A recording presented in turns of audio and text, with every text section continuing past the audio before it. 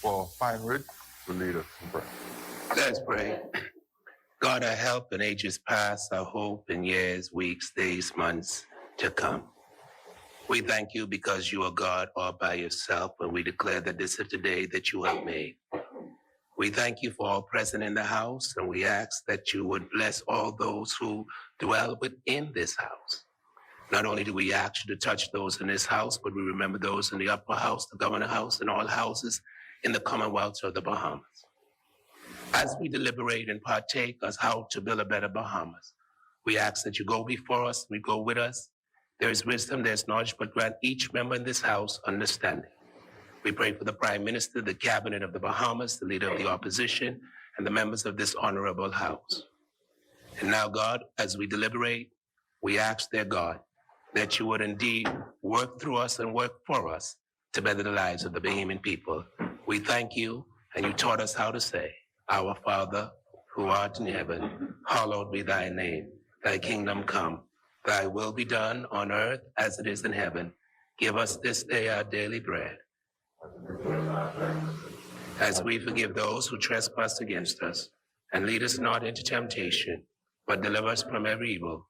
For thine is the kingdom, the power, and the glory, forever and ever. Amen.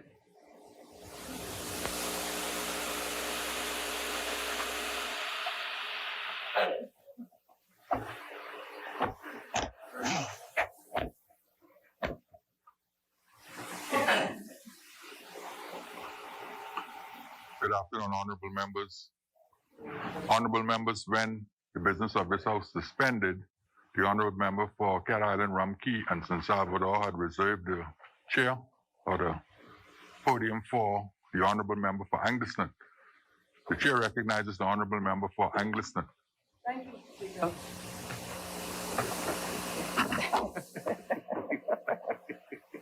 Mr. Speaker, I rise on behalf of the people of Angleston. And I want to thank the people of Angleston for giving me their confidence over these years and for positioning me to be their voice in this place. I stand on their behalf today, knowing the pain and hardship, the anxiety and sense of uncertainty many are enduring even as I speak.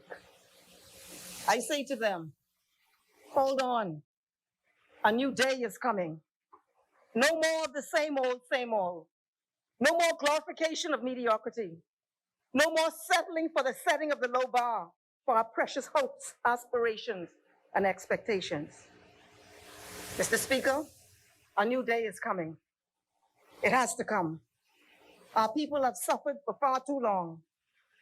Too long have the Bahamian people been immersed in national confusion and suffocated by mediocrity and the pain of watching the dreams of their children, our children, being deferred. COVID-19, Mr. Speaker, visited upon our nation and was more than a crisis. It brought exposure. It has exposed our weaknesses and vulnerabilities as a nation. COVID-19 wreaked the havoc that it did upon us because of our vulnerabilities and weaknesses. COVID-19 exposed several important deficiencies in our national life. The first is, and all of the external agencies, the IMF, Moody's, and Standard & Poor's, have repeatedly pointed this out, but we really should not have needed them to tell us this, that our economy is vulnerable to external shocks, natural disasters, and we now know pandemics. The second thing exposed in the midst of this pandemic is the poor state of health of our population, the epidemic of chronic non-communicable diseases, CNCDs, the dreaded comorbidities, which made our people more vulnerable to the severe effects of COVID-19, including death. A count today, by my last check a couple of days ago, it might be more, of some 182 deaths, with 15 deaths currently under investigation. Proportionately, Mr. Speaker, we are speaking of a huge number of deaths.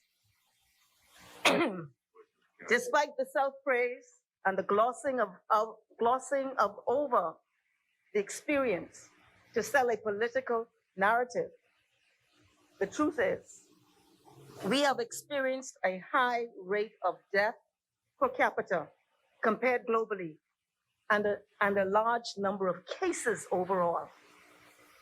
We ought not to seek to minimize this significant trail of tragedy, the many families hurt by loss of loved ones, and the perceived loneliness in hospital, as most of them met their deaths. And I heard this so many times, Mr. Speaker, the pain of losing a loved one, which was exacerbated by the pain of knowing they could not be with them in their last moments. But what I always say to them, Mr. Speaker, is that loved one was not alone, because God was right there to the end. This has in many ways been a truly traumatic time in our national life. The pandemic has also exposed inadequacies of our healthcare system, and it has highlighted the neglect of holistic social development. The pandemic has also exposed the vulnerabilities of poor people to any kind of shock, much less a catastrophic shock, as evidence shows that the poor disproportionately bore and are bearing the health and economic impacts of the pandemic. Our focus was drawn like never before to the helplessness of the homeless, to the many households without access to running water, to the elderly, to persons with disabilities. The pandemic brought exposure, Mr. Speaker. We saw exposed the monumental price to be paid as a result of the poor political decision making, which exacerbated and intensified the suffering and trauma associated with this pandemic, and the planting of the seeds of panic in an already embattled population, which was most potently reflected in the irrational decision to put the country into a complete shutdown without notice. Poor political decision-making was exposed, Mr. Speaker. I still don't understand that decision. So while we heap praise upon ourselves, we must be careful we do not communicate a false sense of security, as we have been advised in no uncertain terms that the numbers reflected in the dashboard do not accurately reflect the true number of infections in the community. Nor do we want to ever lose sight of the continuing risks with open borders and an open economy. As terrible as the ravages of COVID-19 has been to experience, we know that despite the assurances, there is another reality even more sobering. And so just to summarize that point, Mr. Speaker, we must be careful when we want to make a political point that we do not minimize the price paid. And at the same time, we don't signal that we are out of the woods. But despite the effect of this pandemic, the ravages of COVID-19, we are facing another reality even more sobering, if that could be possible. And it is the aftermath, Mr. Speaker, the aftermath of COVID-19. As said by Akeem Steiner, the administration of the United Nations Development Program, and I quote, "The pandemic is a health crisis, but not just a health crisis. For vast swaths of the globe, the pandemic will leave deep scars. More and more people have plummeted into poverty, have lost their jobs, lost their savings, lost their sense of security. Many, if not most of us in this House, know too well the current crisis of homelessness, although we may not have the Constitution to honestly assess the terrifying extent of it in this country. The suffering has been profound for many, and has had deep psychological and physical harm. Businesses have struggled. Many have failed. I have heard the projections of the Minister of Finance, but I suspect that we will encounter, long after the crisis, severe fallout economically and socially. And if this is the prospect, Mr. Speaker, then we must change course. The economic fallout for me seems inevitable. The massive borrowing alone by this administration, both pre-pandemic and in pandemic response, as I've said, is massive and has very worrying implications. Indeed, for those of us who sat in here, when the Prime Minister was reading his statement 2 weeks ago, he seemed even to shock himself when he recited and stumbled and stopped in what seemed like stunned silence at the borrowings of 2.12 billion in only a 6-month period. 2.12 billion in 6 months. Prime Minister was right here, and he was staring at his paper. And we have not heard any real plan to grow the economy. And so therefore, the outlook is concerning.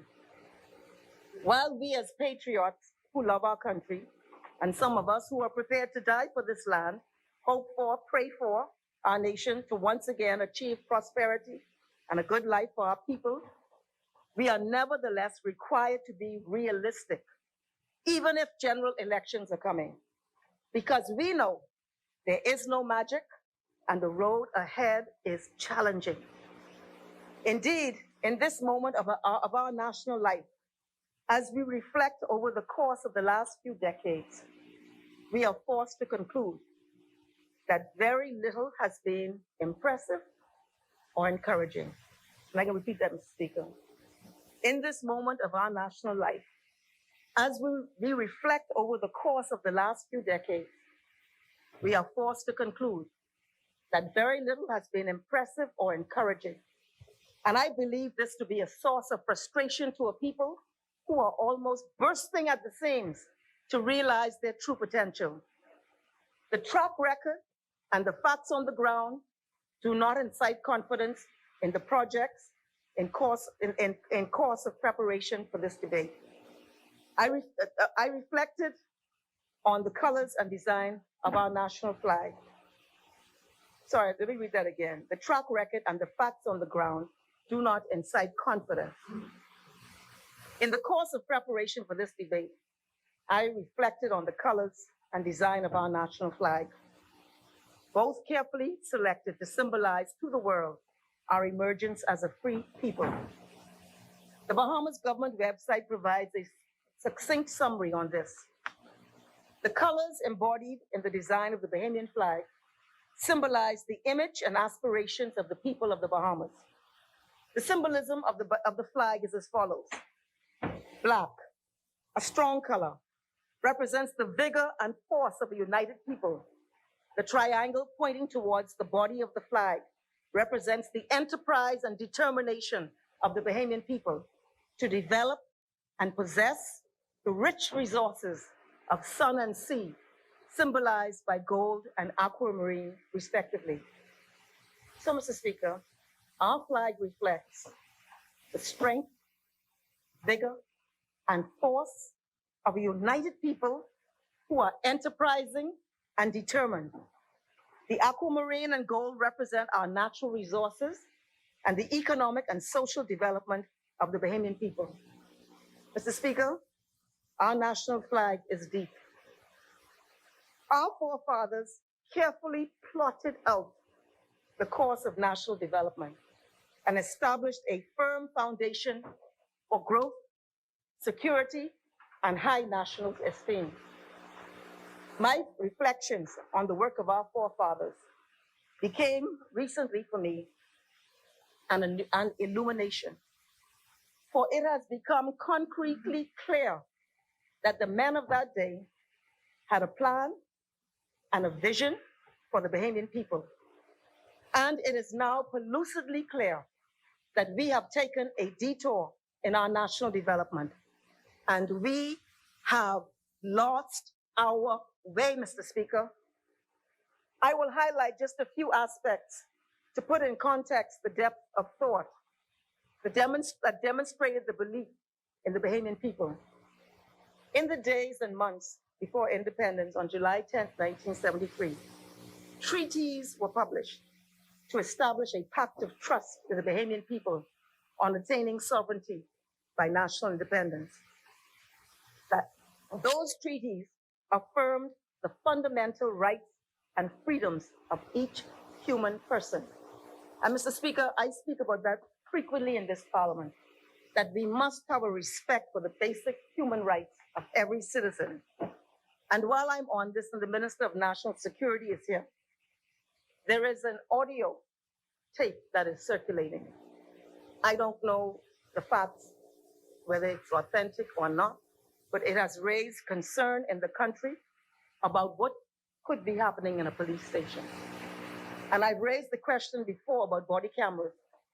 And I'm inviting the minister to tell the Bahamian people what is the policy for the use of body cameras, and how are the cameras or the footage accessed in the event, or scrutinized there in the event of an incident. Because concerns have been raised. We want to support the police. We want to have continued confidence in the police. But unless we have transparency, you will have tensions in a community which are counterproductive. And I want to invite the government, the minister, to ensure there is transparency in the manner in which these things are carried out and the rights of citizens are protected.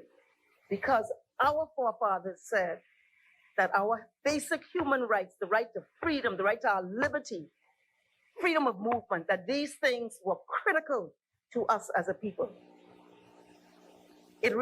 These treaties that I speak of reiterated the principles of citizenship as being important, not only because it raises the question of loyalty, remember now, that's critical, loyalty, but because it affects the rights of individuals to reside and work in the Bahamas, the right to conduct a business, and the right to take part in the government of a country.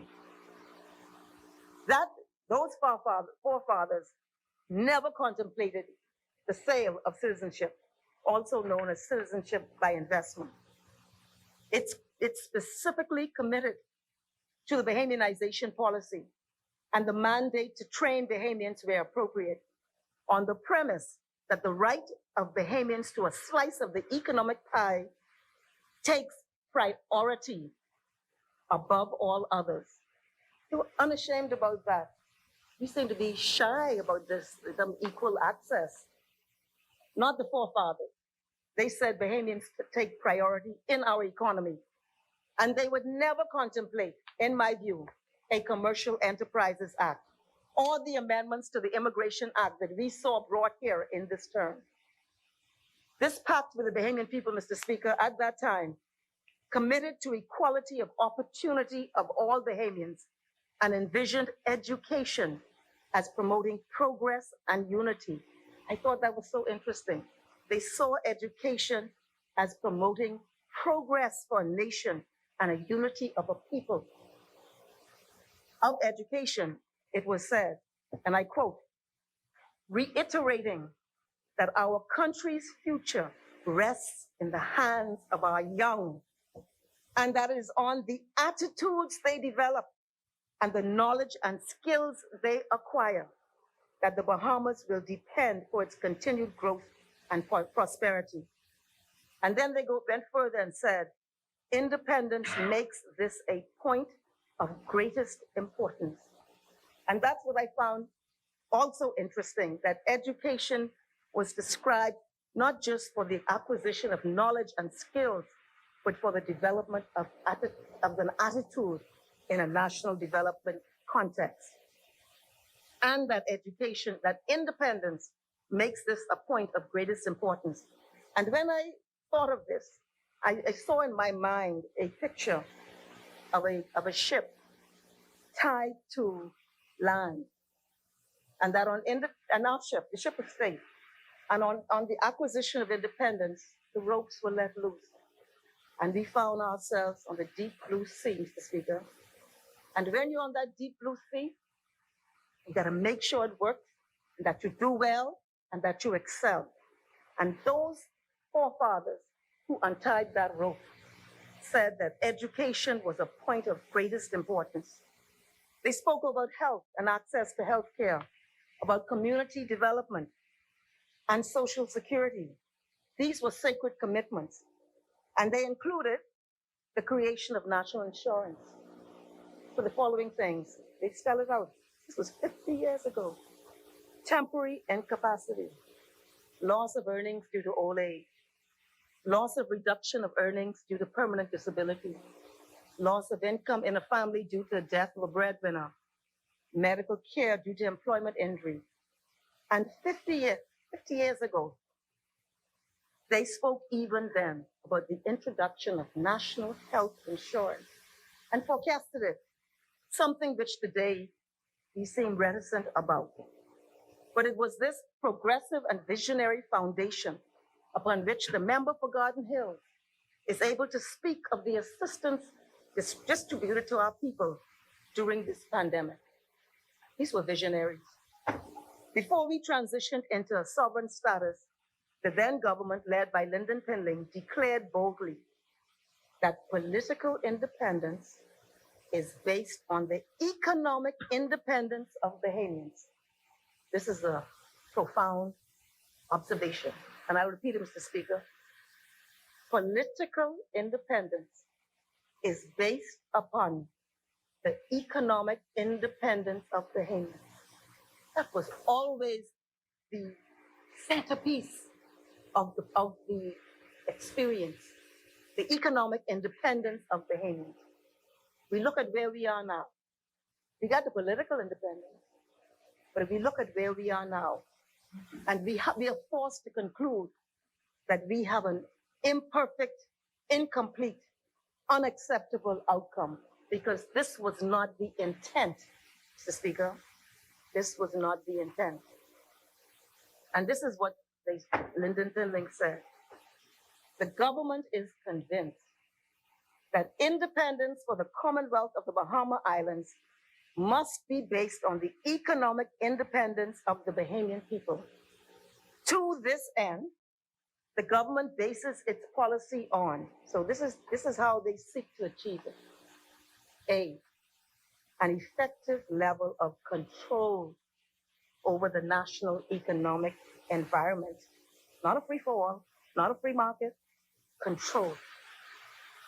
The maximization of benefits to the Bahamas arising from both domestic and foreign investment. Maximization of benefits, not to say you come and it sounds pretty on paper, but the maximization of benefits to the Bahamian people. And C, an increase in Bahamian ownership and or participation in business activity where this is feasible. And then they anticipated, in pursuit of these objectives, development institutions, which they created. This is not just talk, they created these institutions, such as the Bahamas Development Bank, to capitalize entrepreneurs, and the Mortgage Corporation to provide broad-based access to housing. Interestingly, the Post Office Savings Bank was seen as a national savings bank. And you know, Mr. Speaker, when I served, I discovered that the Post Office Savings Bank had crashed in 2008. We took office in 2012, and it led to vulnerabilities, which is unfortunate. But we had begun the process of automation. I don't know the status of it now. But what the then Progressive Liberal Party government understood, that there is a post office savings bank in every rock, in every island, in every key. It could become and was in many respects a national savings bank, and no community would be without a bank. And I think that this is something that we should all look to, particularly as these banks pull out, these foreign banks, Canadian banks, they pull out, they have no regard for communities. we have a national savings bank that can meet the needs of our people. And what will surprise you, and it might surprise many, Mr. Speaker, that 50 years ago, the use of natural resources was a part of a national economic plan. That blew my mind. 50 years ago. That plan included a Bahamas Development Corporation to ensure the Bahamian people are participants in the development of the country in a manner whereby maximum benefits accrue to the community at large. That sounds like a sovereign wealth fund. The diversification of the economy also was squarely on the table. So not only were they thinking about all of these matters, they were looking at diversification, economic empowerment, and diversification of the economy 50 years ago. And they implemented it. They put it squarely on the table with a plan for fisheries development. And at that time, they reserved the industry for Bahamians only. That's where it happened. 50 years ago. I know we talked about it here like it was a newfangled thing. But 50 years ago, there was a plan to diversify and to target fisheries and to reserve that for the Bahamian people. And they saw the industry as playing a significant role in the nation's development. Front and center, fisheries. And they saw, they anticipated it, including training of fishermen. They put in there about conservation for sustainability. 50 years ago, they were talking about sustainability. And they made special provision for subsistence fishermen in the family islands. And they spoke of the use of cooperatives to provide credit and marketing facilities for fishermen.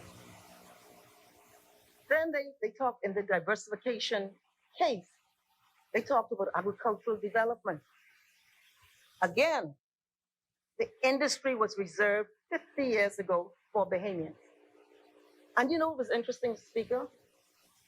Before independence, and they were making this case to the Bahamian people, they did an audit of our land and sea resources. They estimated at that time that we had 3.5 million acres of land in this country. And they determined that nearly 500,000 acres were believed to have high agricultural potential. And even then, they were speaking about the high food bill, the same thing we're talking about on imports, the same thing they're talking about, the trade imbalance. And you know, when I was looking at the trade imbalance, this is 2019, I don't have more recent, but I don't think it's changed much. In 2019, we exported goods to the value of 1.22 billion, but we imported goods to the tune of 9.51 billion. And that's why we talk about trade partners. I hope we understand what we're actually saying in this partnership, Mr. Speaker. But at this time, they spoke about agriculture, about the food bill on imports, and they stated unequivocally that there was no reason that we were not self-supporting in poultry, eggs, milk, mutton, pork, citrus, and garden products. So they actually made assessment of the land inventory, saw which crops that would probably we could successfully grow, and they went further. They said they committed to improving means of marketing these foodstuffs and to incentivize farmers and urge the Bahamian people to buy Bahamian. All of these things played out in the early life, post-independence. Then they looked at crown lands. I hear a lot of talk in here about crown lands. And I have a strong view on land. But when they talk about crown lands, they determined that it would be placed in what they called restricted use. And they said it should be clearly understood that it is the policy of the government to hold all public lands in trust for the Bahamian people, and that such land would no longer be available for non-Bahamians except on the basis of equity participation at the land's full economic value. Public land, they said at the time, would be made available to Bahamians to enable them to make an effective start in business, and legislation would be introduced to protect the Bahamians. And then they talked about the public utilities. And this, it's amazing, 50 years ago, and I still hold this view, because we're a developing nation, we're not America or Canada. We got to get this notion out of our head that we seem to believe that we're in that reality. We're not. Okay, look at the statistics of what's happening in this country. We're not. We are in a stage of development in this country, and we have a little way to go. But what they said about the utilities, public utilities, they said that it is the government's policy to control the public utilities. And then they went further. It will not sell any part of Bahamas Telecommunications Corporation, BTC. That they will not sell the Bahamas Electricity Corporation. And then they added there, they will not sell ZNS. These things are for a reason. This is how you communicate and ensure communication throughout your nation. And they made a commitment. And electricity, we know why, the reason for that. And then they spoke about Bahamas Air, and that the approach to Bahamas Air appeared to be a little different there. They committed to Bahamas Air being substantially owned and controlled by Bahamians. And what was interesting, and I did not appreciate this, 50 years ago, Bahamas Air, the national flag carrier, was seen as, its role was seen as maintaining the country's position as a primary tourist destination. Bahamas Air was always seen as the vehicle for ensuring the development, the enhancement, the connectivity, the growth, and the development of tourism in this country.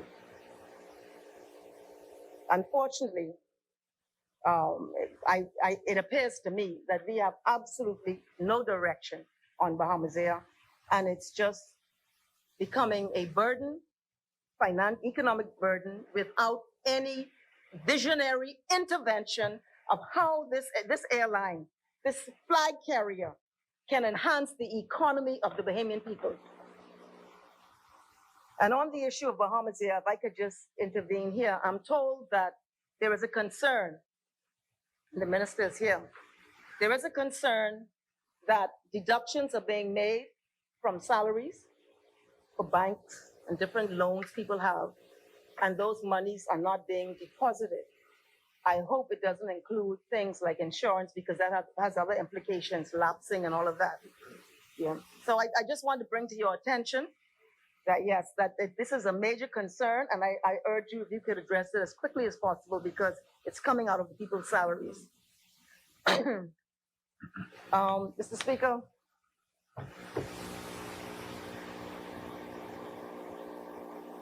then in this movement towards this ship, before this ship loose from land, because when you're on the boat and you're leaving that secure port, even if it's imperfect, at least you know it's secure. But when you're loosening that rope and you are going out to sea with your captain, with your crew, and with all of us on this ship, people will be apprehensive. They'll have concerns. But you know what's so surprising, Speaker? Bahamian people overwhelmingly supported independence. Overwhelmingly. I think it speaks volumes about the Bahamian people. But in making the case before July 10th, 1973, they spoke about industrial diversification, that land would be made available for local hotel ownership in islands, that Bahamians would participate in the tourism economy directly by ownership of hotels throughout the country. And then it had something else that they were discussing, which surprised me, considering today's conversation. They spoke about aragonite mining. 50 years ago, aragonite mining. They spoke about food processing, canning, garment manufacture, household furnishings, light engineering, metal and plastics fabrication. 50 years ago, they envisioned public-private partnerships. In fact, there was one with the Burma Oil Company, with the government and private stakeholders. So even then, they had envisioned that type of relationship. And then they gave to the Bahamian people general guidelines for investment. And then they said this. It was noted. This is what they said to the Bahamian people. The economic climate and manner of investments. This is what I found interesting. The economic climate and the manner of investments must be of a type which is sensitive to the social and emotional needs of the people. The emotional needs. That said to me that they had an incredible insight as to what it is a people will look for and how you must be sensitive to that. You can't just come and put something on the table. You must be sensitive to the people and their needs as a people. And it says further, and that these investments must be sensitive to the protection of the physical environment. And they said then that the physical environment was deemed to be one of our greatest natural assets, Mr. Speaker. And I've spoken about this before, they spoke about the continental shelf. They spoke about the fact that the Bahamas would engage in the principle, the archipelagic principle, which speaks to the extent of the maritime boundary. This is 50 years ago, before we gained independence. And they understood that and how far that went had an impact on the fisheries and minerals for the Bahamian people. They argued for the maritime boundaries. And I think we're only one of 5 states that have this archipelagic principle. And that is why I was saying to the member for Freetown, and I don't know if he understands my argument. You could say you're collecting fees in the airspace, but when you have an opportunity and you are at the table, and you are not just at the table, you have an agreed position that you can claim for your people an expansion for their economic benefit, or for their national security, or for whatever. I cannot understand why the government would pull back from that. But be it as it may, Mr. Speaker. Remember, I think I saw an interview where he said, finally, we're going to be collecting overflight fees. But the truth is, he knows what he met in place. He knows, in fact, they've taken 4 years. Then I would have hoped that we would have had this long behind us, and I believe with an expanded airspace. But the minister will have to account to the Bahamian people for that. But 50 years ago, our forefathers fought for our maritime boundaries because they knew it contained wealth, fisheries, and minerals for the Bahamian people. And what was interesting, Mr. Speaker, 50 years ago, they declared that the Bahamas was a maritime nation. In those words, we are a maritime nation. All of a sudden, politicians popping up and saying, we can make y'all a maritime. This was declared 50 years ago. And this was evidenced by the premier positioning on the issue of fisheries. And they said to the Bahamian people, Mr. Speaker, that the aim of the government was to develop an integrated country. An integrated country, which the world will respect. Speaker, let me read that again. The aim of the government is to develop an integrated country which the world will respect and of which all Bahamians will be proud. In this way, a Bahamian will be able to declare his nationality in any part of the world with confidence and assurance. That meant a lot to our forefathers. Mr. Speaker, almost every single tenet forecast in that pact was initiated and implemented. It was the intervention of the Free National Movement governance, which did not share many of these philosophical commitments, and that since 1992 brought about fundamental shifts in policy in our national life, including agriculture, leading to reduction in support of local agriculture and the ultimate closure of packing houses throughout the archipelago. The same food security notion, Mr. Speaker, how important that was. They didn't seem to understand, Mr. Speaker.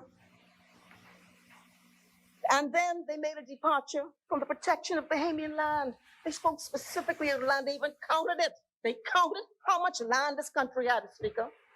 And they put in place policy. It's called the Immovable Property Act. The Free National Movement Administration post-1992 changed the law. International persons, landholding, or whatever they called it, fancy name. And as a result of that, land began to be sold on the internet, Bahamian land. We have no idea today the extent of divestment of Bahamian land on the internet or to foreigners who don't know us, don't care about us. This is what we did, Mr. Speaker. And they liberalized the investment laws for foreigners, leading to foreigners directly competing with Bahamians in areas previously only reserved for Bahamians. We saw it when we sat in here. You remember that? Right in here. I saw it my own two eyes. And then we had the disastrous privatization of BTC. And we know how the Bahamian people feel about that, Mr. Speaker. And then they brought into this thing called the most favored nation status, which was negotiated with foreign investors. And that led to a fundamental paradigm shift in the hotel industry, which has led to a career marginalization for Bahamians in our primary industry. Work permits guaranteed out front.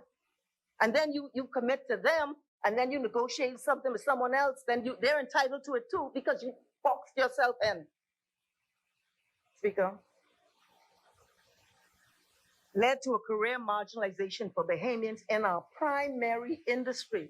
The one place where Bahamians could, would, and were distinguishing themselves in that industry, Mr. Speaker. And now we see the giveaway of our major port of entry, one of the busiest cruise ports in the world, to a foreign entity for 55 years. And with the rumors, and I think I even heard Bamboo Town suggested that this administration has only just begun, with talk of Mayaguana and Morgan's Bluff. And I invite the Bahamian people, stop them. Stop them. That was not the original vision. The original vision is that we would have economic strength, not be the holders of water in our own country. Speaker. And now I hear the talk of the PPP. I'm familiar with it because I think we executed it. But I just want to say this administration, you have to be vigilant. And we do not want to see you divest our airports of entry so as to affect our sovereignty, or so that travel becomes cost prohibitive due to policies of profit-driven investors. Mr. Speaker, I make this presentation today as we stand in the ravages of this pandemic to draw the curtain back on the political misrepresentations and propaganda perpetuated on Bahamians over the years, many of whom were not born and are unaware of the history of a genuine and progressive foundation laid for our people post-1967. Speaker, and I just want to read again on what independence was intended, Speaker.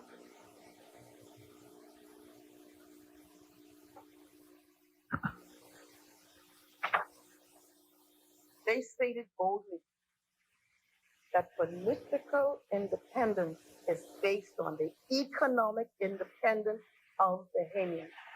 We ain't supposed to be like this, Mr. Speaker. We ain't supposed to be like this, Speaker. We've weakened our own stride, Mr. Speaker.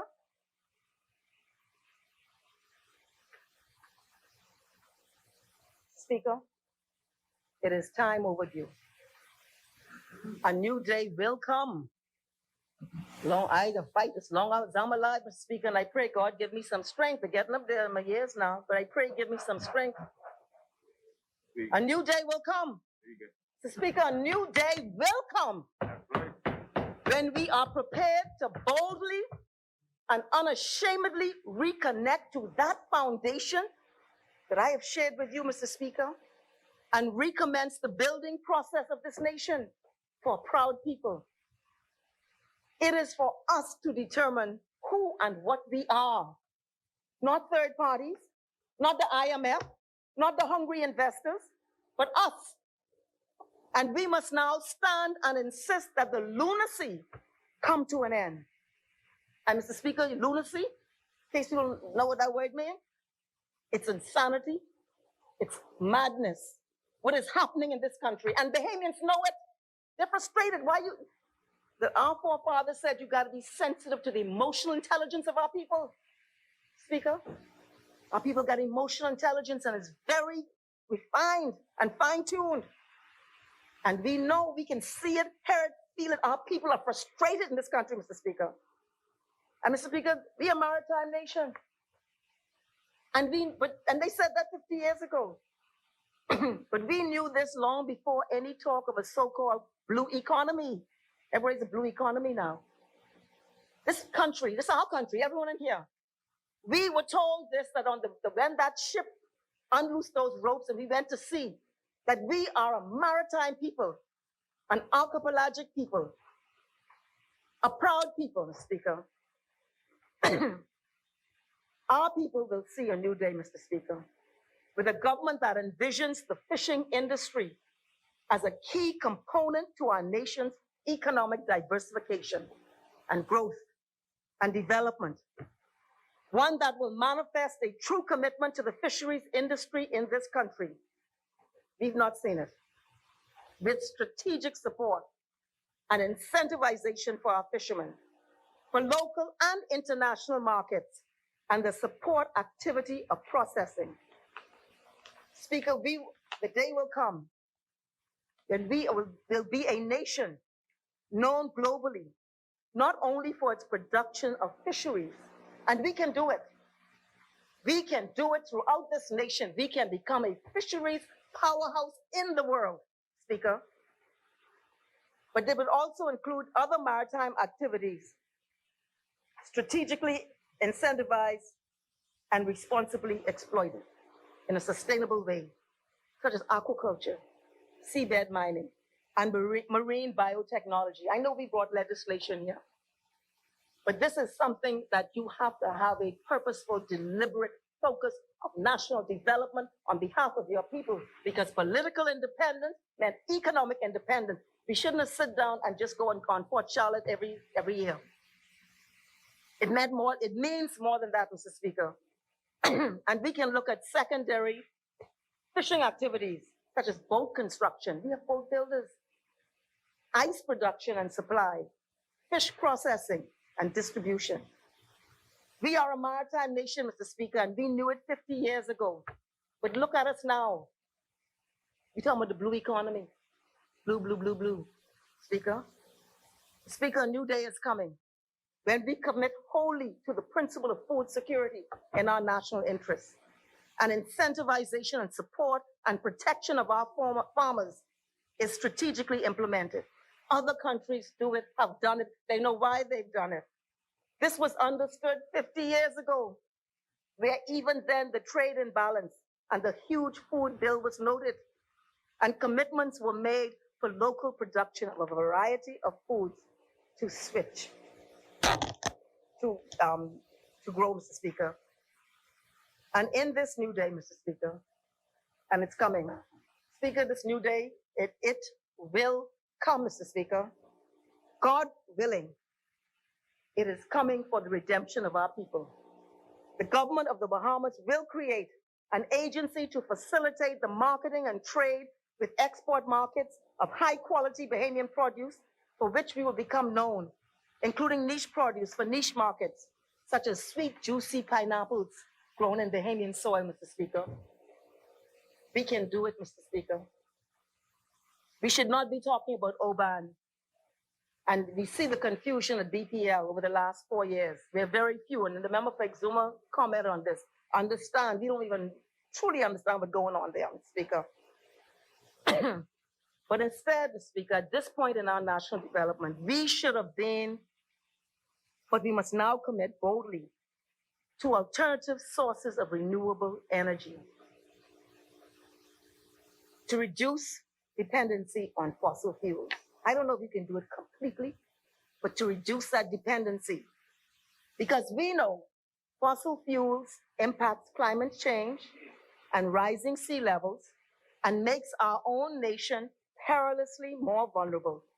It appears almost like lunacy, insanity, madness, that this firm commitment has yet to be made manifest, Mr. Speaker. And the member for the Minister for Energy is here, but you have solar. I don't know which ones make sense. You have solar, you have wind, geothermal, tidal energy, biomass energy, all options to consider and to commit to.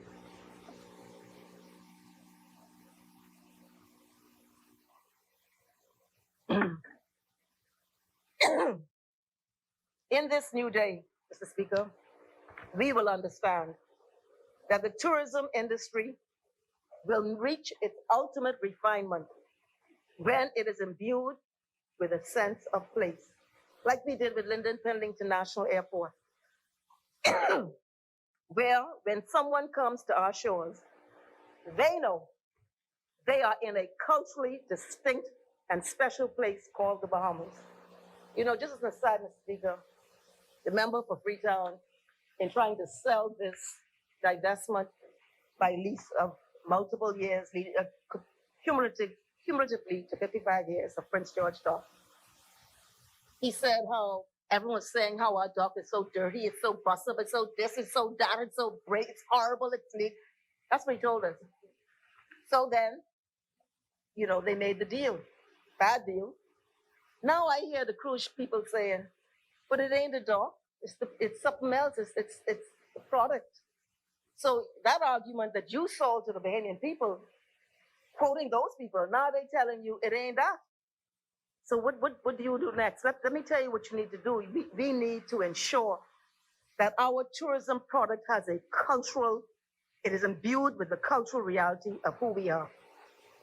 I looked at the case of the Cubans, and they see culture as a form of social production with humanity's happiness as its end product. That culture stimulates not only social but also economic development by increasing the cultural levels of the population in a country emerging from underdevelopment. And I want to pay homage to the invaluable contribution of the late Clement Bethel, who in our early days as a people of nationhood understood this so clearly. Mr. Speaker, in this new day, we shall see a full commitment to the creation of a national cultural institutions. I mean, we're 50 years in and we don't have this. For the full range of forms of artistic expression, the commissioning of artistic work by the state, and productions, and a true cultural policy, not the token interventions we witness from time to time. To speak of 50 years in, we don't have these things. Because it is clear, Mr. Speaker, that it is the intangibles of who we are that sustains and qualitatively imbues our collective spirit as a people. I've heard the member of Freetown say in the past that the member of Angleston doesn't like foreign investors.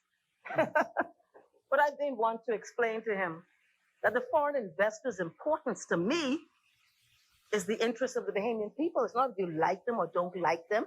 It's the effect it has on my people's interests. So while I do not dislike anyone, I do love the Bahamian people. And I told him that, and my country. And in this, I am not confused. Mr. Speaker, this nation was not founded on mediocrity. It was founded on a bold and progressive vision for the realization of the Bahamian soul. I do feel sometimes that we have been sold down the river, but it's not too late, because a new day is coming for the redemption of the Bahamian people, Mr. Speaker. And so, Mr. Speaker, before I take my seat, I wanted to have a few minutes, and lest we forget the politics of the moment, I want to reiterate the words of Member for Exuma, and where he indicated that we were shocked as the Prime Minister, Minister of Finance, presented what we call the poorly crafted fantasy.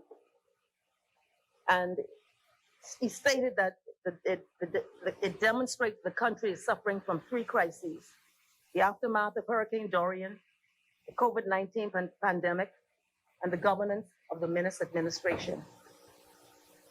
At a time when leadership should inspire confidence, this administration engenders none. The fiscal strategy report is void of any meaningful strategy, just a repeat of the same old rhetoric. Yeah, I'm quoting him. You want me to lay it? Yeah, I'm quoting him. And he makes a number of observations, and I just wanted to adopt the contents of that statement as part of my presentation, Mr. Speaker, where he indicates doubt in the case made by the member for Kalani, Speaker. Speaker, before I take my seat, I wanted to acknowledge that yesterday was International Women's Day, celebration of women. And in my little tribute of women, I want to highlight two female athletes. One is Shawnee Miller-Weibo, who just a few days ago, she matched her she ran her personal best in the 200 meters. And they described her as storming out of the blocks, storming out. And that's her personal best, but she also tied the Randall Tyson Stadium record that was set in 2008. And she is doing amazing things, this young Bahamian woman. And then the other young woman I want to mention is Sasha Wells. She's actually the daughter of the member for Bamboo Town. And she, for the second consecutive year, she was named the most outstanding championship performer. That made her the first athlete ever to earn the feat at Summit League Indoor Championship more than once. And I want to celebrate these two Bahamian women athletes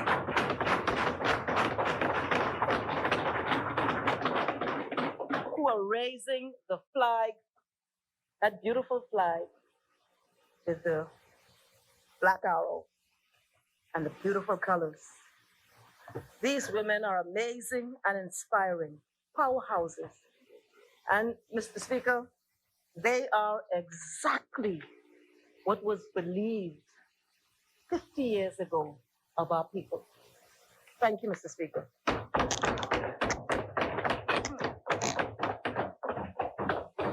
Thank you, Honorable Member. As many. Chair recognizes the Honorable Member for Marathon.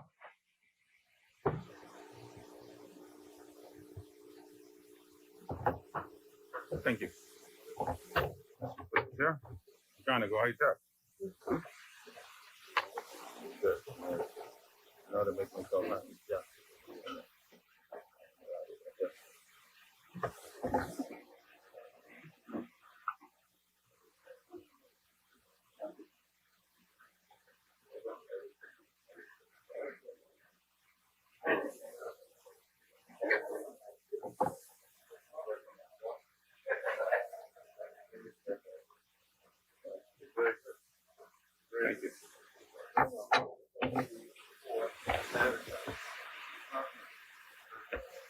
Mr. Speaker, I rise on behalf of the fine people of Marathon.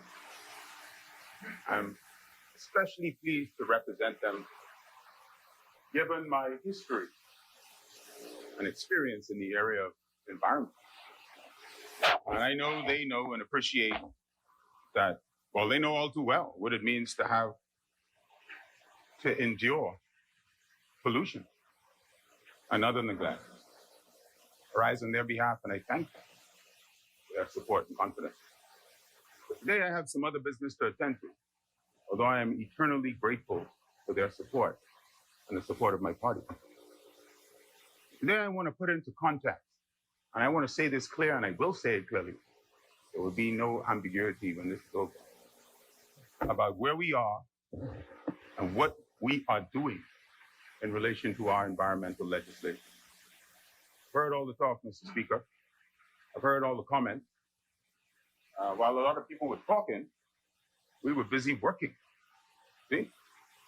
Things don't go by talk. So in order for us to appreciate the significance, Mr. Speaker, of the 10 pieces of environmental legislation tabled by myself in this honorable House, and also passed unanimously, I want to make that point. That means everybody on the side opposite agrees. It means Parliament, the House of Assembly, and the Senate is united on this issue. But in order to understand it, you need to take a few steps back, Mr. Speaker. You need to put things into their proper context. You actually need to begin with the fundamentals. And I enjoyed the member for Engliston's presentation, and I agree with some aspects of what she had to say, and I will go further. Because we are a country of 3,100 islands and keys, 3,100. Each is separated from the other by either sandbars, shallow banks, or deep ocean trenches. All 3,100 islands and keys are scattered over an enormous area, 180,000 square miles. And we hear this number all the time. I'm going to put it into context right now. Let me put it into context. I invite you to consider, and invite those listening at home to consider, that the United Kingdom is 93,638 square miles. And Spain, the country of Spain in Europe, right, the great colonizer and despoiler of native tribes in the New World, is 195,000 square miles. So what does this mean? It means that our country, the maritime nation that Engliston talked about, our country, it means that our country, our islands, our keys are scattered over an area larger than England, Wales, Scotland, and Northern Ireland. And it also means that we are regulating an area almost equivalent to the size of Spain. This is the big picture. We had no environmental legislation in place to speak to green issues directly until we passed it in this honorable House in 2019. None, right? None. Did not exist. And I'm here to state and say it emphatically. Whether you are a developer or a cruise ship operator, the days of not having to comply with the environmental legislation are over. Finished.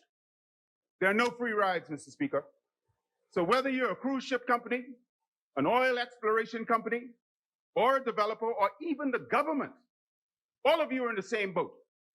No environmental permits will be issued without compliance. Not on our watch, and certainly not on my watch, Mr. Speaker. And I'll go even further. Certainly not on the watch on the other side. The 3rd of October, 2019 was the day we changed forever the Bahamian environmental legal landscape.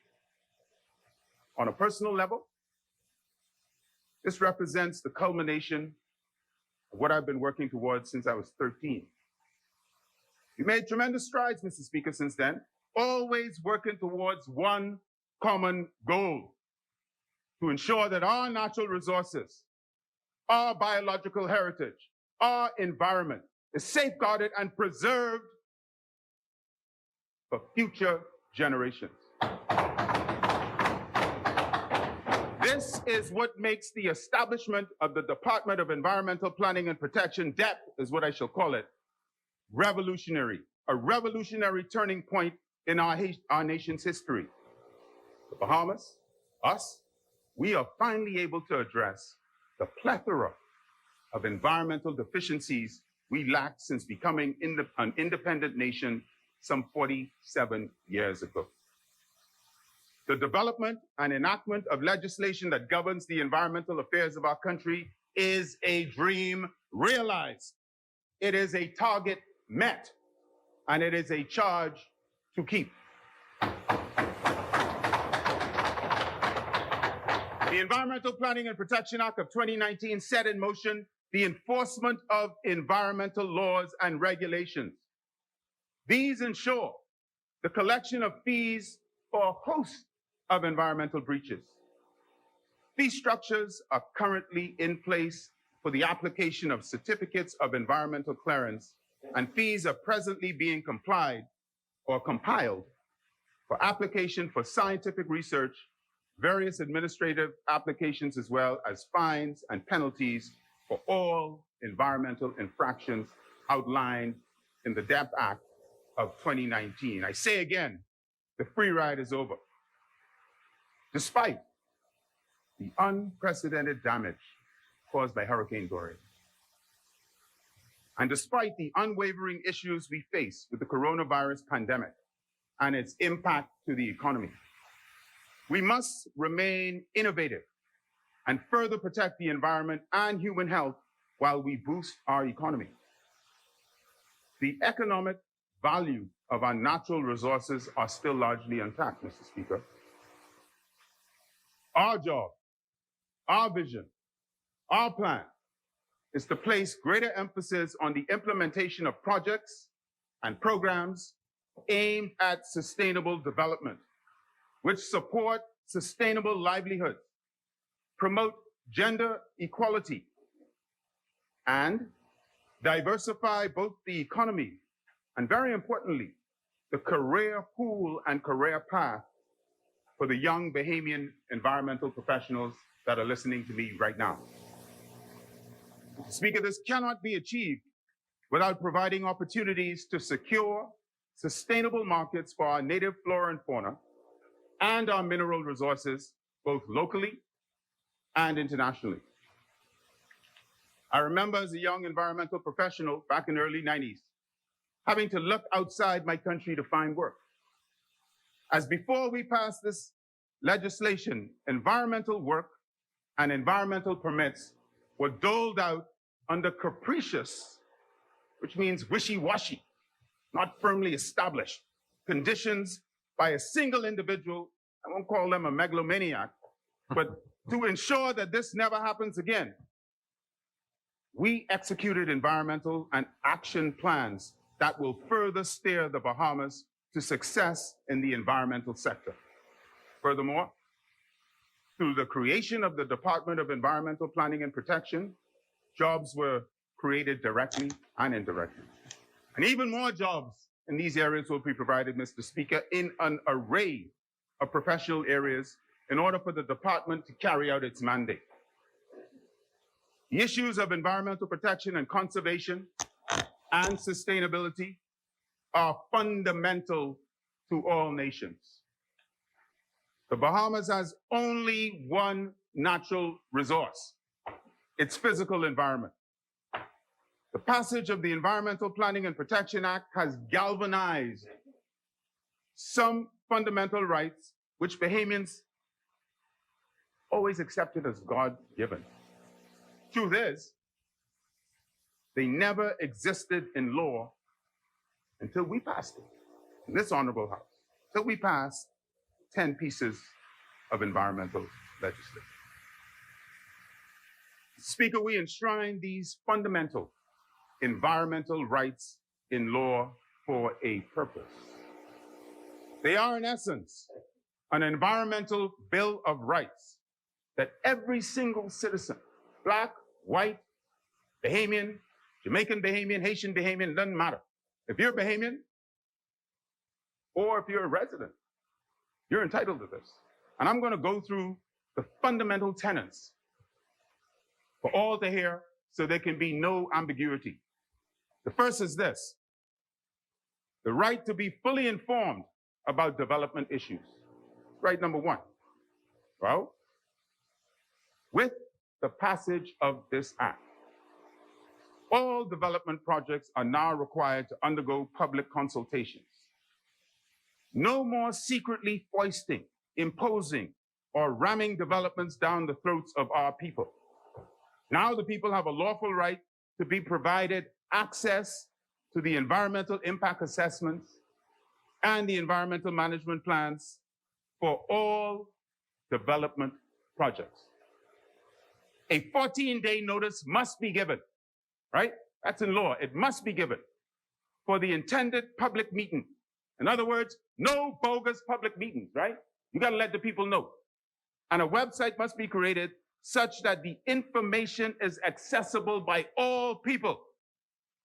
I will accept no perfunctory answers.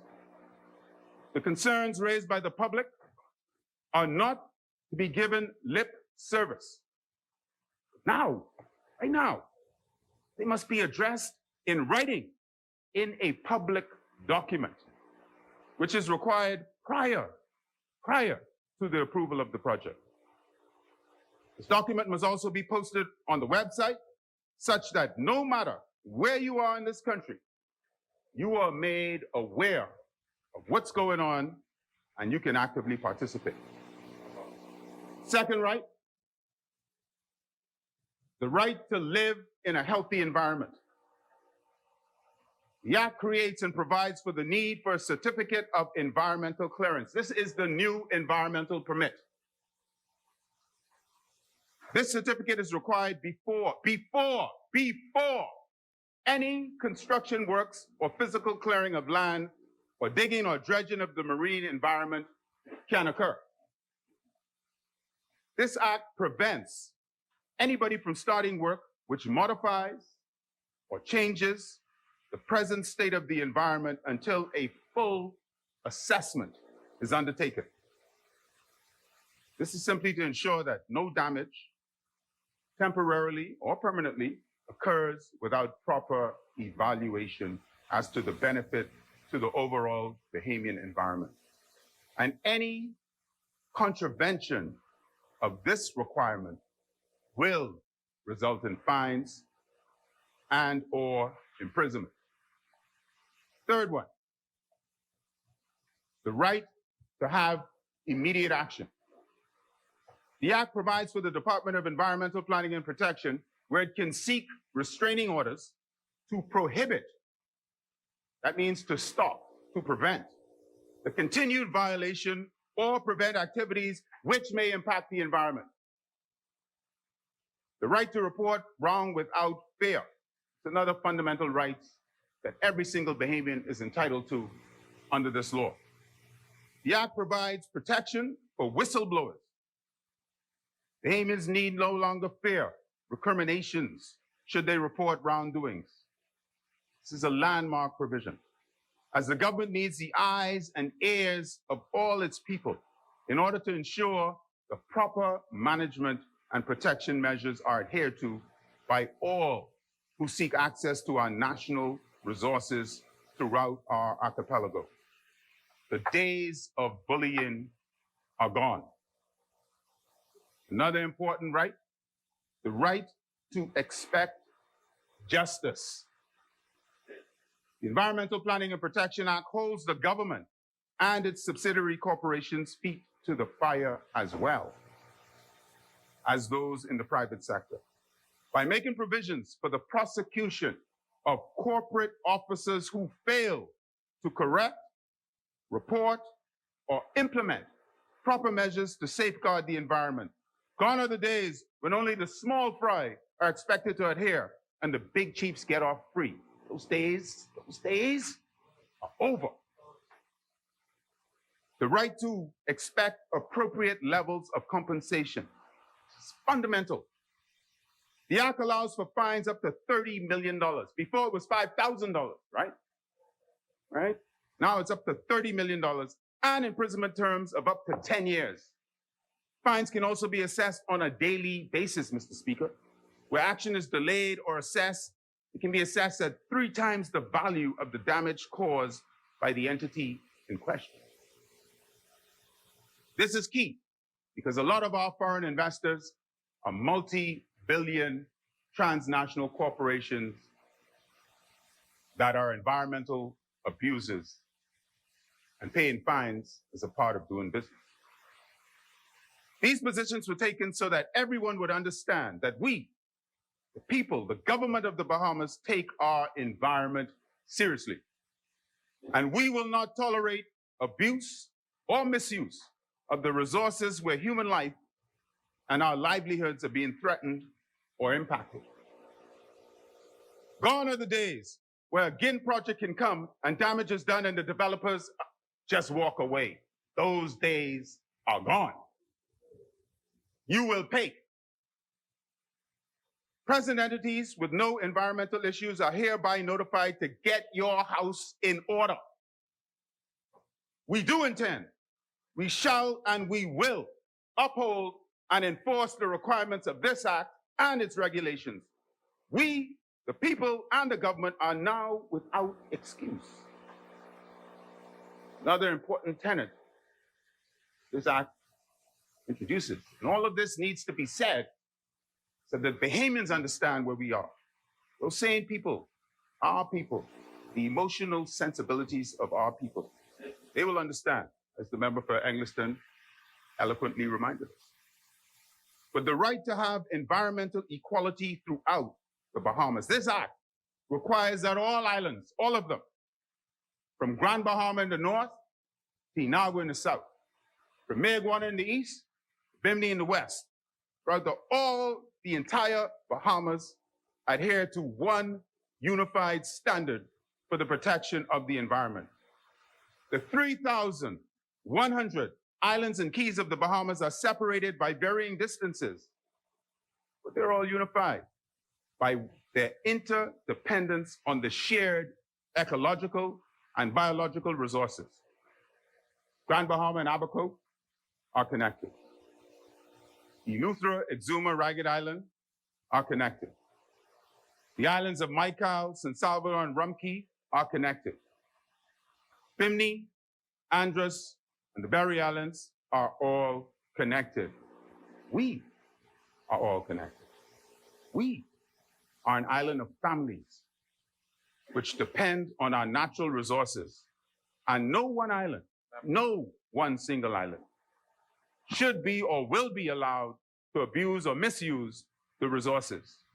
No one member in the family should suffer the loss or suffer any kind of loss or abuse of its natural resources because it will affect the entire environmental system of the country.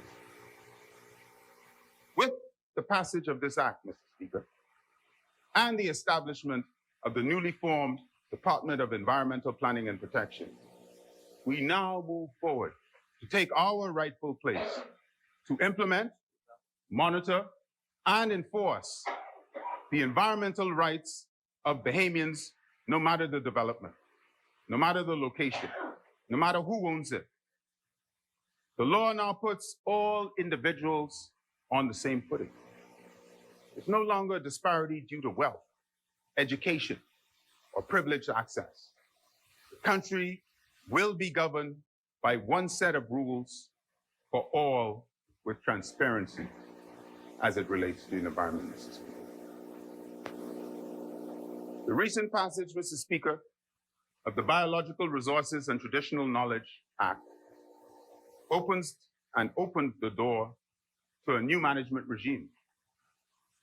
This new management regime exists for the benefit of all Bahamians through a type of sovereign wealth fund. Gone are the days when so-called foreign researchers, bioprospectors, would undertake scientific explorations. And we know that you have at least 200,000 of our biological samples. This is what we know about.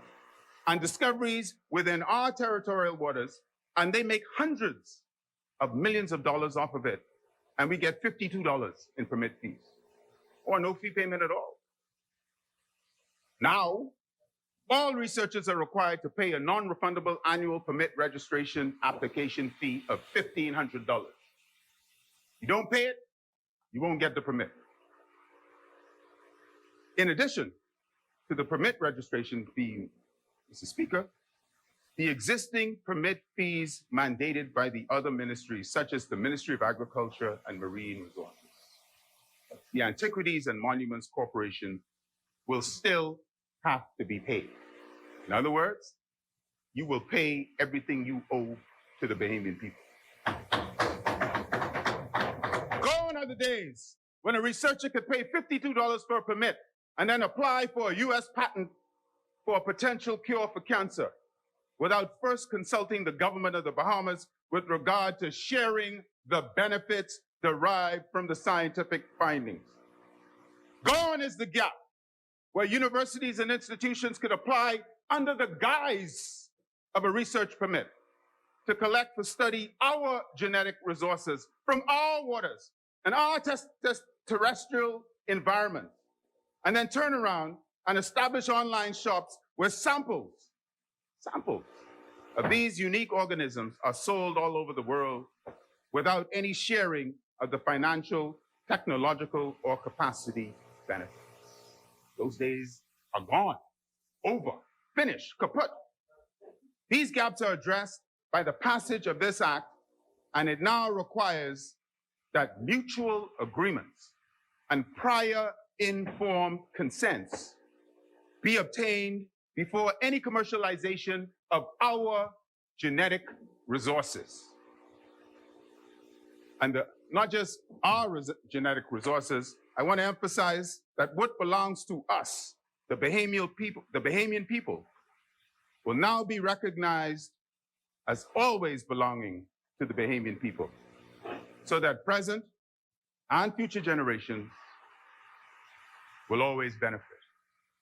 Before this act, Mr. Speaker, the current regulatory and institutional setting, we were not able to harness the potential value of our country's genetic resources and associated traditional knowledge. There was an absence of a systematic information system and coordination between agencies. And while a number of existing institutions who do issue permits do not have sufficient resources to monitor the research activities that they have permitted, this is why the need for collaboration is essential. With this act, we have put in place a centralized online permitting system which will address this present problem. Every researcher will have to have a registration permit and a research permit. Everyone, every relevant agency, from the local government and uniform branches, will receive notification on which researcher has been issued which research permit at what location and what it has been approved for and for what specific period of time. No more will persons claim to have authorizations and not be required to provide proof of that authorization. And if they are unable to present their permit, then action will be taken. We in the Bahamas, us, we can no longer condone, will no longer condone, and shall no longer condone or accept 21st century piracy and plunder. Nor will we allow ourselves to be robbed with our eyes wide open. I will not allow, as long as I'm in the chair, it will never happen. With the passage of this act, Mr. Speaker, the traditional knowledge of our people must now be given the respect due. I'm going to give you an example. It is alleged, Mr. Speaker, we believe within the ministry, Mr. Speaker, that a well-known Bahamian bush tea plant, and I'm going to try and think of a good synonym for this. What I would say is, on Rodney Moncur's show, he said he hadn't seen one of them for a long time. But there's a well-known Bahamian bush tea with a name that resembles a male rooster, which has been used in the Southern Islands for generations. Generations. I think it was used all over the Bahamas, but the point I'm making, as this was the basis of a globally known blue pill, a remedy for erectile dysfunction. What was shared on the porches of our grandparents as they would sit and speak with foreign scientists about our bush medicine can no longer be used without a clear disclaimer, disclosure, and written permission to do so. No longer will they steal our traditional knowledge and make money off it while we make nothing. The traditional knowledge acquired from our forefathers regarding bush medicine took years, Mr. Speaker. I don't have to tell you this. You're a scientist. Years to develop, right? Particularly regarding bush medicine. This information was generated because they didn't have the resources to seek what is called proper medical care. You're living on an isolated island, no road. You got to sail where you want to go, walk the beach. We as the present guardians of that knowledge, my grandfather's knowledge, your grandfather's knowledge, all of our forebears' knowledge. That knowledge cannot and will not allow, particularly knowing what we know. We cannot and will not allow our ancestral wisdom to be stolen and plundered by others without us being compensated. I mentioned the Estee Lauder and how they found an anti-aging ingredient in our organisms. We got nothing. This stops us. We have always been a sharing people, Mr. Speaker. But some people take advantage of that. And I'm here to say, kindness is not weakness. And we will continue to be what we are. And that is a people who demand their proper respect and appropriate compensation. This act opens the door to ensure the same. My ministry is pleased and proud to have addressed these issues in relation to genetic resources and traditional knowledge. We have addressed the issue of access by scientists, and we have also addressed the issue of research institutions popping up in the islands, where some of them are just a front to steal our genetic resources. The act requires that all such institutions, every single one of them, as long as we're here, every single one of them, which are engaged in research within the Commonwealth of the Bahamas, they will register with the online system so that we can systematically manage the location of all such entities. The days when you came to this country, did what you wanted to do and did not register, well, those days are over. The free ride, not so much at 5, but it's certainly over. Ships and online facilities all must register annually so that we are aware of their operations, and the research registration does not prohibit the present requirements of business license or port licenses. It will still be required. You will have to pay all your government fees for your prospecting. In other words, all loopholes have been closed. You either comply with our laws or stay home. And we've made other environmental changes, and we've had other accomplishments.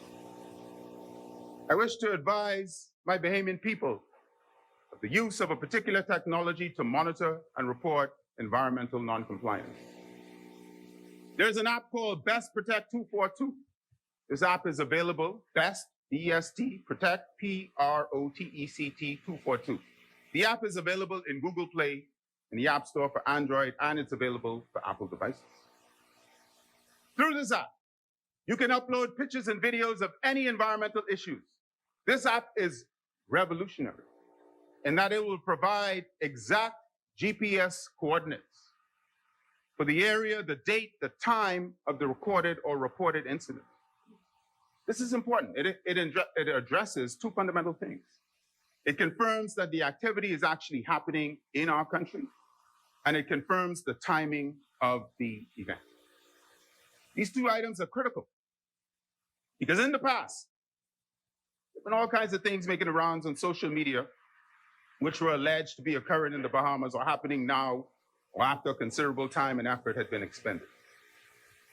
It would be discovered almost immediately that the allegations were either not related to the Bahamas or had occurred at some historical period and are not presently relevant.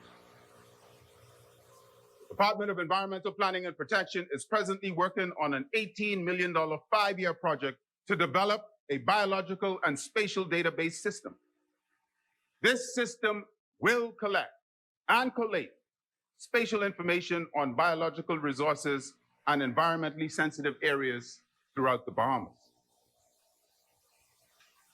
And we will manage those areas sustainably and support effective landscape and seascape planning systems throughout the Bahamas. The department, with the assistance of the Bahamas Bureau of Standards and Quality, we are presently preparing draft pollution standards, which will be out for public review and comment in due course. Mr. Speaker, I am a marine ecologist and barrister at law. I am of Lincoln's Inn. Over the course of my career, I've drafted dozens of environmental laws. I've written laws for the Bahamas, Jamaica, Belize, Dominica, St. Lucia, Barbados, St. Vincent and the Grenadines, Trinidad and Tobago, Antigua and Barbuda. And over the course of my career, I've also litigated environmental issues in every single court in this country, every single one. I am a pioneer in developing EIA and EMP protocols for our country. After 30 years, Mr. Speaker, of practice, I can say, I will say, and I shall say, without hesitation or equivocation or abrogation whatsoever, that the cruise ship industry can never be termed environmentally sustainable. Never. Any industry which pollutes the very ocean they sail in everywhere they go can never be called environmentally friendly. I'm here to say that, right? Any industry. I don't care where it is, right? I know some of y'all in here support it. And I support it too, but they can follow our laws. Any industry which serially and chronically pollutes their own ports, that's their ports, where they live, right? Dumps oil and treated excrement. I can use another word for excrement, but I'm sure you all know what I mean. Yeah. In our waters, right? Yeah. Destroys our corals by dropping their anchors on top of them. Yeah. Can never be called sustainable. Right. Absolutely right. They treat our waters and our country like a toilet. Right. Let me make this abundantly clear. Let me make this abundantly clear. No environmental permits will be issued unless and until you comply and respect with every law that's on the books. None. Not on our watch. Not on our watch. I can't talk about the other side. Not but our watch. Not on my watch. Never. And not ever in the Commonwealth of the Bahamas. Not ever. Our government promised and remains committed to fostering a greater sense of environmental stewardship in all Bahamians. No longer is the natural environment of the Bahamas headed down a destructive path. We created mechanisms for better management of our resources, and we will continue to do so. And we will do so by enacting more laws and more regulations that alleviate our dependence on fossil fuels, limit our greenhouse gas emissions, mitigate and adapt to climate change, right? Lobby for increased funding from donors for environmental projects and programs, and increase public participation and public awareness of all environmental initiatives. We fulfilled our promise to do what we said in our manifesto in 2017. In addition to fixing the landfill, right? Stopping the chronic oil pollution at Clifton Pier, which flowed unabated for years. Installing a megawatt of electricity from renewable energy resources, you will be happy to know, Angliston. Putting in 250 kW at Anatole Rogers. And there's a lot more, but I'm addressing one thing today. I got one thing on my mind. In addition to fixing all that, we created a legal entity for addressing all environmental matters in this country.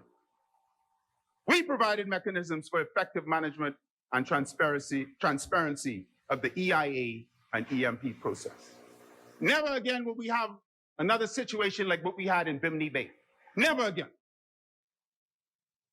And we created regulations that will give rise to the proper enforcement of environmental laws in the Commonwealth of the Bahamas for future generations. After 47 years of independence, Mr. Speaker, and hosting the first global meeting for the Convention on Biological Diversity, the Bahamas has affirmed itself nationally and internationally as an environmentally conscious nation through the establishment of the Department of Environmental Planning and Protection and the Ministry of Environment. I take this opportunity to thank the hardworking staff of the Ministry of Environment and encourage them, who are at the heart of everything and make my job very fulfilling. I also thank the non-governmental organizations and private citizens who co-finance many of our environmental projects and sit on numerous national committees and dedicate their time and efforts to sustainable development. Mr. Speaker, I appreciate their passion and their commitment to the furtherance of sustainable development in this country. And before I take my seat, I assure them of my commitment, my continued passion. And I invite them to depend on that, because at the end of the day, this is our country. We can't expect people to come here and value it more than we value it. And if you come to the Commonwealth of the Bahamas, do business, you will follow the law. Marathon rest.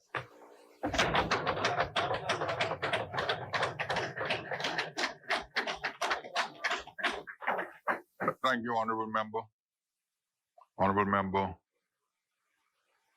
I endorse your position, taken especially with respect to those persons who cruise through our seas and oceans and into our ports and pollute our environment. And I ask also that you consider those human beings who cruise through our neighborhoods and through our streets and treat our neighborhoods and streets like waste baskets. Honorable Member, I know I can rely on you to deal with that circumstance to make our living environment a much more pleasant place. As many, Chair recognizes the Honorable Member for West, Grand Bahama, and Bimini. Thank you, Mr. Speaker. Mr. Speaker, I rise on behalf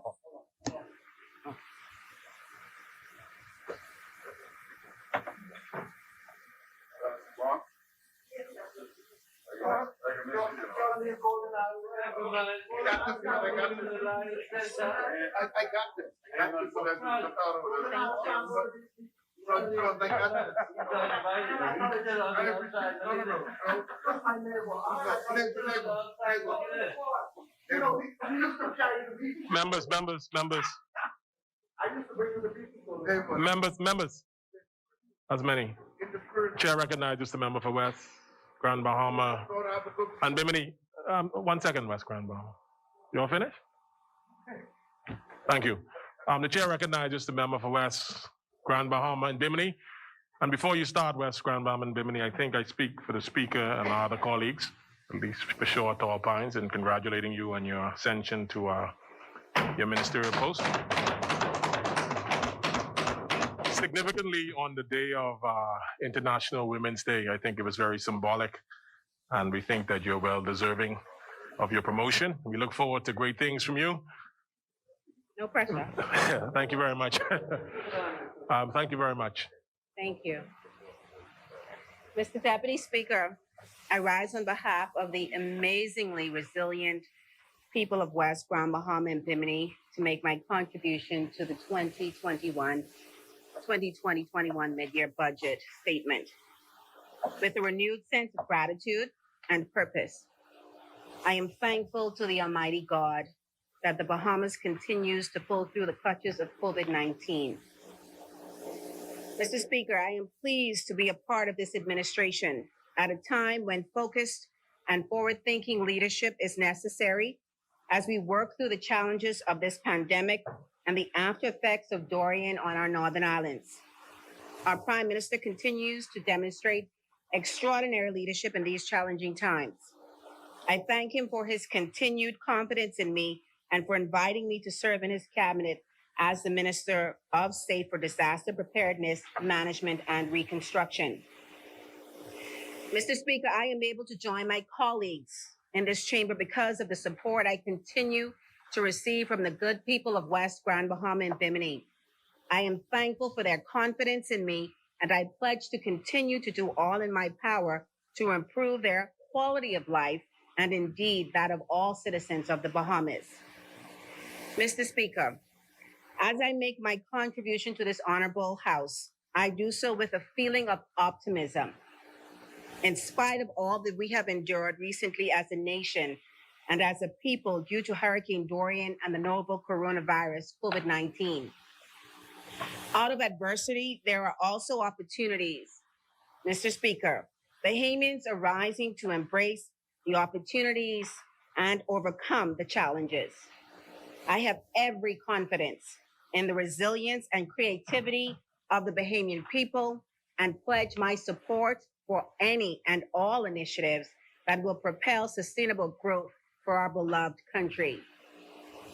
Mr. Speaker, yesterday, I had the great pleasure of being sworn in as Minister of State for Disaster Preparedness, Management, and Reconstruction with responsibilities for the National Emergency Management Agency, NEMA, and the Disaster Reconstruction Authority, DRA.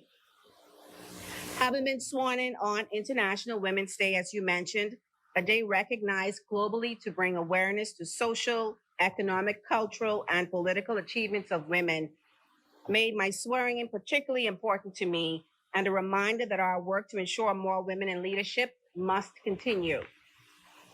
The observance of International Women's Day began in 1911. The theme for 2021 is Choose to Challenge, a theme I will use as I begin my new appointment as Minister of State. Mr. Speaker, also yesterday, the Pacific Disaster Center, headquartered in Hawaii, and which has been a partner with NEMA for some 20 years, honored 3 women, pioneers in the field of disaster risk reduction. One of the women is our very own Deputy Permanent Secretary at NEMA, Mrs. Gail Monker. The other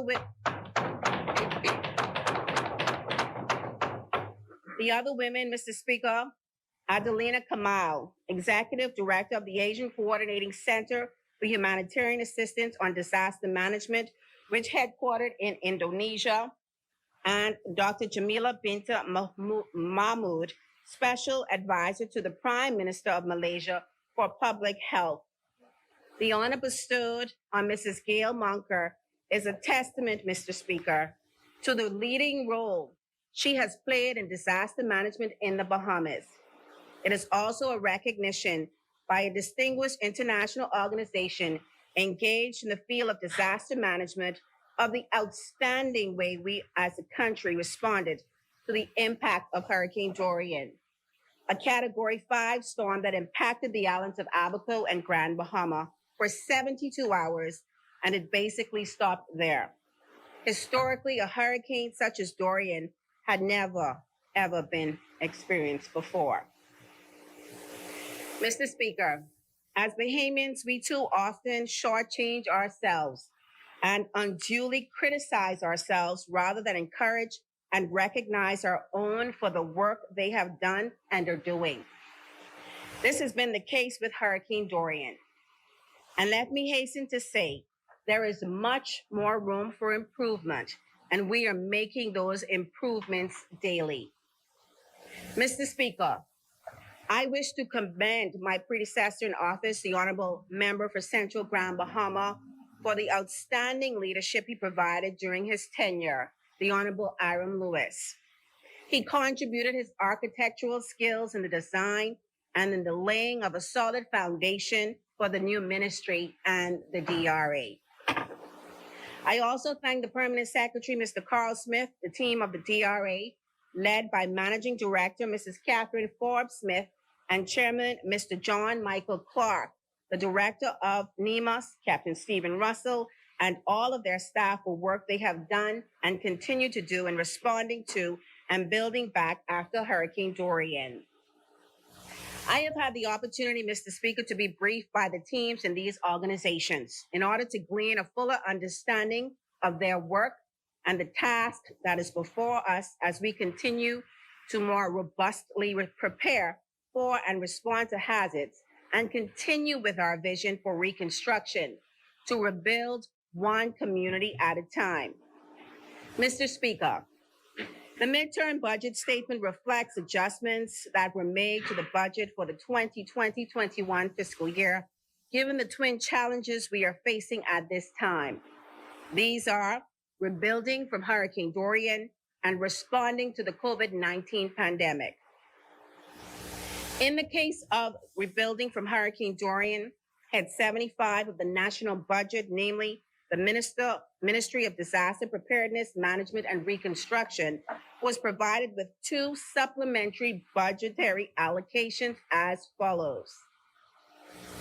$8,800,179 to incur expenditure on debris management, and $1,462,174 to incur expenditure on the small home repair program. These funds were managed by the Disaster Reconstruction Authority. Mr. Speaker, the primary hazards that we face in the Bahamas are those that are associated with climate events such as hurricanes. This government made the correct decision when it created the Ministry of Disaster Preparedness, Management, and Reconstruction. The Ministry of Disaster Preparedness, Management, and Reconstruction was formed to provide the focused attention that is required to address, among other things, the many challenges we face that are associated with climate change in the Bahamas. Changes in the global climate increases climate hazards and amplify the risk of extreme weather disasters. Increases of air and water temperatures lead to rising sea levels, supercharged storms, and higher wind speeds, such as we have experienced with Hurricane Dorian in September 2019.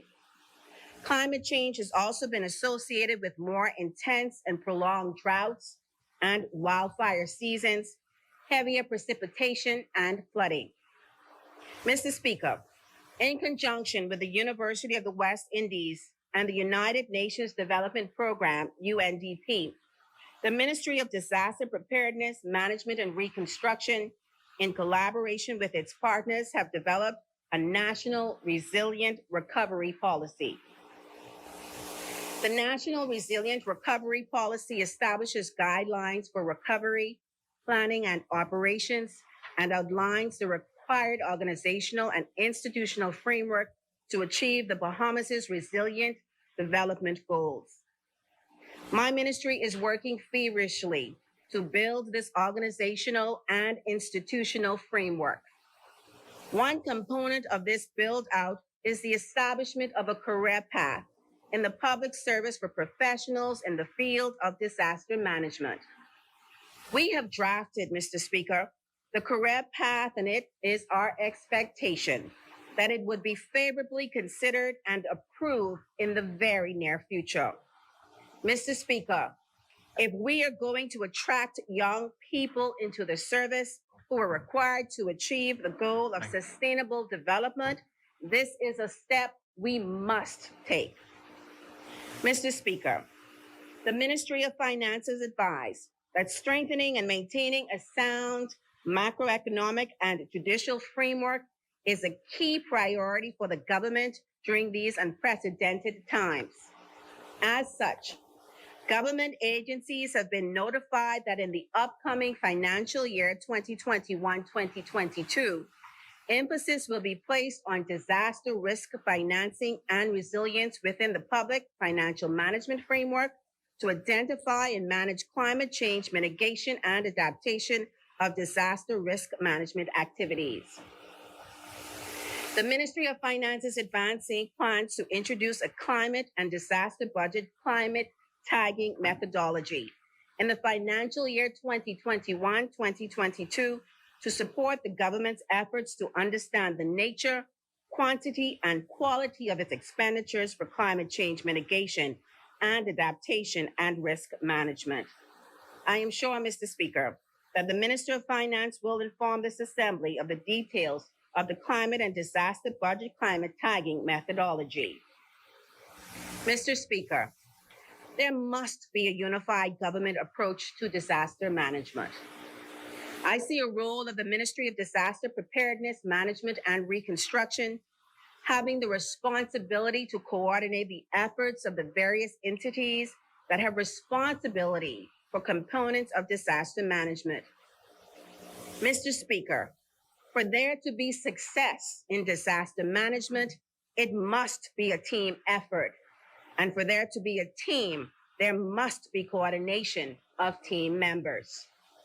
Mr. Speaker, I would like to turn my attention now to the work of the Disaster Reconstruction Authority, DRA.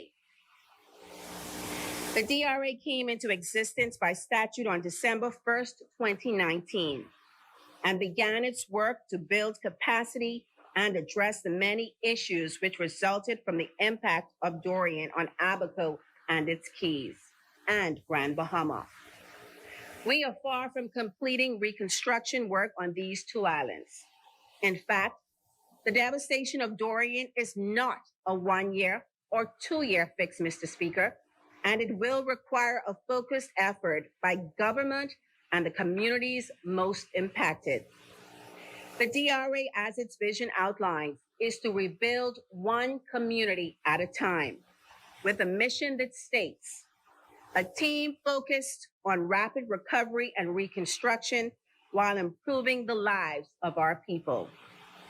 The DRA, Mr. Speaker, is a new organization inspired to work on behalf of the people of the Bahamas in the disaster zones. Mr. Speaker, as outlined in the DRA's recent progress report from the chairman, the DRA's focus is to create and implement reconstruction strategies to ensure that communities not only recover, but are rebuilt to be more resilient and sustainable, end of quote. Mr. Speaker, over the next several months, the DRA will focus on 5 priority projects, which will include the Small Home Repair Program. To date, this program has approved 3,735 homeowners in Abaco and Grand Bahama.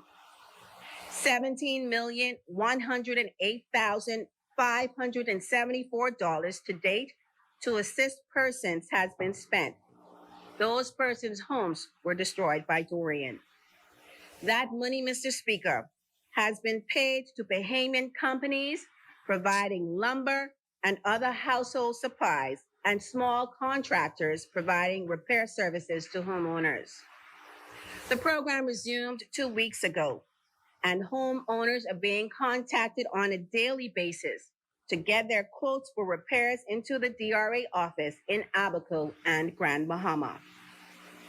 It is expected that 2,645 homeowners will complete the program by June 30th of this year, with an additional 1,090 targeted to begin in July of also this year. Mr. Speaker, the detractors are trending absolute lies on social media.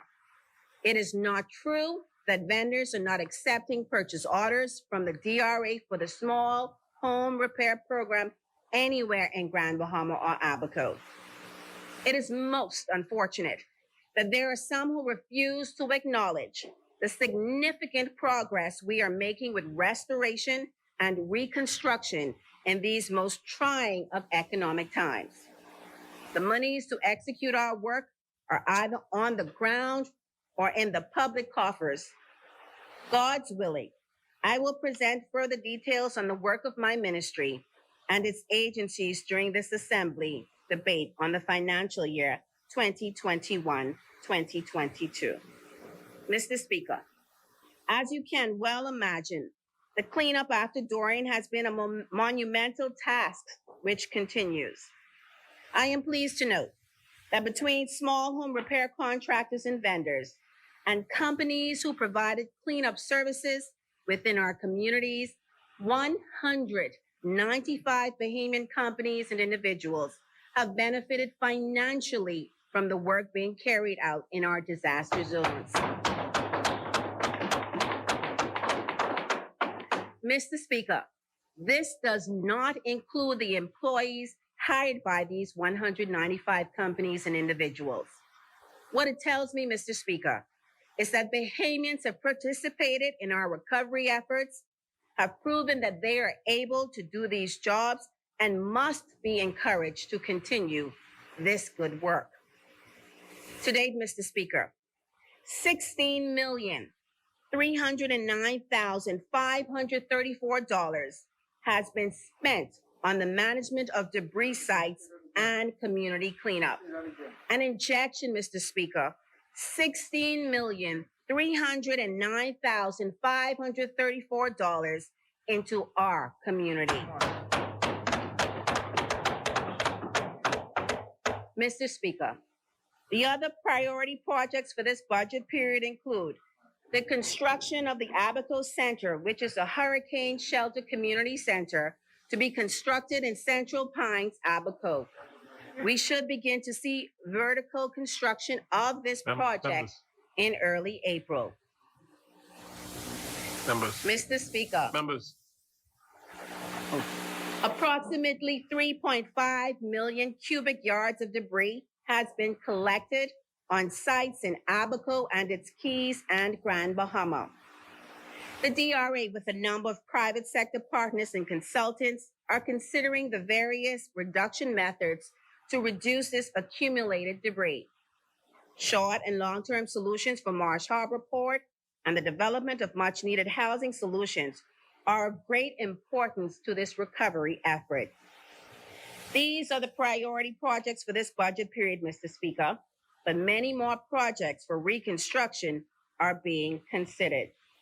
At this moment, Mr. Speaker, I beg leave to lay on the table of the House of Assembly a copy of the following: the Disaster Reconstruction Progress Report for February 2021. Order the document be brought up. I wish to add, Mr. Speaker, that the financial report represents the calendar year from the inception of the DRA, which was the 1st of December 2019 to December 31st, 2021. The report also addresses the work of the DRA to date. A full audited report, Mr. Speaker, will be tabled after the audit is complete. Please note that an RFP has recently been made available for qualified firms to respond.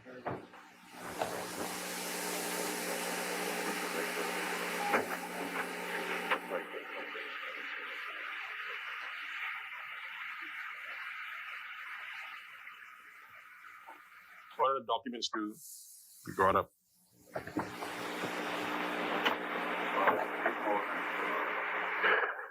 Ms.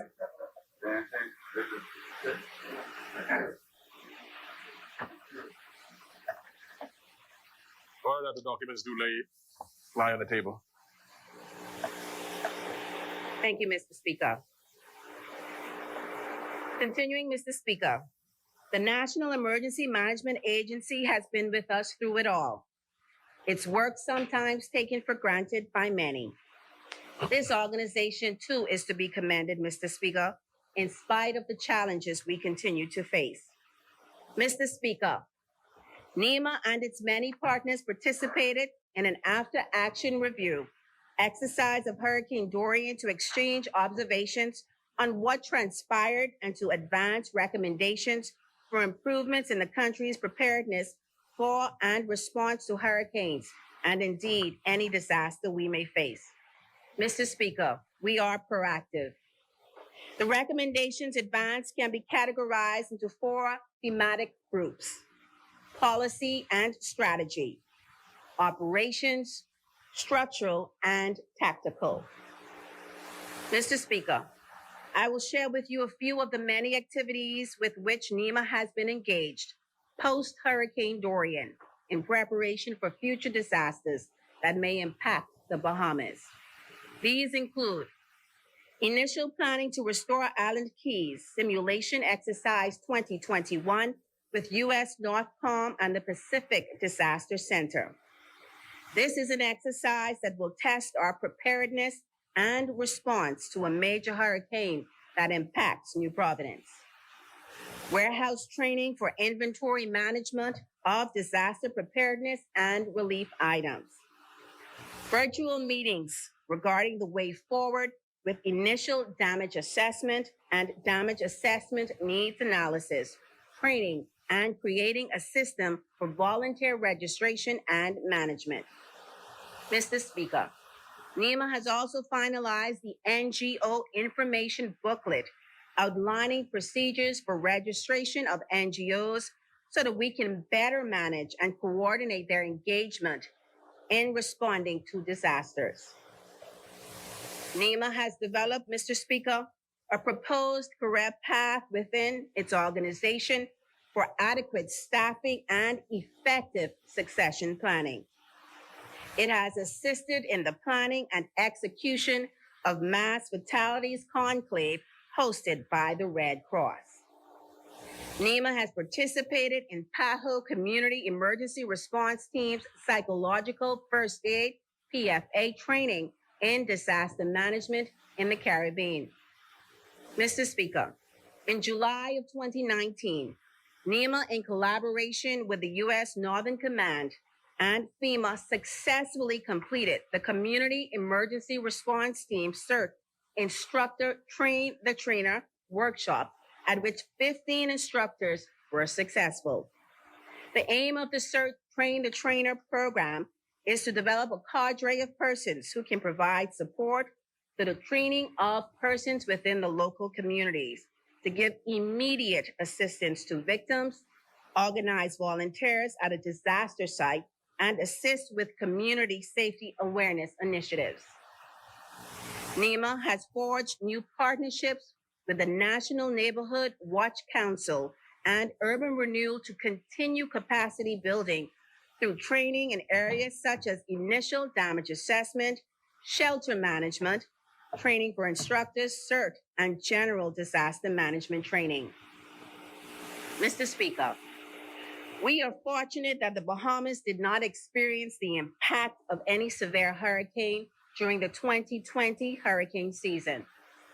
This provided the National Emergency Agency Management with the opportunity to dedicate more time collaborating with its partners on making improvements to its disaster preparedness and response plans.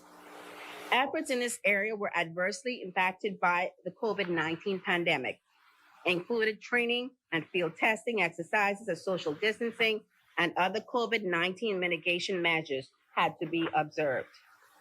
Mr. Speaker, I would like to encourage the team at NEMA and the DRA to stay the course.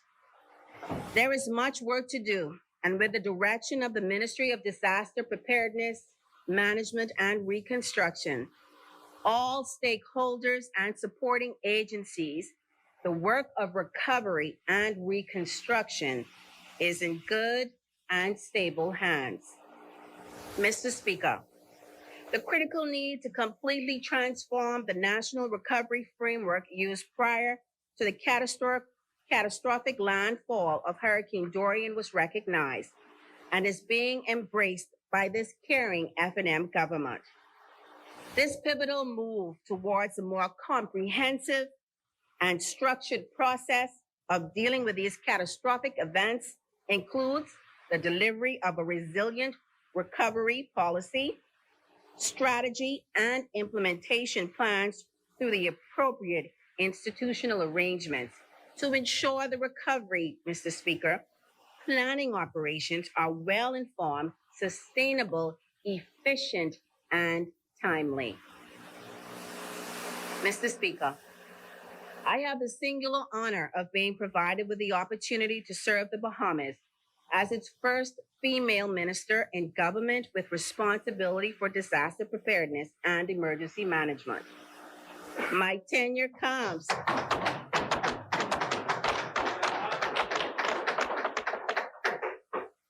My tenure, Mr. Speaker, comes at a time when renewed and intensified attention is being given to building a more resilient Bahamas. The need for such focus came sharply to our attention following the impact of Hurricane Dorian and the global COVID-19 pandemic, when the plight of our most vulnerable among us socioeconomic conditions were exposed. As a proud Bahamian with humble beginnings, Mr. Speaker, I commit to be an example of what is possible for all women and girls in this transformative process. Mr. Speaker, as I position myself to take on the responsibility of the Minister for Disaster Preparedness, Management, and Reconstruction, I am thankful to have served as a Parliamentary Secretary in the Office of the Prime Minister, with responsibility for information and communication and lands and survey. I thank former Chairman of the Broadcasting Corporation of the Bahamas' board, Mr. Mike Smith, and the current Mr. Fred Gottlieb, and board members, General Manager Kaylisa DeVoe Isaacs. I also wish to thank, Mr. Speaker, the Director General of BIS, Kevin Harris, and the hardworking team at BIS. The board of BTC led by Vice Chairman Dave Hanna, Chairman Paulette Nixon, and board members of the Bahamas Film and Plays Board, Director Richard Hardy, and all at the Department of Lands and Survey for their work, their effort towards a better Bahamas. My experience as Parliamentary Secretary with oversight of these entities will undoubtedly assist me moving forward. With that, Mr. Speaker, I would be remiss if I did not reiterate the need for greater focus, Mr. Speaker, on the BCB as I exit that portfolio. Mr. Speaker, the Broadcasting Corporation of the Bahamas is a seminal and unique institution in the Bahamas. The Board of Directors and Management continues with their effort to have the corporation become a national public service broadcaster and continue to ensure that staff and the public understand the role that ZNS plays for this country, especially in light of the growing need to ensure that people have a place to review and check what is fact from fiction. Today, everyone wants to be in the noble field of journalism, it seems, not understanding the major principle of journalism, which is ensuring you have the facts correct.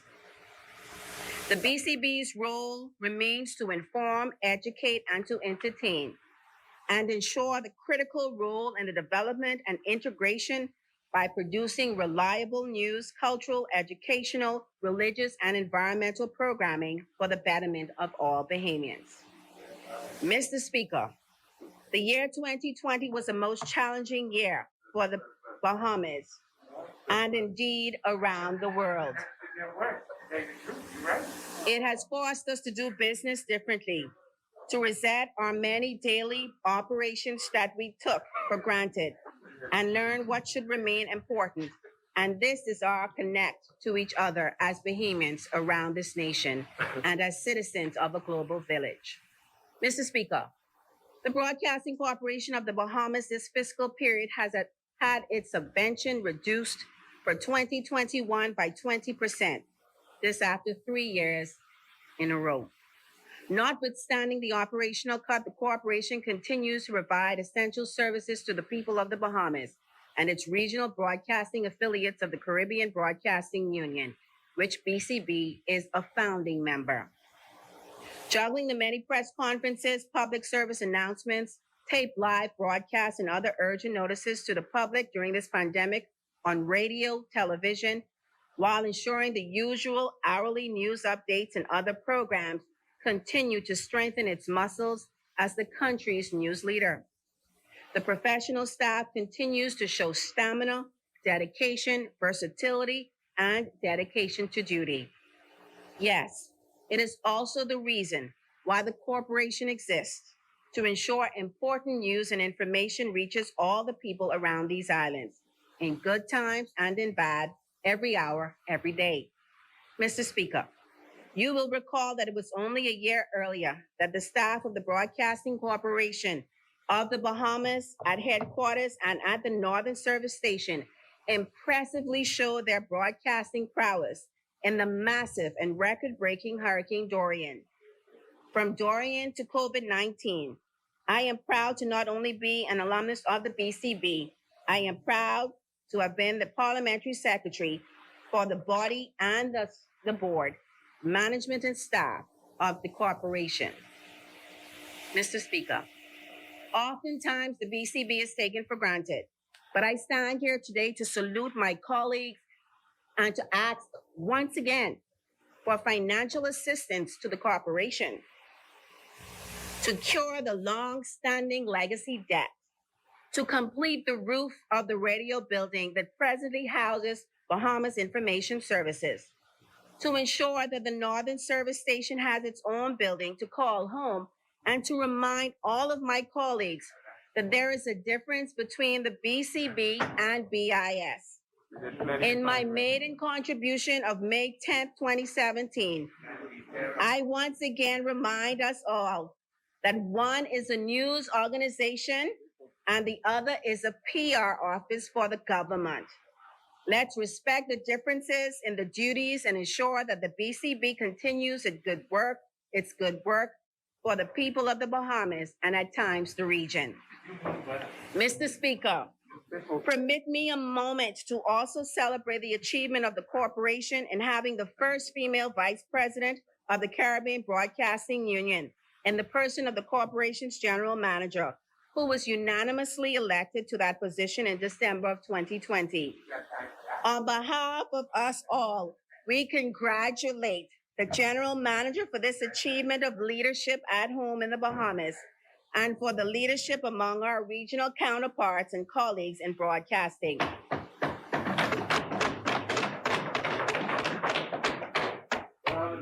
Mr. Speaker, the corporation continues to engage in shifting its organizational culture to one with a focus on productivity while simultaneously strengthening its operational structure, including training of staff and seeking new revenue opportunities.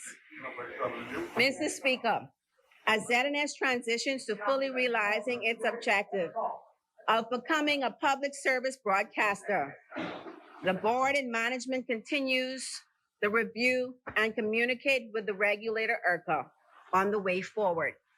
This board and management believes that moving forward, this national station should never again be treated as an afterthought and should be given all the tools necessary to succeed in developing the necessary plans relevant and appropriate to reach Bahamians where they are. Mr. Speaker, the corporation continues to be the connector and home to the Family Islands. Management continues its push to ensure more Family Island news is present in its morning show, Morning Edition, the hourly news updates, and the evening and weekend newscast of the Bahamas Tonight. The Morning Edition, Mr. Speaker, which airs from 7 a.m. Monday to Friday on the ZNS television network, is now in its third year and becoming the most watched morning news show in the Bahamas. Management seeks new revenue opportunities and in February of this year, launched the inaugural ZNS online shopping network in its digitization efforts to help Bahamians to shop locally and as a result of the pandemic that halted international travel and forced the creation of new digital sales platform for revenue generation. Mr. Speaker, the BCB continues to be in direct competition with numerous radio and television stations in the Bahamas. Stations that are able to and give away their inventory of airtime as it is not their primary source of revenue generation. Some are also in contravention of IRCA's Code of Content Daily. Despite this unfair competition, ZNS continues to hold its own with the competition for the limited sales dollars. Mr. Speaker, Financially, we project revenues to year end June 2021 in the region of 2.8 million. This compares unfavorably with revenues in 2019, which was 4.7 million, and 2020, 3.6 million. The board and management will continue to strive to reduce overall expenses without sacrificing jobs or services to the public. A daunting task, but one that is accepted. Mr. Speaker, for years, many Bahamians were not receiving the national broadcasting station via the cable station, and the corporation made monthly payments to the satellite company Centrex to ensure Bahamians receive programming from its national station. In late 2018, that satellite agreement ceased when the corporation decided to ensure that it fulfilled its mandate of ensuring that Bahamian people received the national station. The board and management worked very hard to resolve this matter in a settlement with Centrex Services, which saved the corporation, Mr. Speaker, from paying the exorbitant monthly payment of $22,600 and potential costly litigation. Mr. Speaker, in an effort to assist with its financial shortfalls, the board and management has requested the contribution of all staff to the current medical plan.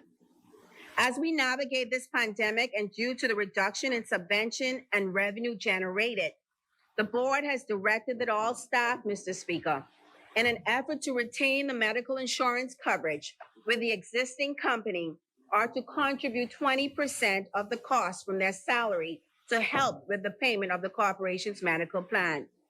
This step, Mr. Speaker, while a hard decision to have been made after so many years, was a necessary one for the future of the BCB. Mr. Speaker, the board has also decided to move towards playing more Bahamian music. More Bahamian composers and writers and artists to ensure that royalties are received by those entitled to receive them.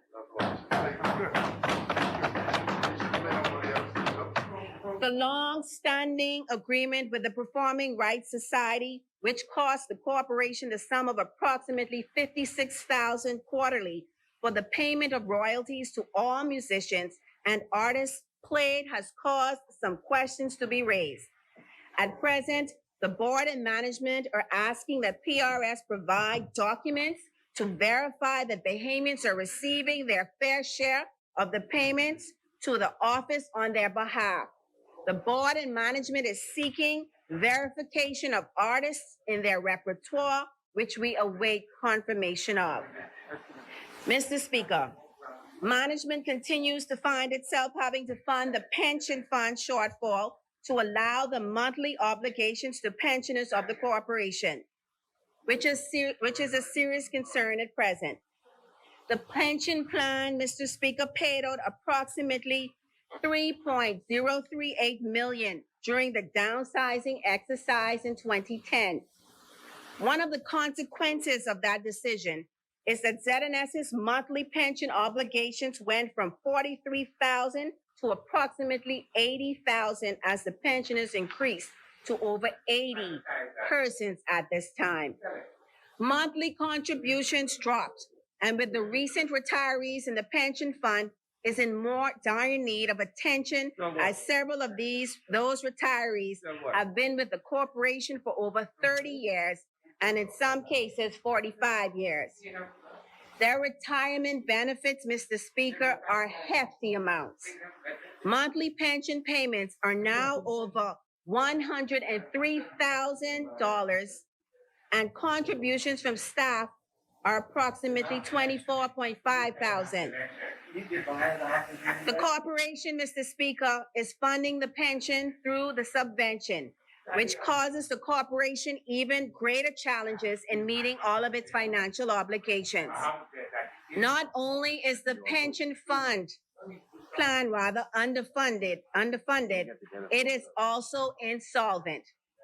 The corporation is presently seeking guidance and is in communication with the Ministry of Finance on possible avenues for the way forward. Mr. Speaker, as a state-owned enterprise, there are legacy debt concerns that must be addressed to assist management in furthering fiscal balance and addressing its outstanding obligations as a state-owned entity. We recognize that these are difficult times, Mr. Speaker. This board and management continues to make hard and serious choices to achieve fiscal prudence. Despite these choices, the BCB has not and will not sacrifice the delivery of our mandate and will continue to strive to identify new and creative revenue streams wherever possible to ensure good business practices and to increase revenue potential. Mr. Speaker, the use of new technology is forcing media professionals to reinvent and upgrade their skills. This includes the platforms for millennials and the Gen Z population. The corporation, Mr. Speaker, will continue with these digital efforts to attract new audiences and clients. Mr. Speaker, the Broadcasting Corporation of the Bahamas is in a state of transition. I am optimistic that given the opportunity, ZNS will reinvent itself to remain relevant.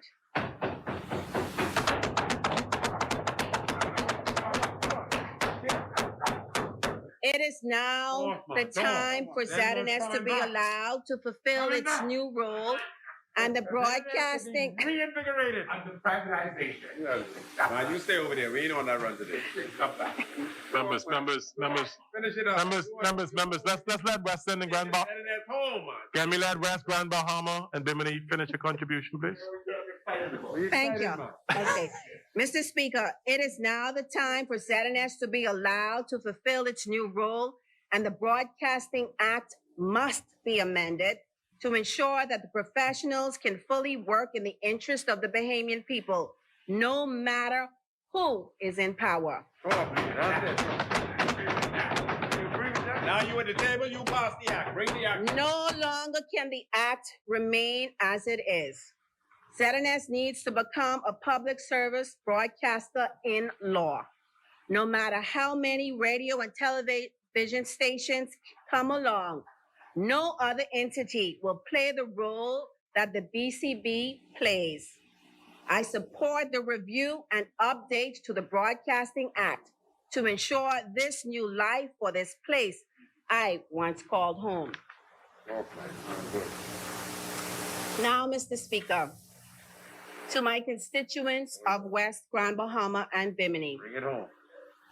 I wish to speak, Mr. Speaker, as we approach our 5-year mark relative to representation and the honor that I have as their representative.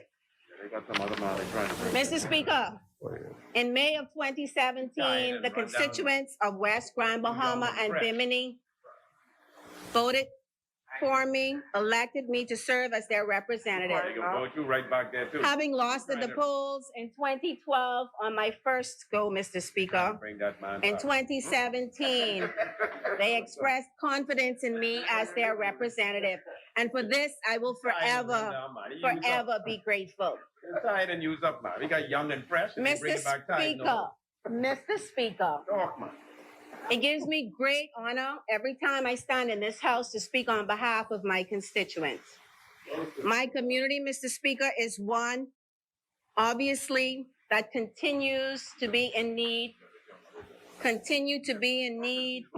of much advancement and upgrades. They love you too. Mr. Speaker, They love you. I grew up in West Grand Bahama. I was born in West End. I was schooled in Holmes Rock and 8 Mile Rock. No. And after, Mr. Speaker, going off to school, Mr. Speaker, moving into the Freeport area for several areas, I realized, Mr. Speaker, that Freeport was not my home. West Grand Bahama was. Bring it on. Tell them people, you represent them. They ain't got no Johnny come lately, run down this. Mr. Speaker, You fighting for them. Mr. Speaker, As the mother of two children, Mr. And a Speaker, mother too? Oh, well, I know. both Anyway, let's stop whom right I there. wanted, All right? Mr. Speaker. Members. You're a family woman there. Mr. Speaker, as the mother of two children, a 19-year-old boy and a 14-year-old girl. Mr. Speaker, You need to understand family. when I think of community, I think of our children. Mr. Speaker, you know, they often say Understand the children. that kids can't vote. But Mr. Speaker, when you're making a difference or trying to make it better for your community and your country, while a vote may get you in office, a vote is not your priority. Mr. Speaker, the children of West Grand Bahama and Bimini Children. in my tenure so far has been a priority for me as well. Mr. Speaker, when I make the decisions to assist and to do what I do in my community of West Grand Bahama and Bimini, I always do it with the future in mind. It's about our future, Mr. Speaker. That is what it is about. How many kids you have? 2 kids, Two kids. Boy and a How old they girl. are? How old are they? 19 and 14. 19 and 14. Oh, yeah. Mr. Speaker, the reality is, Mr. Speaker, that in being the representative for West Grand Bahama and Bimini, I've often heard that this government hasn't done anything for the Bahamas, which we all know, Mr. Speaker, is politics at its best. Yeah. We cannot deny what this F&M administration has done in a time, Mr. Speaker, impacted by crises after crises, Mr. Speaker. Plenty infrastructure. What we have done, as one of my colleagues has said, in the worst of times, has surpassed what the former administration has done in the best of times. Mr. Speaker, when I came into office in 2017, there's been much said about the 3 projects that were left. Mr. Speaker, I met in place a junior high school that was incomplete, an administrative complex in Pinedale in 8 Mile Rock, a PPP that was incomplete, an administrative complex in Bimini that was incomplete. It has been said, Mr. Speaker, that that isn't ours. But Mr. Speaker, that is not what the F&M administration has done. I can tell you here, Mr. Speaker, that is what the people have done.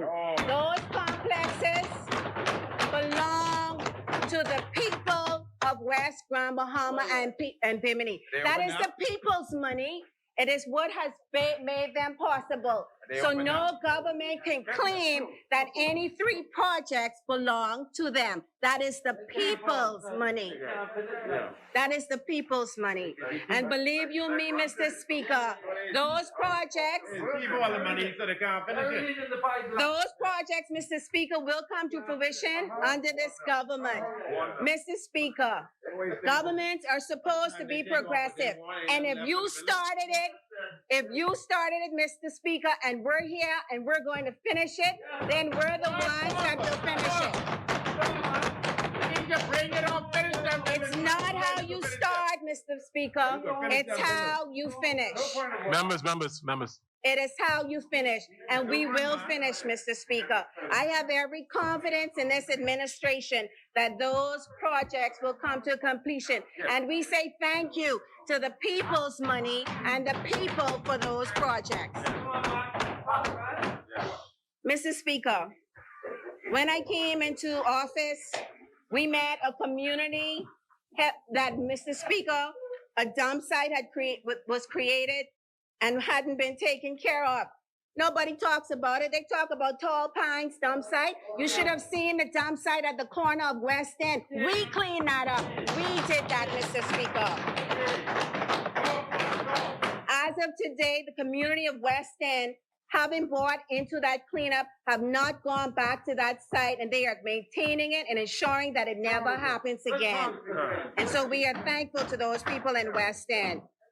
Mr. Speaker, as with any other community throughout the Bahamas, we will always have challenges, whether it be infrastructural, whether it be opportunities, unemployment. But the reality is, Mr. Speaker, these things are going to be addressed. Any government will address them, But in time, Mr. Speaker, it depends on the people of those communities to make a difference. Mr. Speaker, one thing I realize about the people of West Grand Bahama and Bimini is that they are resilient. Nobody can discount the fact that this community, which under the previous administration, Mr. Speaker, did not get a lot of things, because had it gotten it, we would not have so many challenges today.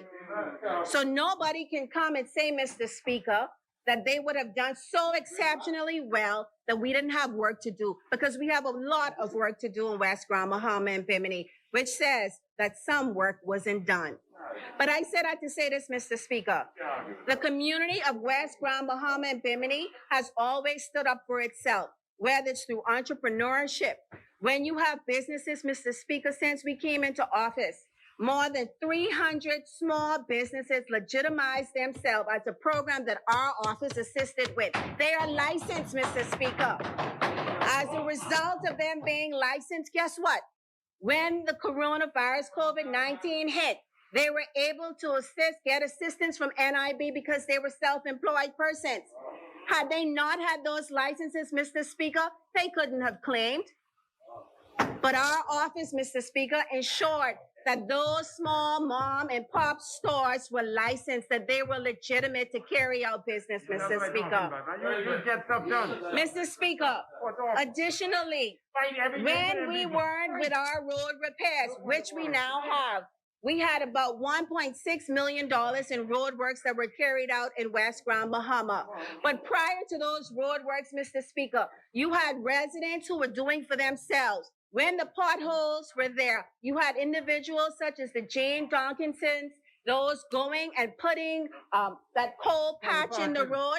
They didn't just wait on the government, Mr. Speaker. They did it for themselves. That's what you call a progressive community, a community that is about empowerment. Yes, we need the government. Yes, we need more to be done. But we're not just going to sit back while the government is going outside of our area and complain. We are going to continue to move forward. And it is said that it isn't about what your country can do for you. It is what you can do for your country. We have been doing a lot for our country in West Grand Bahama and Bimini. We continue to do a lot for our country, whether it's from our contribution to the national purse, Mr. Speaker. But Mr. Speaker, I will talk more about all of this in my budget debate later this year. But I just want the community of West Grand Bahama and Bimini to know that in this House, you have a representative that is thankful for you and appreciative of all the confidence that you expressed in her. Mr. Speaker, this is about the future. This is about our future. And I am privileged. I am privileged to represent those people. My people, my area, my home, Mr. Speaker. This is not about politics. This is about making a difference, Mr. Speaker. And on another note, before I wrap up, Mr. Speaker, I wish to say to each and every child and every young person of West Grand Bahama and Bimini, you have dreams that you wish to achieve. You have opportunities that you can make available for yourself as well.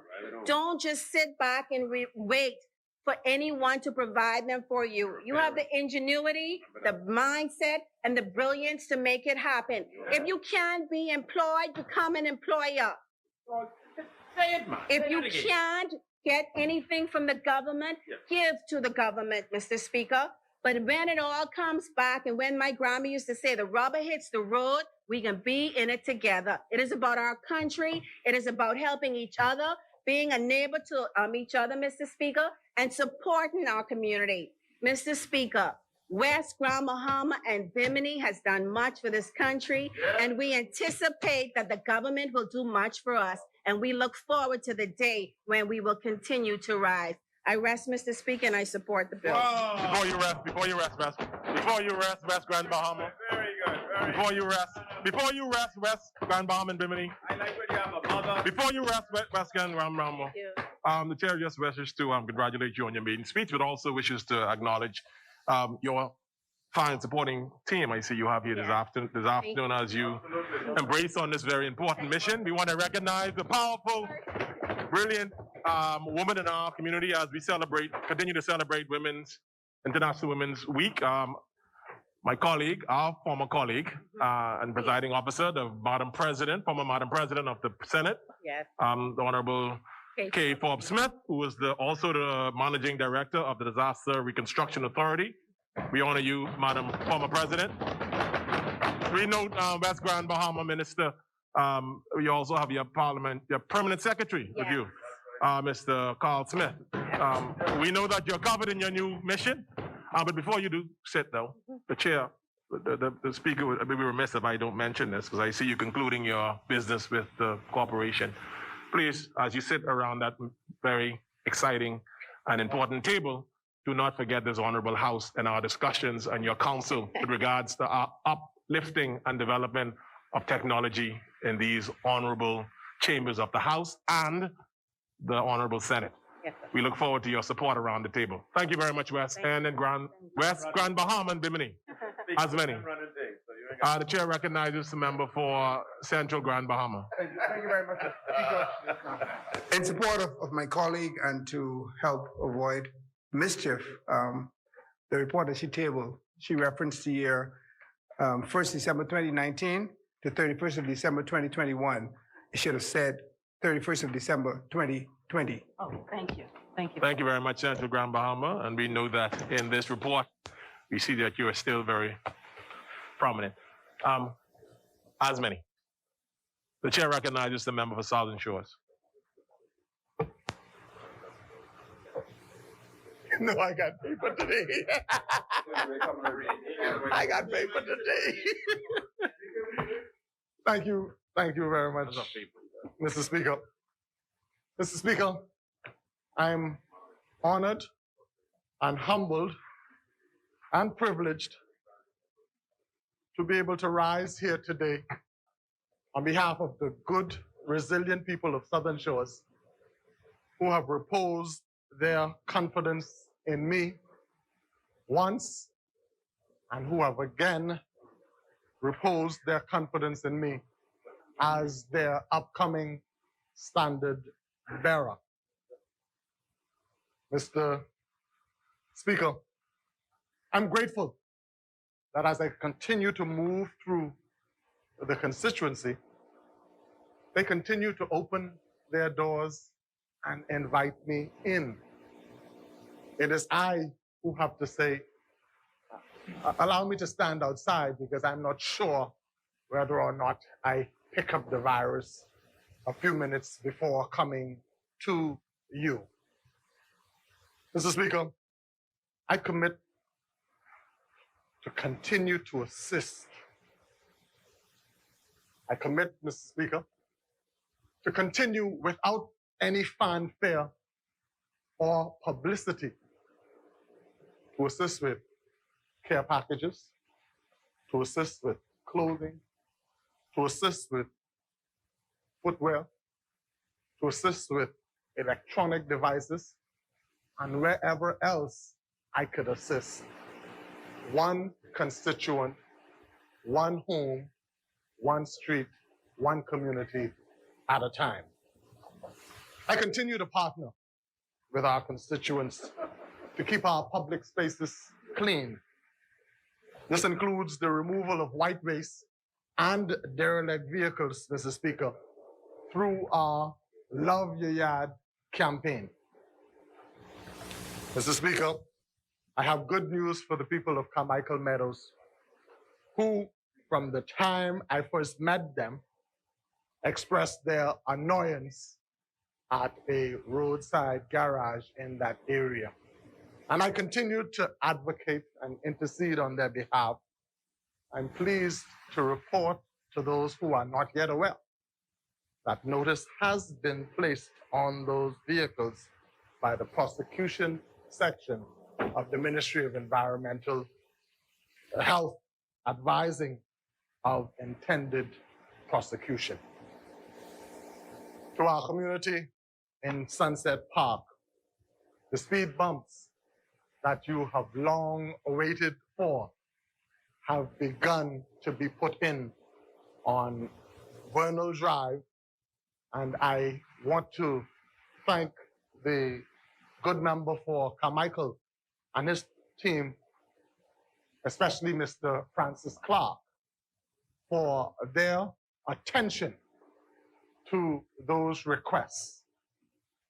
You know, Mr. Speaker, Millers Heights was an area where there were traffic accidents almost every day, risking lives and damage to property. But thanks to that team, speed bumps were put in there, street signs were put in there, reflectors were put in there, markings on the streets were put in, and those accidents, those traffic accidents, had been reduced to a bare minimum, Mr. Speaker. Mr. Speaker, there have been pavings throughout the Millers Heights community.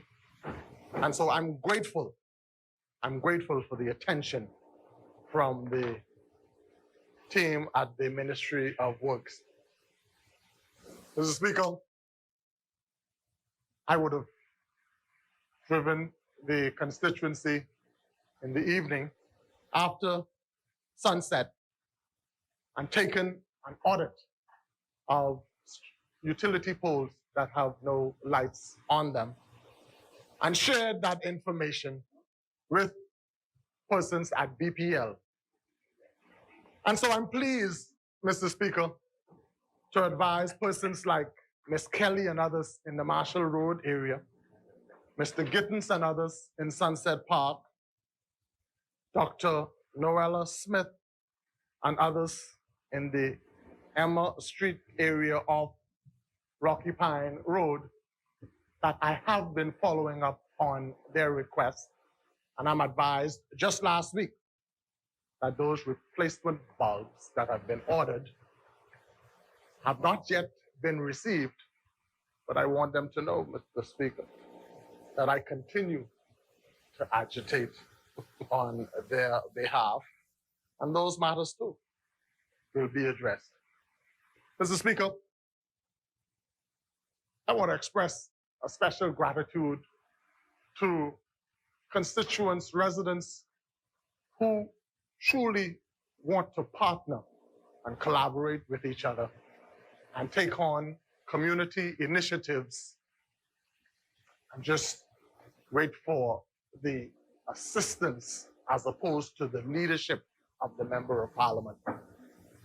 Notably so, just the other day, there was a team led by Officer Camacho and Mr. Arthur in the Marshall Road area that did an extensive cleanup, notwithstanding all of the no dumping signs that would have been put up. There are still nasty persons, Mrs. Speaker. I don't know if that's unparliamentary, Mrs. Speaker, but I beg excuse of my parliamentary colleagues, but I think it nasty for persons to think that an old bed, an old refrigerator shouldn't be in their home, but it's okay to go and dump it near to somebody else's home. I beg those persons to repent, Mr. Speaker. It's nasty. It's nasty. I want to recognize constituents who take initiative. We have a Mr. Watkins, Mr. Speaker, who lives in Misty Gardens and observed that a park that we're working on had become overgrown during the pandemic because teams weren't going out to work.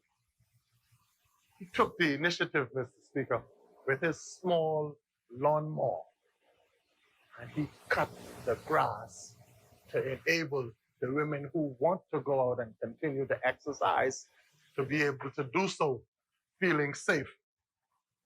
He did this, Mr. Speaker, without a contract. Persons like that need to be recognized, and it is my hope that actions such as that, Mr. Speaker, will continue to inspire other constituents to do likewise. Mr. Speaker, I'm pleased with the work of the neighborhood watch associations. I offered them my partnership. I met with them, Mr. Speaker, and they're doing a phenomenal job. And I want to take this opportunity, Mr. Speaker, to congratulate them and reassure them of my continued support and partnership.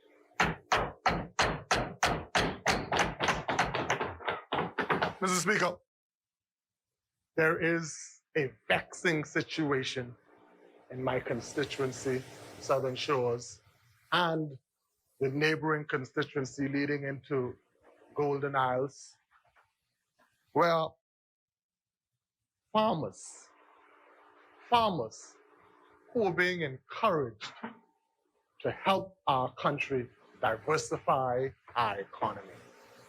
Farmers who are being encouraged, Mr. Speaker, to grow more local produce to strengthen our food security, are victims of thieves, Mr. Speaker. Again, I'm not sure if that is unparliamentary, and if it is, I beg your excuse and the excuse of my colleagues here. Mr. Speaker, this has gotten to a boiling point where we have some farmers who are forced to choose whether or not they should go to church or stay on the farm and watch the farm, because the hour and a half they take to go to worship God, their crops and their livestock is stolen. We have other farmers, Mr. Speaker, who, after toiling in the hot sun all day,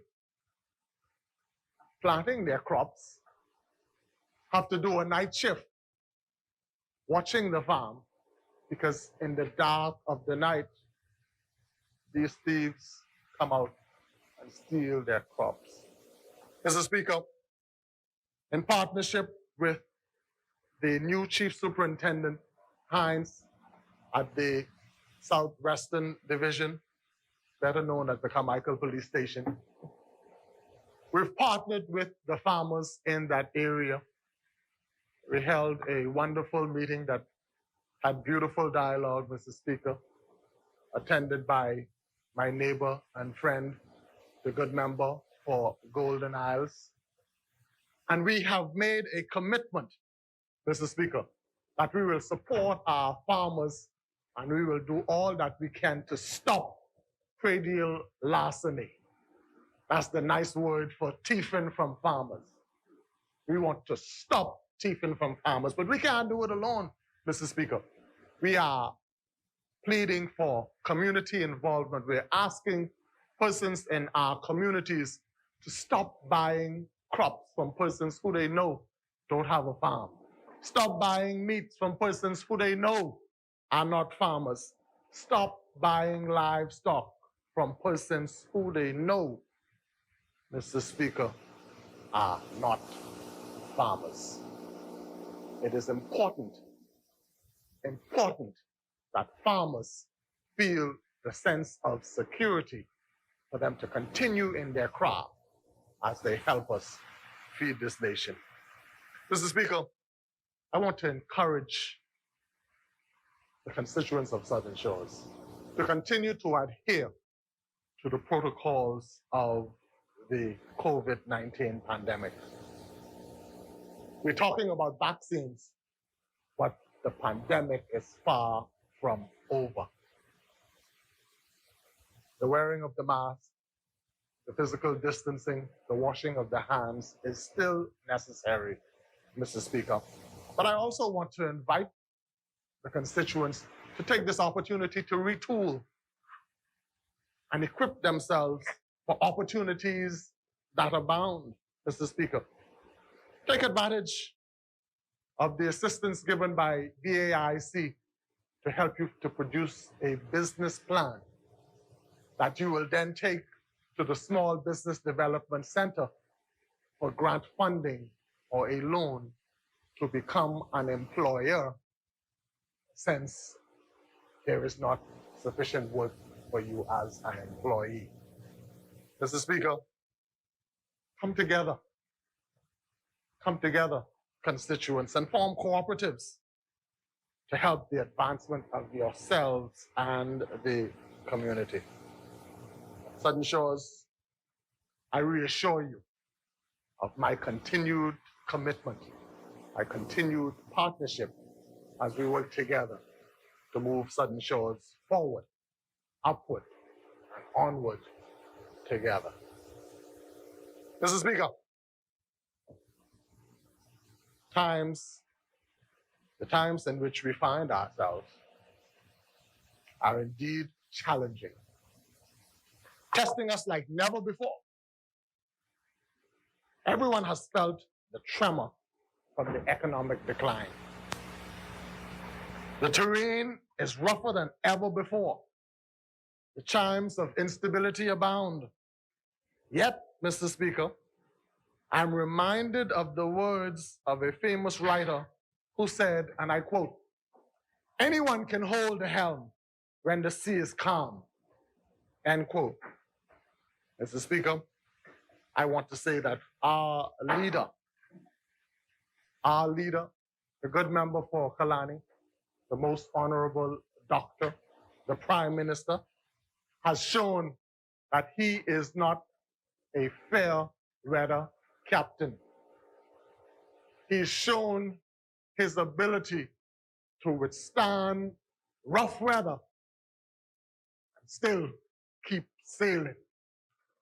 Withstand the storms, the storm of Irma, having to evacuate the people from Michael, the storms of Dorian, losing 20% of the economy, the storms of COVID-19.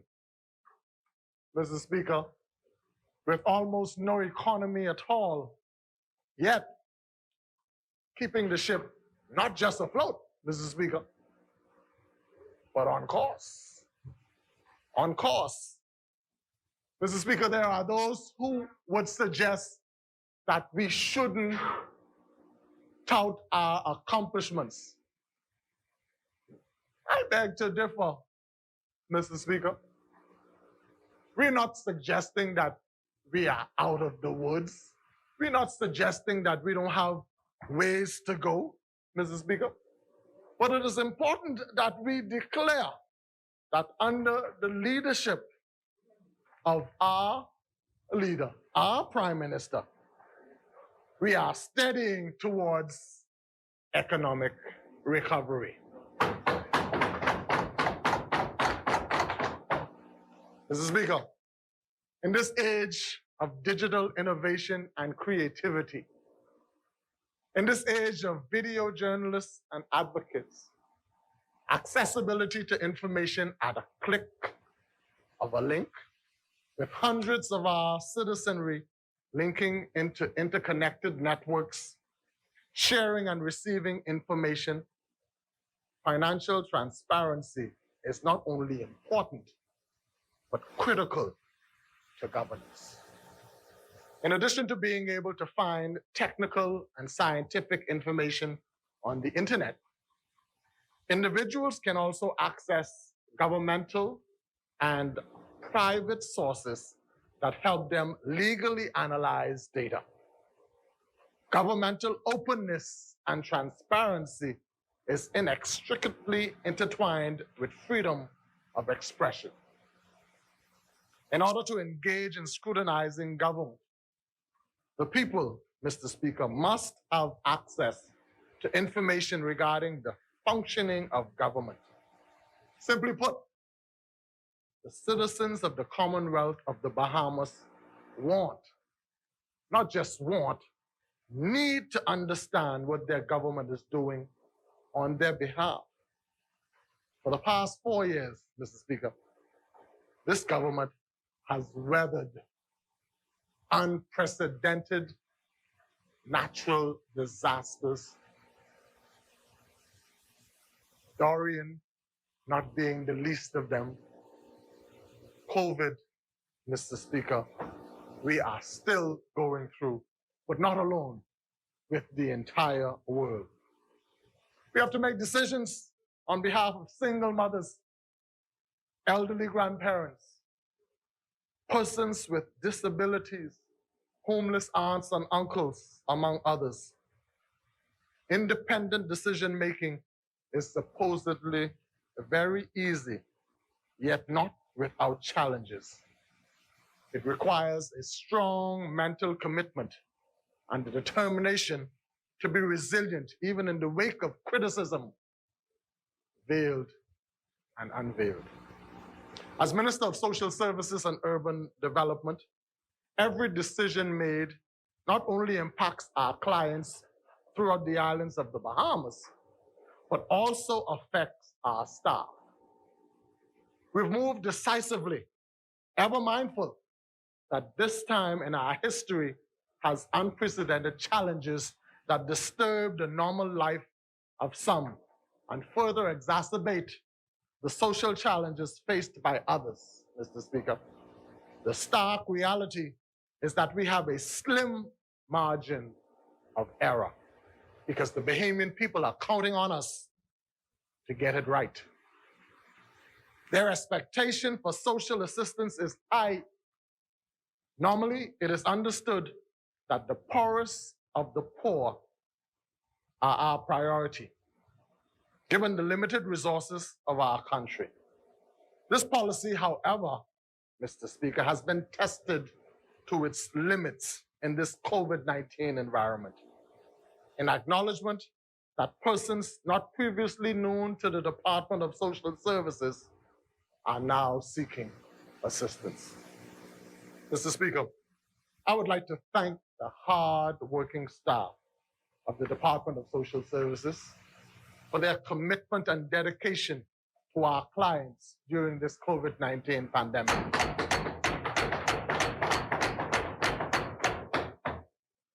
Although often overlooked, Mr. Speaker, social work is an essential service and is classified among healthcare workers, as this profession is interspersed with every professional service offered locally and internationally. Mr.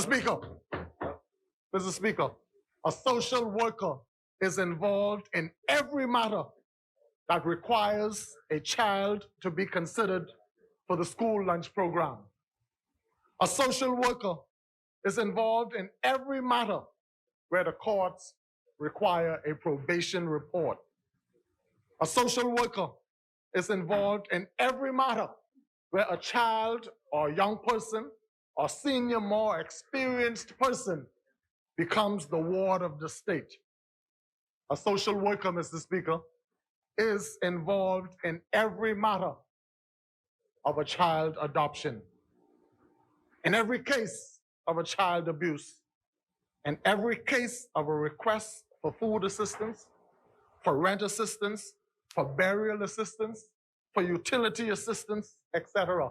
A social worker, Mr. Speaker, is the first person in the shelter in an impending storm.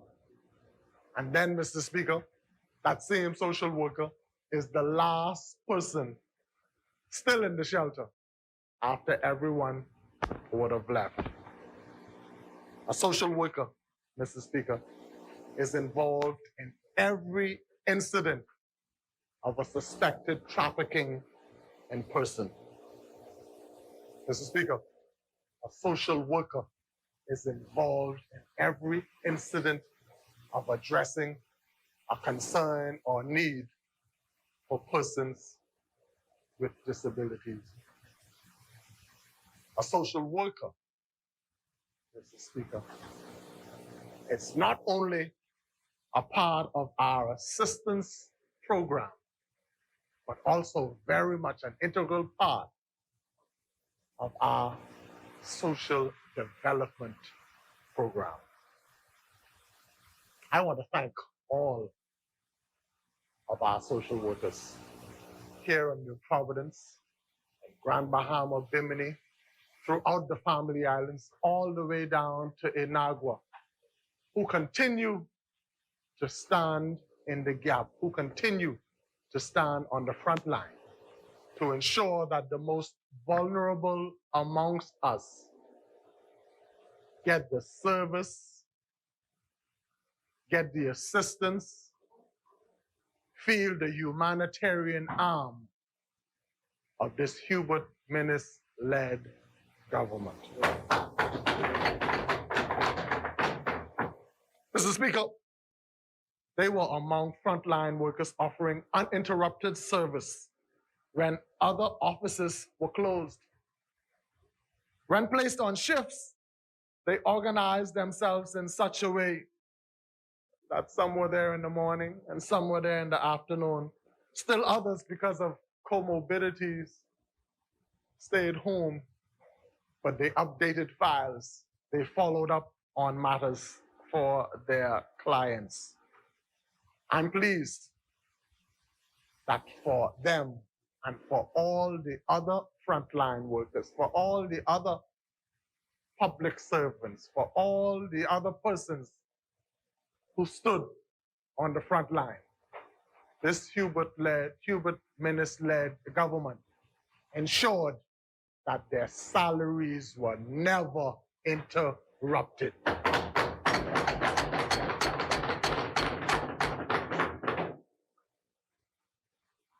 This month, Mr. Speaker, social workers celebrate under the theme, social workers are essential.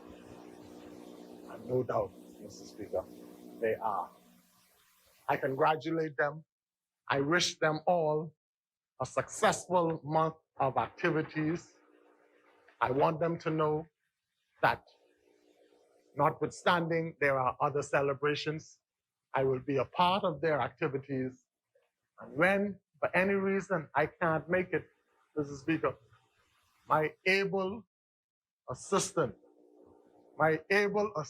coach in the person of Parliamentary Secretary Michael Folks, the good member for Golden Gates, will be there to ensure that our team get the support that they deserve and need.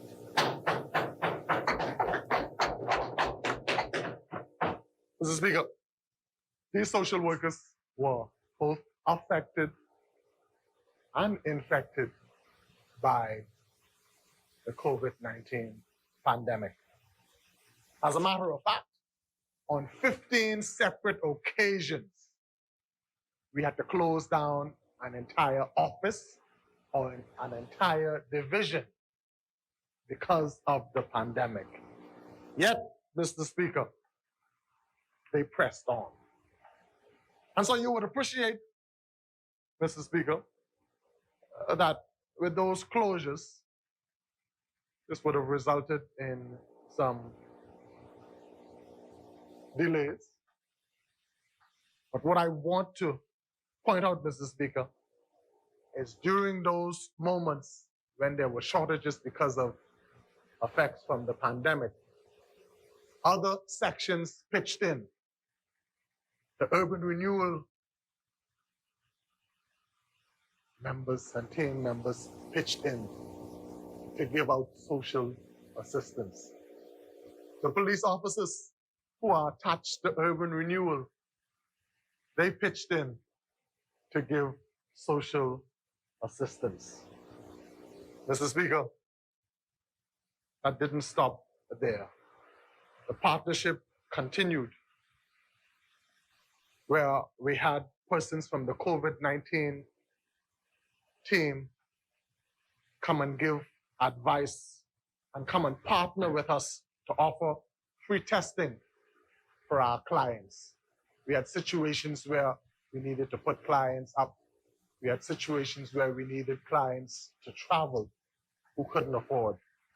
And Dr. Lightburn and his team made themselves available to offer free testing for those persons. The way social workers have had to work has also changed. No longer are they doing in-person home visits. Visits now, to a large extent, are being conducted virtually. Interviews are being conducted virtually, with the exception, Mr. Speaker, of our senior, more experienced clients who can't make it to centers, or our persons with disabilities. We've isolated that special group and ensured that their assistance is taken to them at their residence, taking all of the necessary COVID protocols. Mr. Speaker, there's been shifts in the hierarchy of the Department of Social Services. In the middle of the pandemic, Lillian Quant Forbes, the then director, retired or went into pre-retirement on the 28th of September, 2020.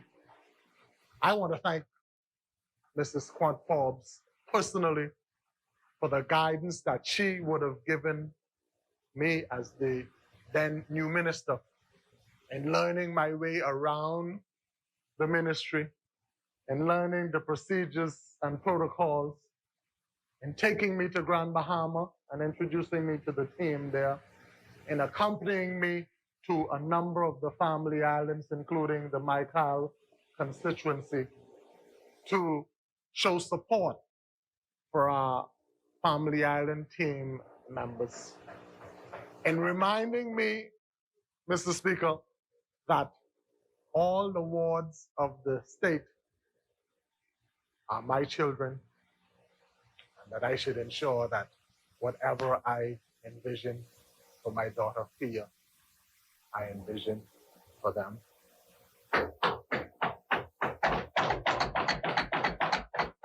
I thank Ms. Quant Forbes for having kept her team together, even when every reason was there for morale to be low. She found a way to motivate the team, and I thank her for successfully handing the baton to now Ms. Kim Sawyer, who's assumed the position as acting director. I'm asking the team to give Mrs. Sawyer the same support that you gave Mrs. Quant Forbes. And I personally, Mrs. Sawyer, assure you of my continued support. And since he's here, I could speak for him. The assistant coach, the good member from Golden Gates, also assures you of his continued support.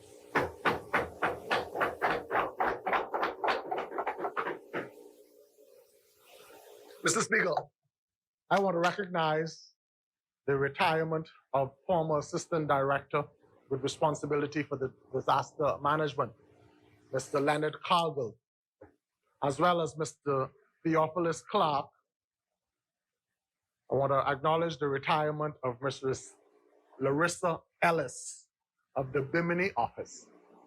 Mr. Speaker, Ms. Ellis was the person in charge when the good member for West End and all of the other team members saw it necessary to have a complete and total lockdown in Bimini for 14 days.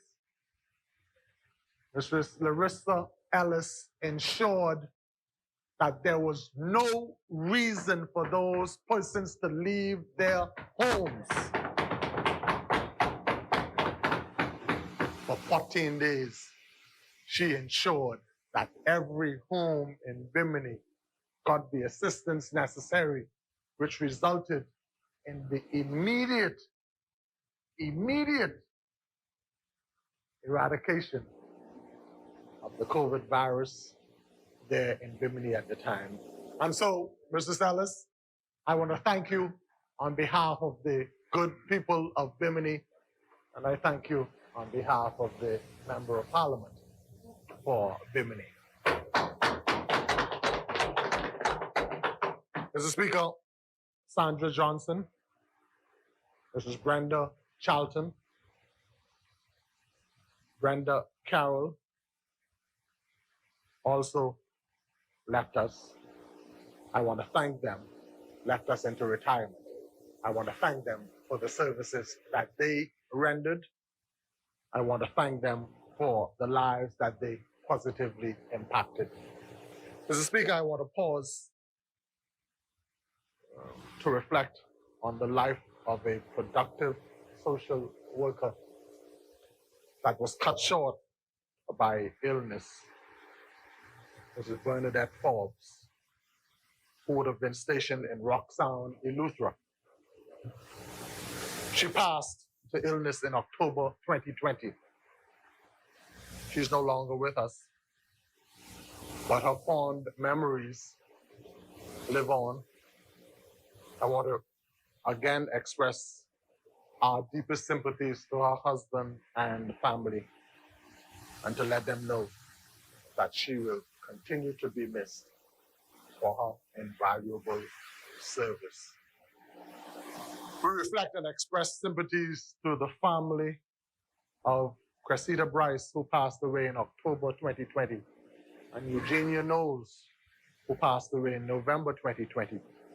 Both of them served as cooks at the Willie Mae Pratt Center for Girls.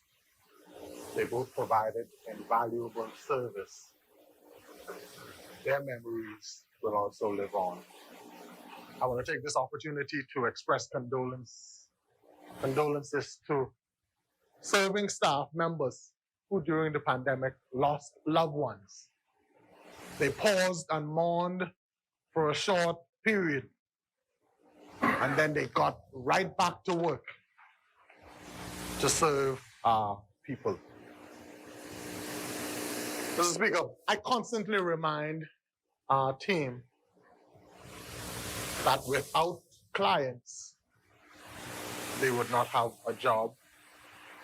I therefore would like to thank every client for their patience demonstrated in waiting for our services in this difficult, challenging time. I want to say a special thank you for landlords in particular, who, Mr. Speaker, many of whom rely on their rent to take care of other businesses. Mr. Speaker, we didn't get it perfect in the beginning. But Mr. Speaker, they waited for us. I want to thank them for their patience. There are those who are still waiting, and I want to say to them that the machinery is in motion and the service is advancing towards them. Mr. Speaker, the department has been identified to receive $60,362,205 for the 2020-2021 budget. This amount, Mr. Speaker, is an increase of approximately 65% over the allocation of 2019-2020. This is the response of a caring government in anticipation of a citizenry in need. The proposed allocation is expected to continue to assist those persons who would have been affected by Dorian and the persons now affected by COVID-19, while still addressing our regular clients throughout the country. Mr. Speaker, the government supplemented its usual social assistance by extending food assistance to those persons furloughed from the tourism sector and related industries. Upon application and satisfying the criteria, they were provided with assistance of $100 per week for a maximum of 4 weeks. And you ask why a maximum of 4 weeks? That was to stand in the gap between the time that they were furloughed and to the time when they would have become eligible to start receiving unemployment benefits from the National Insurance Board. Mr. Speaker, we've been able to provide assistance to 6,811 households at a cost of $868,900 to workers affected in this category. Rental assistance has been sought from the Department of Social Services. It is important to note that rental assistance is a welfare assistance ordinarily available from the Department of Social Services, where qualified persons would get up to $1,200 in a 12-month period. Applicants have had the opportunity to apply online when possible, and others at one of our centers. Mr. Speaker, I confess that the pressure is great, and equally so are the demands placed on my team as we migrate from a purely manual to a digitized system. Like any transition, there have been challenges, Mr. Speaker. I'm pleased, however, to note that our management information system, Promise, is being implemented in stages.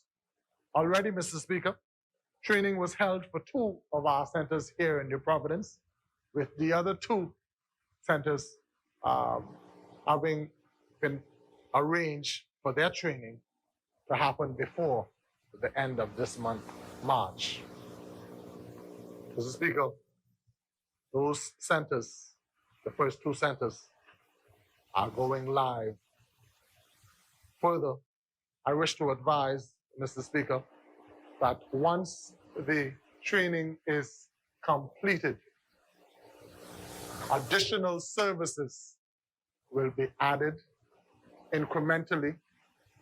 And I think it's safe to say, based on the advice that I'm being given, that by the end of next month, the end of April, definitely by the time I get back here for the budget debate, I will have great news of success and statistics to show the impact of this information management system. Mr. Speaker, we created an ITC unit, Information Technology and Communication Unit, of 10 persons tasked with the investigation, resolution, tracking, and forwarding of clients' matters, including onboarding of clients ready to transition to digital payments. Mr. Speaker, we entered into contractual agreements with 4 digital wallets, 2 intended for food assistance and 2 intended for rental assistance. From July 2020 to February 2021, we've given 7,036 persons food distribution through the digital wallet, totaling $812,526.43.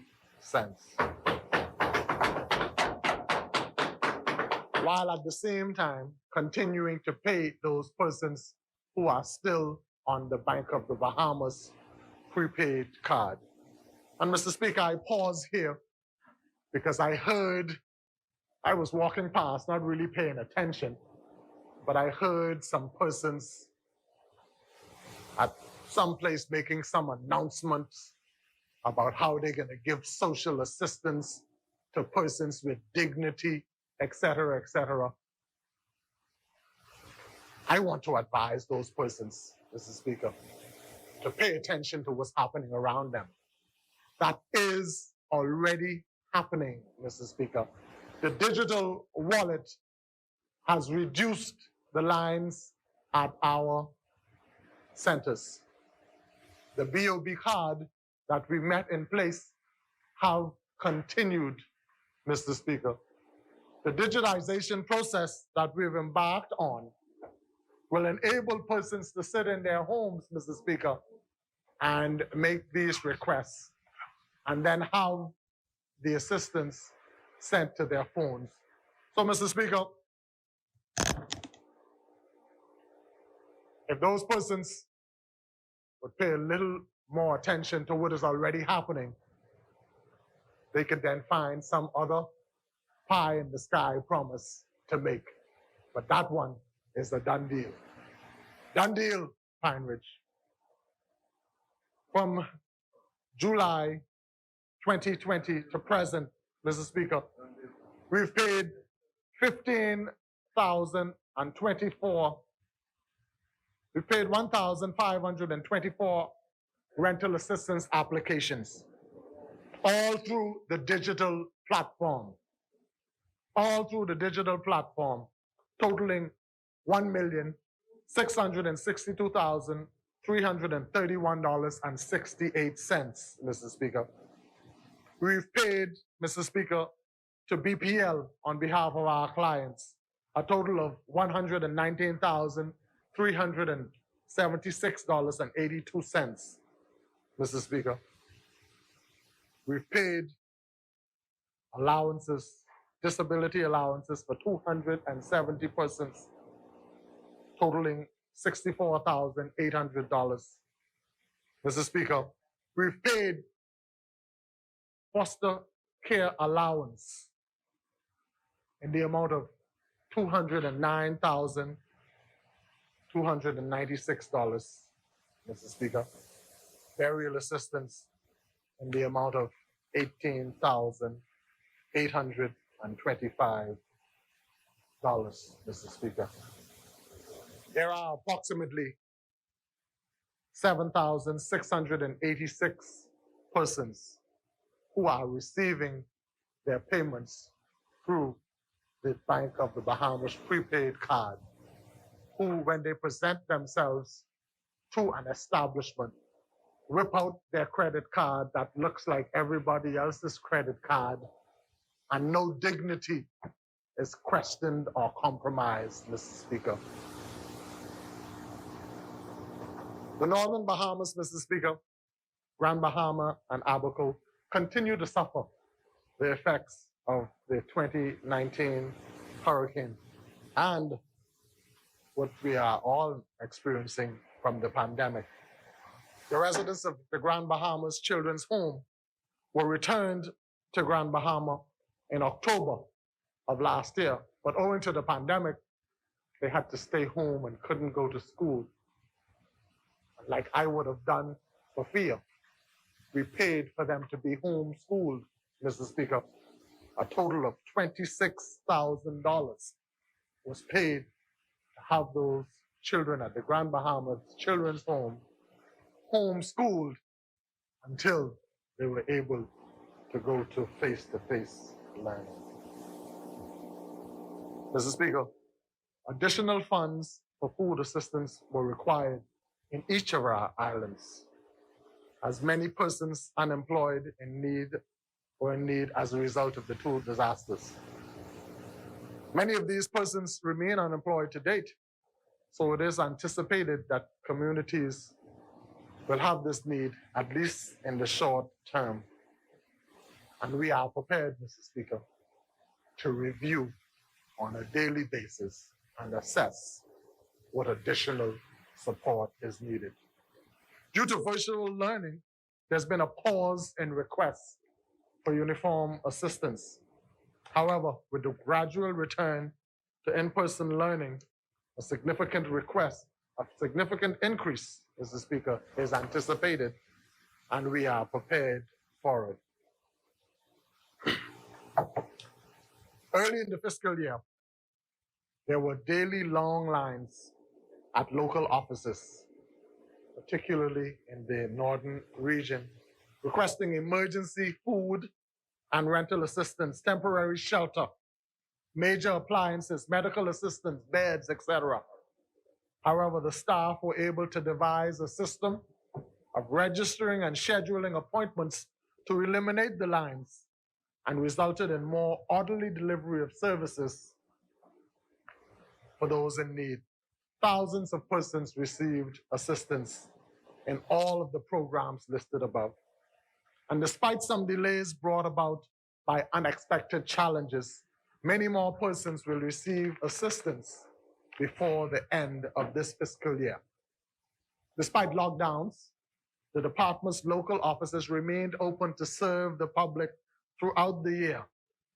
At the very least, persons were provided with food assistance whenever they truly needed it. This remains the case in the northern region, Mr. Speaker. To date, more than 14 families of the northern Bahamas district received rental assistance, beds, and major appliances, and others benefited and continue to benefit from other programs such as medical assistance for treatment, medication, medical procedures, and equipment that they can't afford to pay for.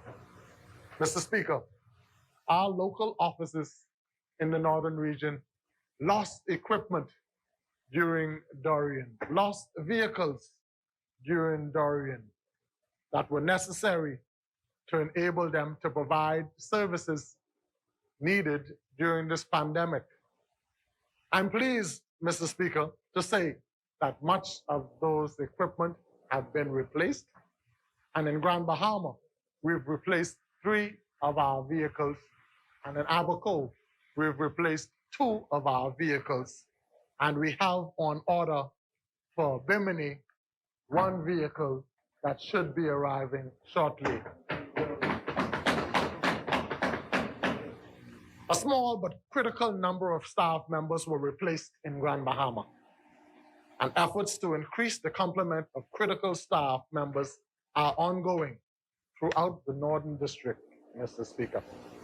As soon as travel was available during the pandemic, senior officers from the Ministry and the Department of Social Services were in Grand Bahama, were in the Northern region, and we took definitive action to make necessary improvements. Addressing the pressing needs of the public was given priority and continues to receive the attention and commitment it deserves. Mr. Speaker, Grand Bahama has experienced significant challenges in service delivery. This matter is receiving attention in the form of the acquisition of additional accounts, technical staffing, which is expected to improve the overall functioning of the department in this area.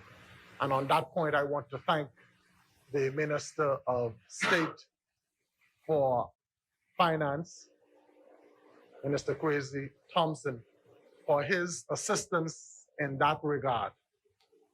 Mr. Speaker, to date, for the island of Grand Bahama, $759,297 was spent for food assistance, $520,613.75 for rent and financial assistance, and $1,122. On that note, Mr. Member for Southern Shores, can I have a motion from the government side? The chair recognizes the member for South Beach.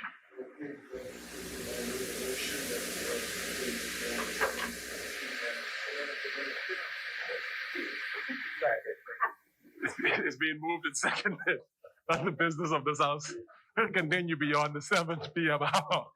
As many members that are in favor remain seated, those opposing will rise. The business of this House will commence beyond the 7 p.m. hour. The chair now again recognizes the good member for Southern Shores. Thank you very much. Thank you very much, Mr. Speaker. For the other islands of the Northern Bahamas, $130,000 was allocated for rent, financial, and medical assistance, while $113,000 was allocated for food assistance, Mr. Speaker. Our Family Island Division, since July of 2020, in addition to the increased funding provided to the Family Island District with their ordinary allocations for 2020-2021 fiscal year, provisions was also made for additional food for various NGOs and charities who partner with us. in assisting in the feeding of our citizens. This is outside of the National Food Distribution Task Force. Additionally, as the emergency orders were extended, repeatedly preventing the return to gainful employment, as a result, there was a marked increase in applications for food and financial assistance. Over 200 applications in our family islands were processed for rental assistance. Over 100 applications were processed for electricity assistance. And during the entire year, Mr. Speaker, 2020, $257,734 was spent in food assistance, apart from our usual clients of the Department of Social Services who were using their Bank of the Bahamas debit cards. These figures represent over 5,000 recipients, Mr. Speaker. Countless applications were also approved for school uniform assistance where face-to-face classes resumed, exceeding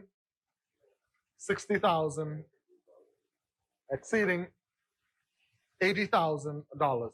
Family Island officers also assisted with the Ministry of Education's assessment for the school lunch program. Safety protocols, Mr. Speaker, were implemented to ensure that staff complied with the emergency orders. Many staff were quarantined as a result of contact tracing. Mr. Speaker,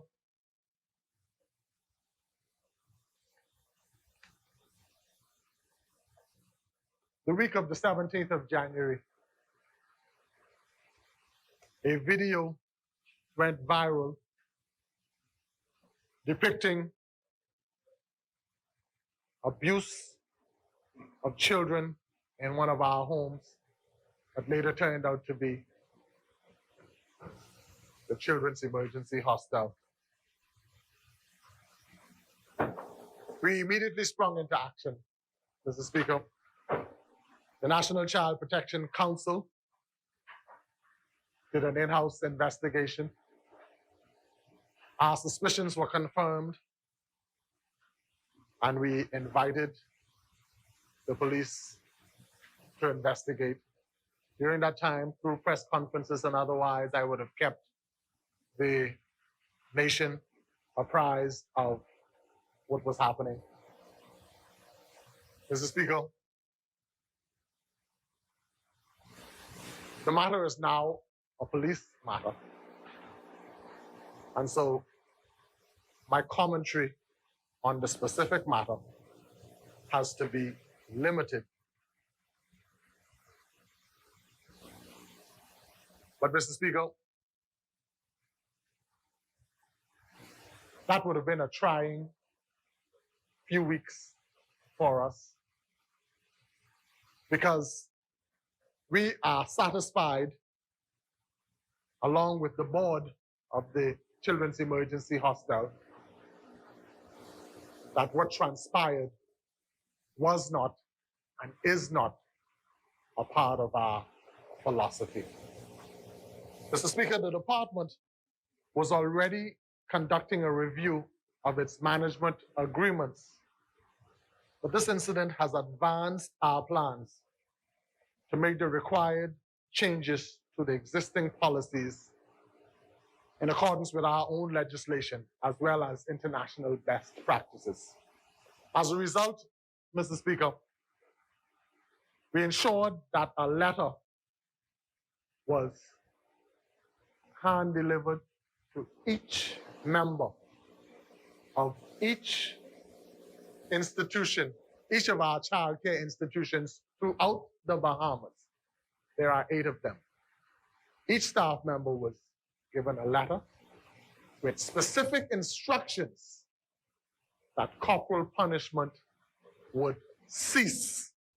And they were asked to sign showing proof of their receipt of the letter. Mr. Speaker, I would have said in the media that this step would be taken, and I would have been admonished by many that I should not have said that because the legislation prohibit corporal punishment in the homes. But that notwithstanding, Mr. Speaker, it was a practice that the administrator had that sole responsibility. And so, as the minister, I had to make sure that a practice that was ultra virus to the law cease and desist. So it is in that regard that I'm satisfied that the homes are complying with the law. Additionally, Mr. Speaker, my ministry partnered with the Ministry of Education, and I want to thank the good member for South Beach who readily came to our assistance when we asked for the school psychologists to begin necessary therapeutic interventions with our children. Furthermore, further to that, Mr. Speaker, my training as a police officer kicked in, and we ensured that, like they do in the police stations, our diaries and logbooks will be properly kept, documenting every incident, and we've authorized the members of the Child Protection Council to make unannounced visits at our children's homes where they are mandated to view those logbooks, and upon being satisfied that all appears to be in order, sign off on them. Mr. Speaker, because what was done to these children cannot be allowed to happen again. The eyes of the international community are on us. They're waiting to see how we would handle this matter. I want to send a loud and clear message, Mr. Speaker, that abuse of children will not be tolerated. Abuse of children will not be tolerated, Mr. Speaker, not only in our institutions, but in this country. Not because the eyes of the world is upon us, but because the menace-led government cares, and because it is the right thing to do. Mr. Speaker, no activities were celebrated by the Child Protection Council in 2020. However, this year, we will do so throughout the month of April in conjunction with the National Child Protection Council, SCAN, Urban Renewal Centers, and other stakeholders. On the 17th of this month, I anticipate a press conference where more details will be shared. I'm pleased to report that a number of events have been scheduled throughout New Providence and the Family Islands. Through no fault of their own, Mr. Speaker, all the child care facilities have been operating without the management agreements that I referred to earlier.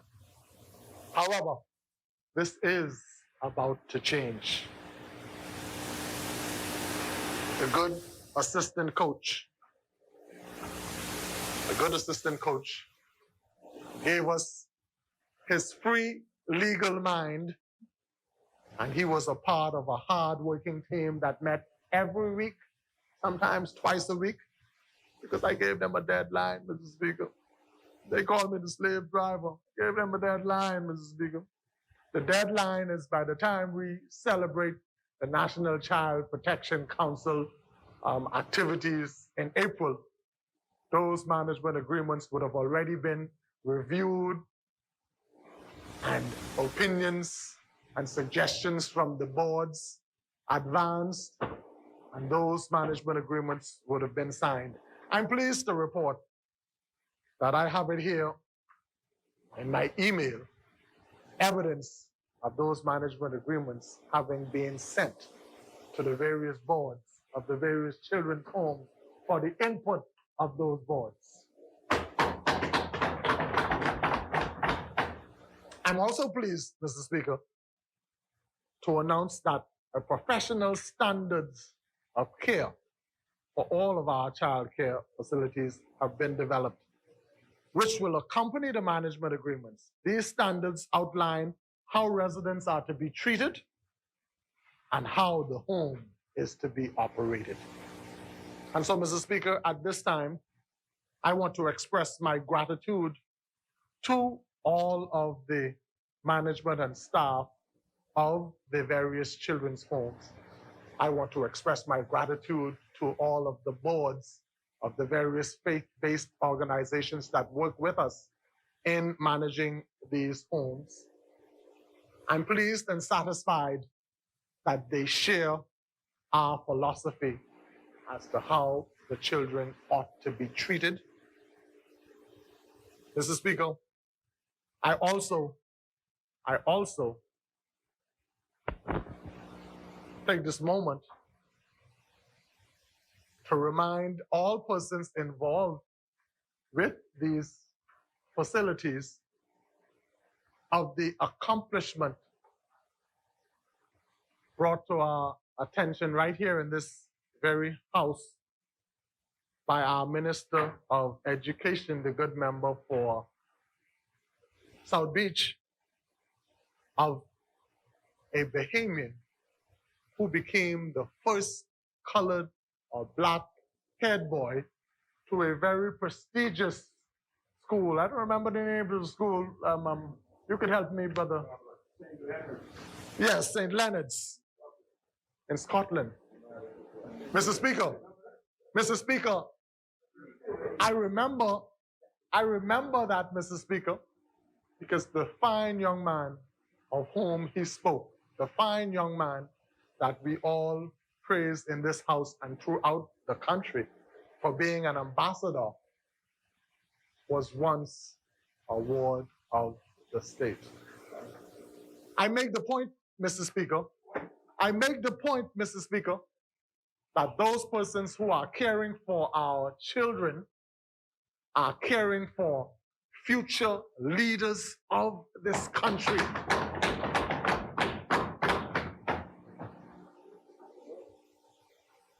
Mr. Speaker, I'm pleased to report that since COVID-19 entered the Bahamas, the safety measures that my ministry undertook resulted, listen to this, Mr. Speaker, resulted in zero infection to any of our children's homes. Teamwork. Our boards, our management and staff, our persons at the Department of Social Services. Teamwork. Mr. Speaker, we continue to keep our guard up because we accept that we are not yet out of the woods. However, Mr. Speaker, it's been a year since these children have been confined. And so, Mr. Speaker, I've asked that the children be taken on field trips, but just keep them isolated among themselves. Take them out, let them get some fresh air, take them to the beach, take them to some of our sites. It's important for their mental well-being. It's important that they continue to be socialized in that regard.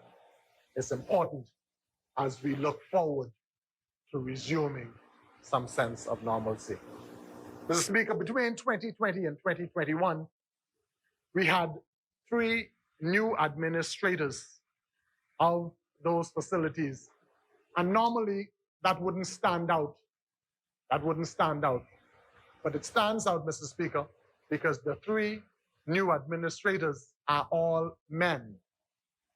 And these 3 men are doing an excellent job in an environment that would otherwise be filled with women, where some of the residents are young boys who need the advice, the guidance, and the admonition and role modeling of a man. So I commend those 3 new administrators and I wish them well.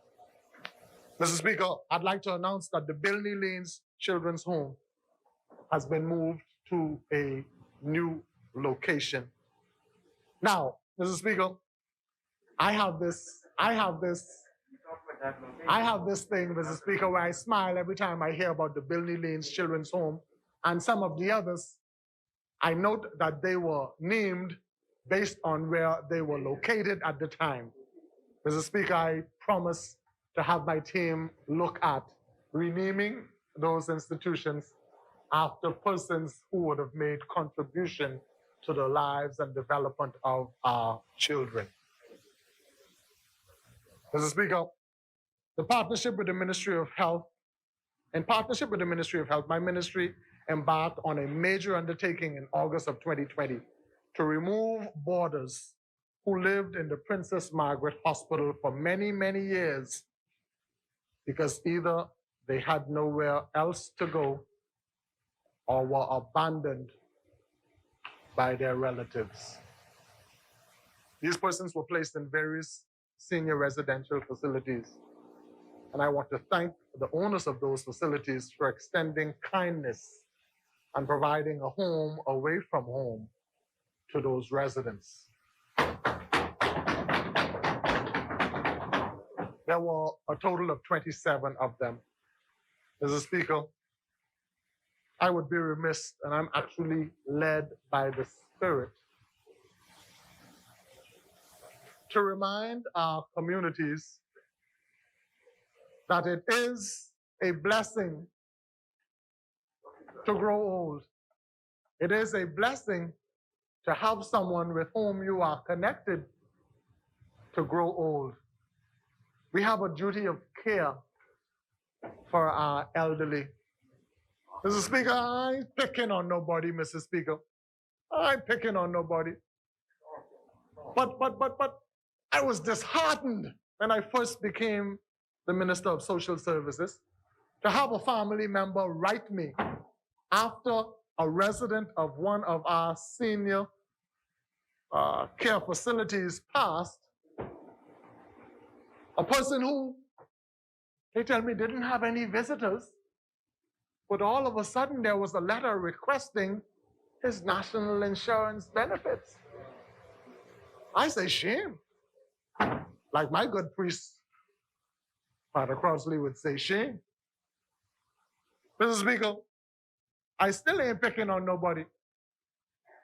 But it would shock you, Mr. Speaker, if you look at the obituary of persons who pass, who are residents of those facilities, and even these borders, and you see Doc so-and-so, Bishop so-and-so, Evangelist so-and-so. Mr. Speaker, Mr. Speaker, there's something wrong with that, fundamentally wrong with that. Fundamentally wrong with that.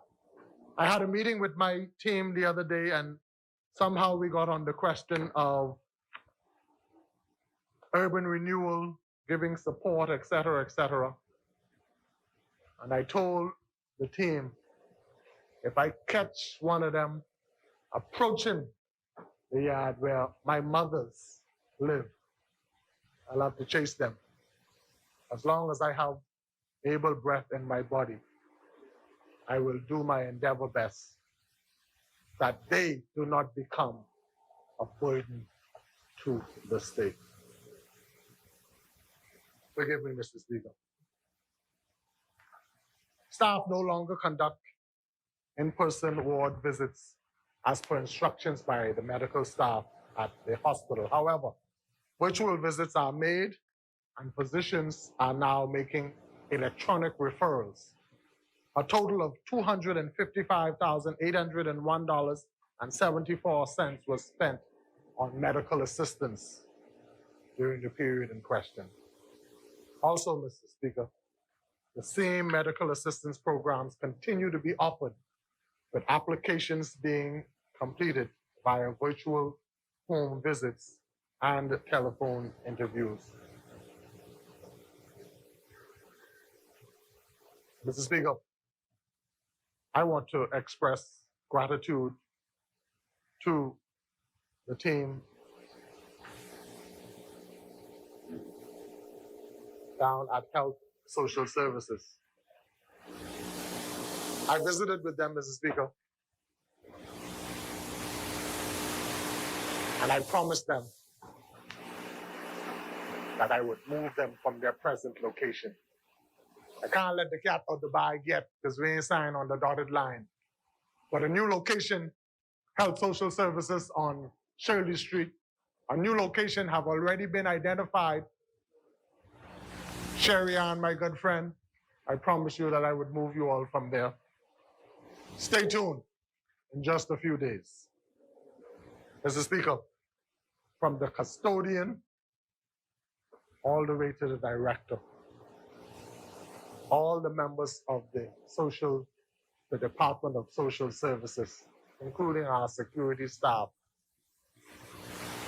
have my sincere gratitude for the work that they continue to do. I hear, Mr. Speaker, and accept that there are persons in need. I accept that there are persons suffering. I accept that there are requests still outstanding, but I also accept that I have a team that is hard at work doing all they can to alleviate the pain and suffering of our people. I'm grateful to them. I continue to remind them that for each person they cause to say, "Thank you, Jesus," they get additional blessings. I move to urban renewal, Mr. Speaker. Mr. Speaker, the urban renewal portfolio, I'm pleased to report that we've made great strides. Traditionally, the urban renewal program provided essential face-to-face services to clients in the community. With the strike of the pandemic, urban renewal had to become very creative and innovative to ensure that while hands were not touched, hearts continued to be touched through the services we offer. We have the small roof repair, Mr. Speaker. We have spent in the period in question $841,257.32 repairing, making minor roof to repairs. Mr. Speaker, there's also been 3 special projects in New Providence and 1 in Michael identified for a total of $34,561. I want to thank Mr. Penn and his entire team for the work that they continue to do. I hear you, North Eleuthera. Yes. I heard South Eleuthera the other day rightly interceding on behalf of his people. I gotta call you out, South Eleuthera. I also want you to tell your people that while I couldn't give you what you asked for based on budgetary constraints, you and I did strike a deal.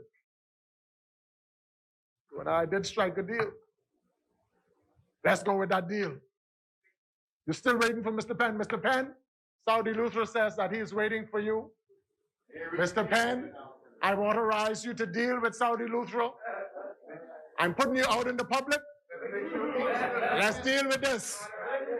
Let's deal with this. Let's deal with this. Mr. Penn, Mr. Speaker, I want to point out, Mr. Speaker, as was indicated from the assistant coach, that's why every coach needs a good assistant coach. he realized I said small roof repair, and it's actually minor roof repair. The intent, Mr. Speaker, is to make sure that the roof that is leaking is no longer leaking. It's not intended to change your whole roof. It's not intended to make sure all the shingles on your roof have the same color. The budget don't allow that. But the humanitarian arm of the minister-led government want to do all that it can to ensure that where a roof is leaking, we send somebody on top of that roof and we fix it. That's the objective, Golden Isles, my good neighbor. As it relates to our centers and programs, I remind you that there are 24 urban centers, 10 of which are in New Providence, 6 between Grand Bahama and Bimini, and the other 8 throughout our family islands. These centers have the mandate of ensuring that programs and projects are conducted within the designated communities to reach our youth, our senior, more experienced citizens, the unemployed, the at-risk, and even those with unresolved anger issues. The pandemic threw a monkey wrench in our program, but I'm pleased to report that it did not stop the momentum, Mr. Speaker. As to date, $290,136.20 was spent on programs.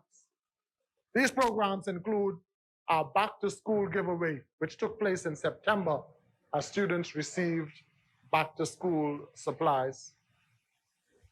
A national 3-week of feeding program in September, where 1,000 children were fed daily for 3 weeks in New Providence, 500 in Grand Bahama and Bimini, and with varying numbers in the other family islands. Note, Mr. Speaker, I mentioned New Providence, Grand Bahama and Bimini, and the other family islands. The urban renewal program is not New Providence-centric. In line with our traditional observances, October is celebrated as Senior Citizens Month. During this month, all the centers in New Providence served hot lunches to the seniors. Packages were given to the seniors. Adult undergarments, bed pads, and other essentials were issued to the Persis Rogers Homes for the Aged, as well as Twilight Senior Citizens Home in Pinewood Garden. In November, groceries were distributed on many of the islands instead of the hot lunch program. Every center served Thanksgiving dinner provided by the Commission for all residents of the urban renewal areas to feel the joy of the season. In December, a virtual concert was held for families to enjoy from the comfort of their homes. This concert was hosted by the Urban Renewal Pop Band. And I want to recognize the Pop Band, Mr. Speaker. Throughout the pandemic, they continued to be ready whenever they were called to play some music to bring some joy to the hearts of whomever. The Pop Band, I have one complaint. You wouldn't tell me when it's time to practice, so I could sing. That said, they are doing an excellent job without my spoilover. Mr. Speaker, that concert was viewed by more than 5,000 persons. And so it was a good thing for the season. In January, the Urban Renewal kicked off its sewing empowerment program in the Centerville and Bain and Grantstown. I want at this time, Mr. Speaker, to thank the Office of the First Spouse who donated the sewing machines to Urban Renewal for this program. I would have said to the first spouse that we could be needing some more. So, Madam First Spouse, we could be needing some more.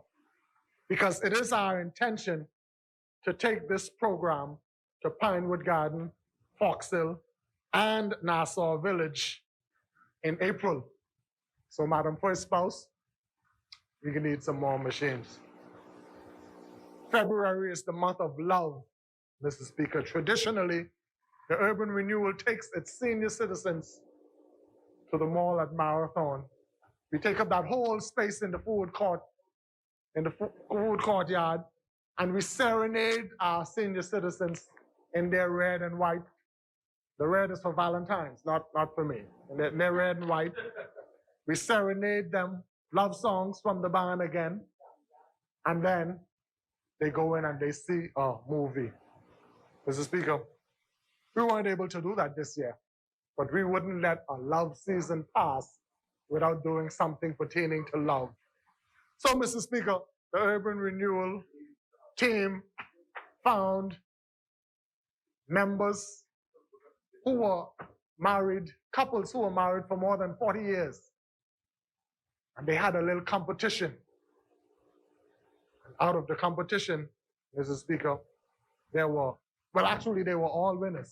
When you stay married for 40 years, that in and of itself is a win. And so they were presented with special gifts and baskets, etc., Mr. Speaker. But at the end of it, Mr. Speaker, I wish to congratulate a longtime friend of mine, Mr. Roscoe Ferguson and his wife, Agnes Ferguson of the Fox Hill community, who was selected as the overall couple of the year. Their story, Mr. Speaker, is that they were high school sweethearts who got together, started their relationship on Valentine's Day. And they are still together, Mr. Speaker. I want to congratulate them and wish them well. And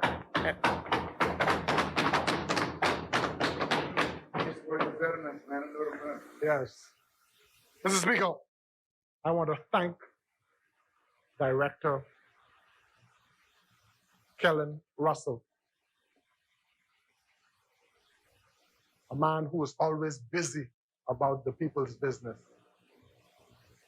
a man who has the people at heart, for his leadership of the Urban Renewal Commission. I want to thank, Mr. Speaker, our two deputy directors, Senator Jasmine Darius, who, Mr. Speaker, has moved on to, I can't say the word, but higher carpet, like the old people would say. She has moved on to the office of the Prime Minister in Grand Bahama.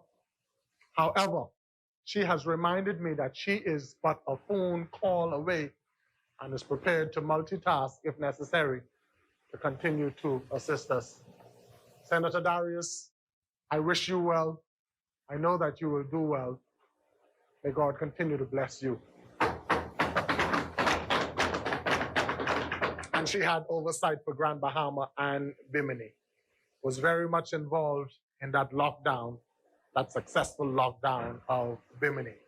I want to thank Deputy Director Anna Faye Knowles, Senator, who has responsibility for the centers in the remaining family islands.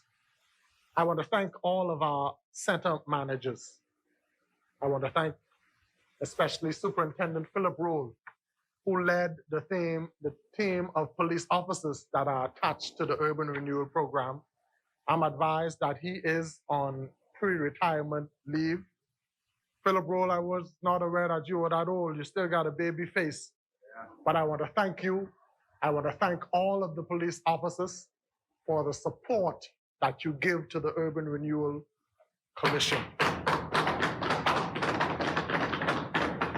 Mr. Speaker, in addition to the monies I mentioned expended from the government's budget, there are corporate citizens throughout these urban renewal communities who donate to their programs because they see the value of their work. And so I want to thank Corporate Bahamas for their continued support. And I ask those corporate citizens who have not gotten around to, who I know intend to become a part of. I invite members of the communities to become a part of these programs and take advantage in participating in the further development of their own communities. Mr. Speaker, I also want to thank my boss, I still call him my boss, Bishop Hewlin Hanna, who is the chairman of the Urban Renewal Commission, who has always been available to me personally for guidance. I say to him, bless me, Bishop, for I have sinned. And he laughed and he said, as long as you hang in with Ricardo Richardson, I'll always be here to bless you. And so I thank Bishop Hewlin Hanna for his continued support. Mr. Speaker, we have the Community Affairs Division of our ministry that offers services in Flamingo Gardens, Elizabeth Estates, and Adastra Gardens. And we have a center in Grand Bahama.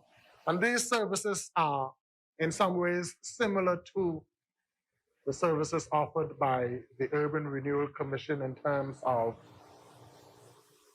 homework centers, in terms of personal development programs, jewelry making, et cetera, et cetera. And during the summer of the last summer program we had, I was able to have them work as one unit to have an excellent summer program. I want to thank Mrs. Benaby, who is the director of the Community Affairs Division. Mr. Speaker, we're responsible for matters relative to persons with disabilities. National Commission for Persons with Disabilities has embarked on a program to develop and present a mobile app. This mobile app will be specific for persons and families of persons with disabilities to be able to accurately access information relative to emergencies, access information relative to services that are available to ensure that there is proper, constant inclusion of persons with disabilities in everything that we as a government and people offer. I want to say a special thanks to the chairman, Mr. Lester Benaby. Sorry, Mr. Lester Ferguson. Pastor, Reverend Lester Ferguson. Pray for me, Pastor. I want to say a special thanks to Ms. Desiree Clark, who runs the Secretariat. I want to say a special thanks to Ms. Maria Kelly. I know you're watching somewhere. Thank you for the service that you would have rendered. Mr. Speaker, the Commission, during the period in question, has assisted in getting wheelchairs for 20 persons. Now, Mr. Speaker, you might ask, why do I want to single that out? As the minister, I'm constantly approached by persons and entities who want to partner with us in helping those less fortunate, those underprivileged. And I promote partnerships every day, all day.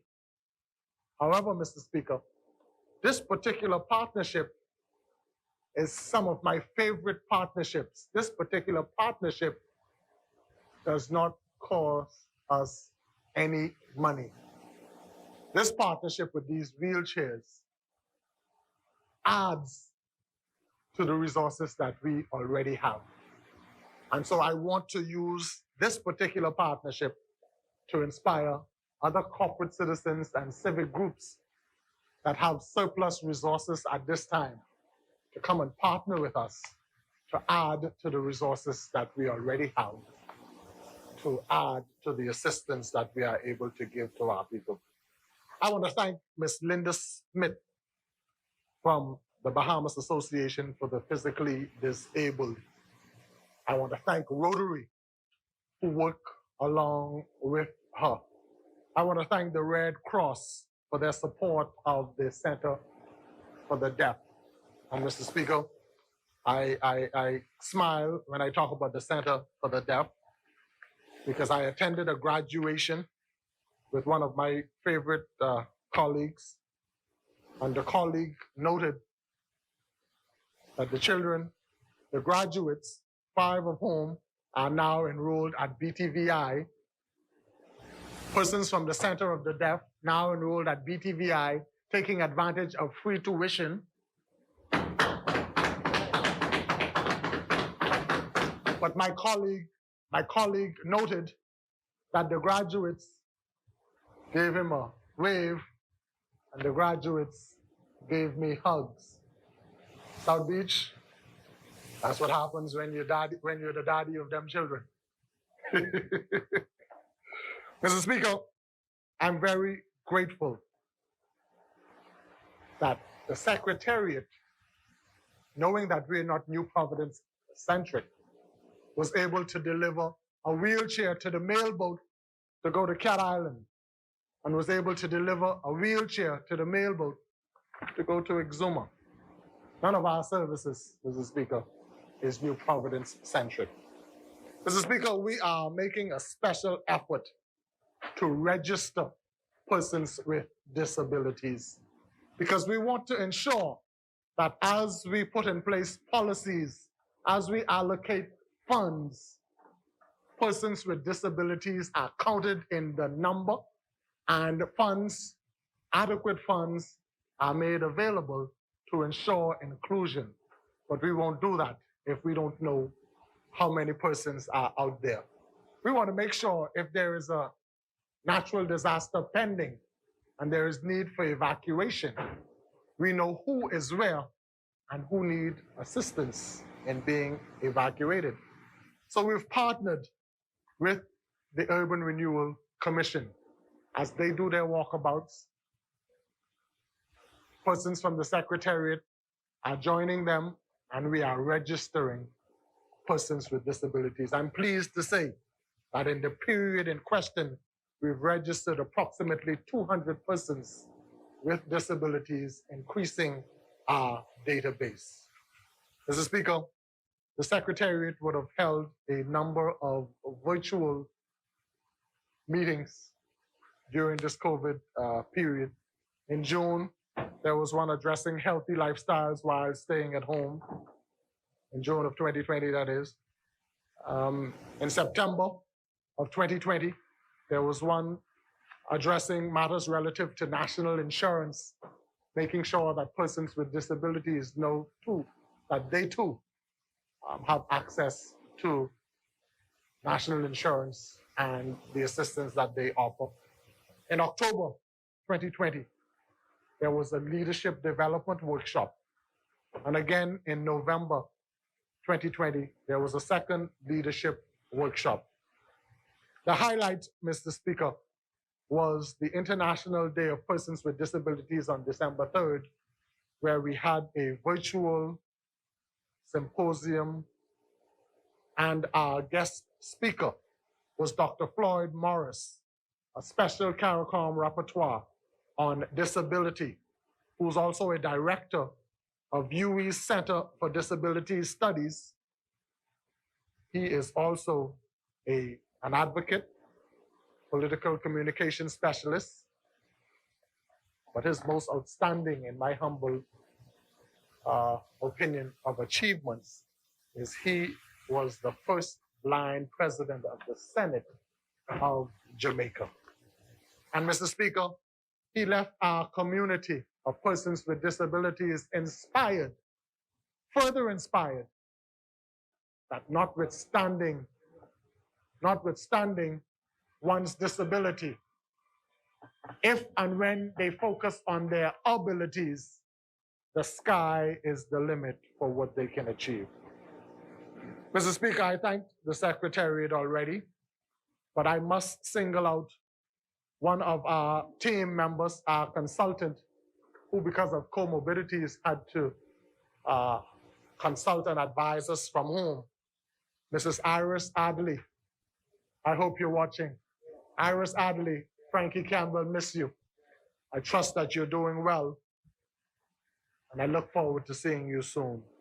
Mr. Speaker, I thank all of the NGOs that partner with us. There are at least 25 of them that partner with us to ensure that we serve well our community of persons with disabilities.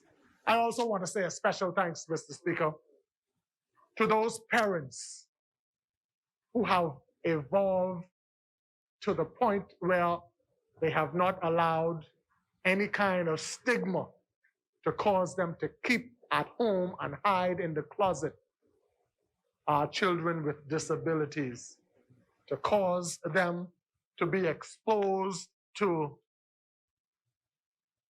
learning opportunities, Mr. Speaker, to cause them to develop the skills that they do have. And Mr. Speaker, I spoke about persons in abstract. But Mr. Speaker, right here in our midst, we have someone who assists us here in the House of Assembly daily, making sure that we are facilitated to do our work. And the person of Shanero. Shanero is there and he is helping me, Mr. Speaker, sharpen my sign language skills. I'm not as good as I ought to be, but I'm trying. So I say to you, Shanero, thank you.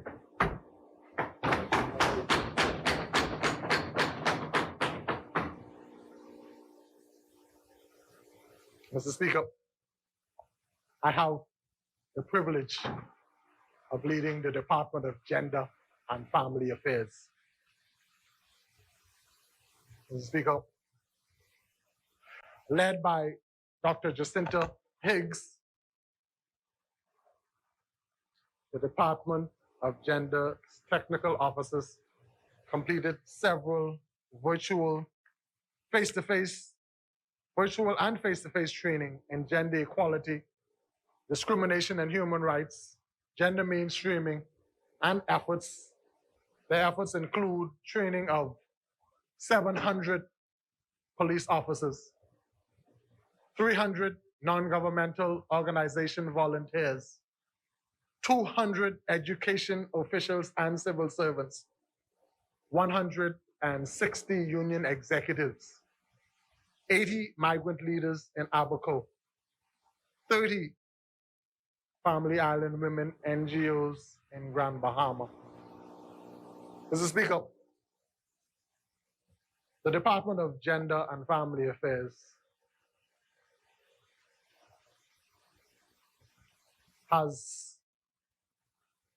5 main priorities, which include increased research and reporting on well-being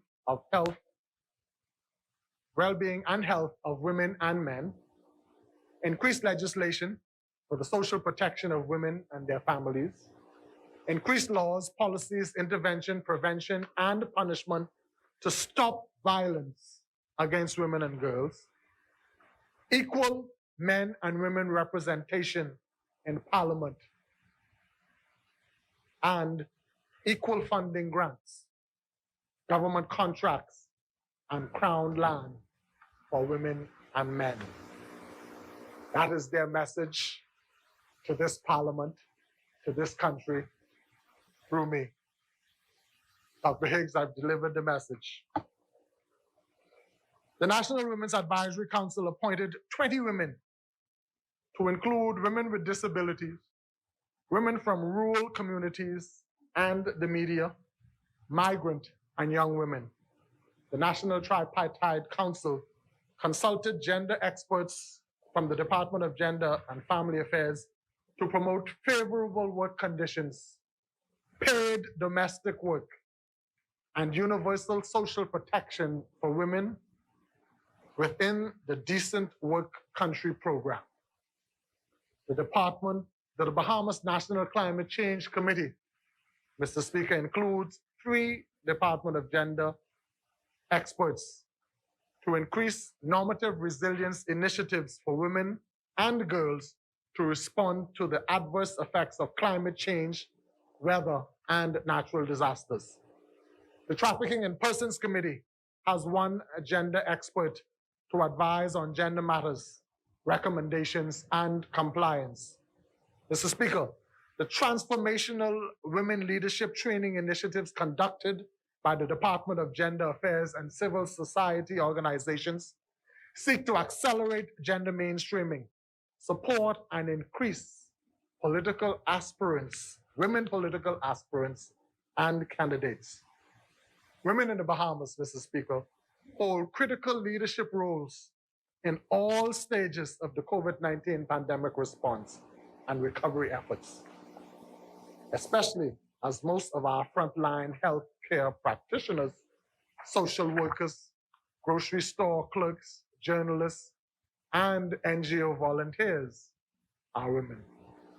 Mr. Speaker, the department worked vigorously with government departments and agencies towards creating an ecological mapping of the services and resources of NGOs, providing training for NGOs to become compliant with the Registrar General's General Department and partnering with the Office of the Attorney General to ensure that more than 600 NGOs are now registered as not-for-profit organizations.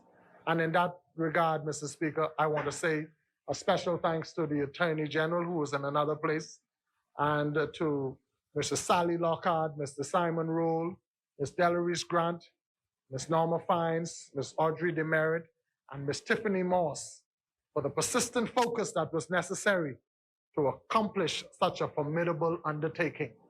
Mr. Speaker, this registration as non-profit organizations now enable those organizations to access funding locally, regionally, and internationally that would otherwise not be afforded them without this registration. Mr. Speaker, my celebrations would be remiss if I did not thank and congratulate Mr. Anthony Hamilton of Civil Society Bahamas, Mrs. Kishelle Davis, Mrs. Podesta Moore, Mr. Kean Smith for providing the network and collaboration with the Attorney General's Office and the Department of Gender and Family Affairs for the aforementioned achievement.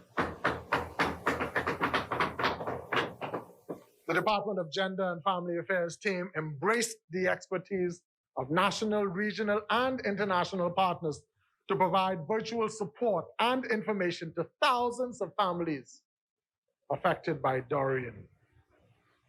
Mr. Speaker,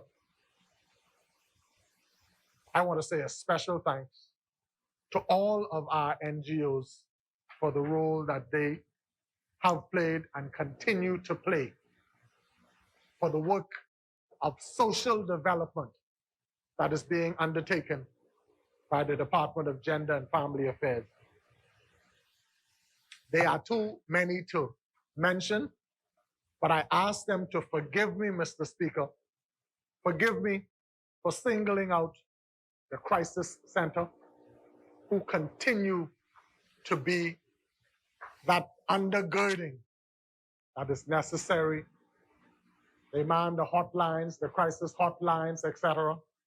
And, Mr. Speaker, I want to thank and single out also the Zonta Bahamas for their 16 days of activism program that has given a whole new platform for this fight against domestic violence.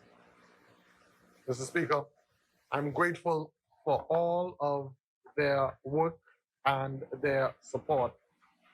Mr. Speaker, the Department of Gender and Family Affairs has a reporting obligation to international bodies like UN Women, CEDAW, etc.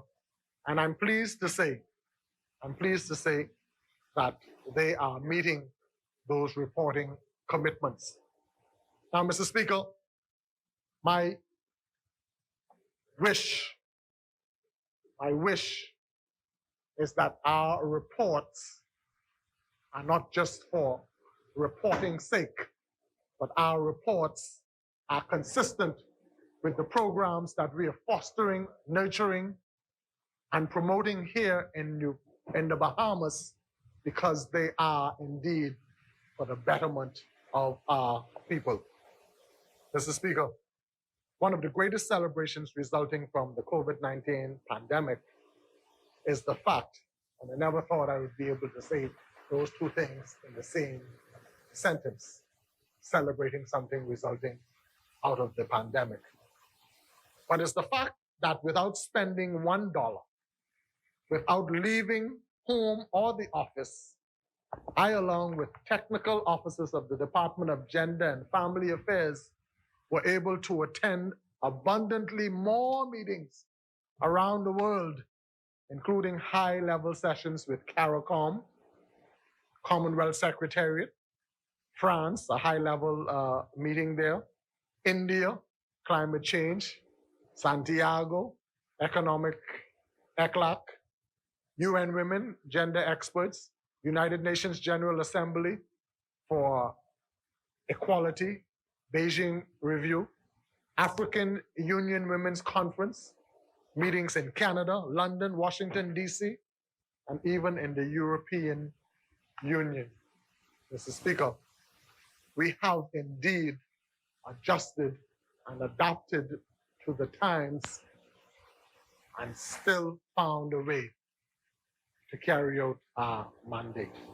The United Nations has called the next 10 years as a decade of action, as more than 200 countries around the world shift more focus on the 17 sustainable goals and the 168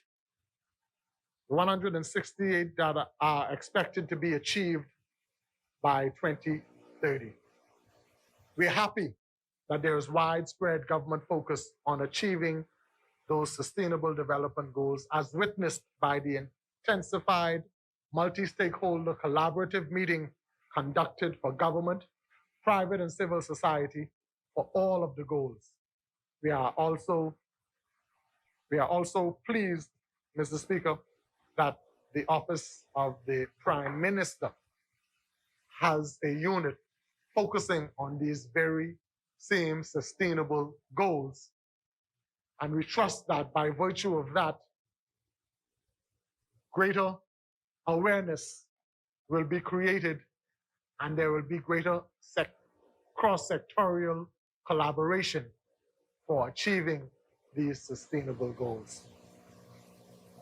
Mr. Speaker, the work of the Department of Gender and Family Affairs in building capacity has resulted in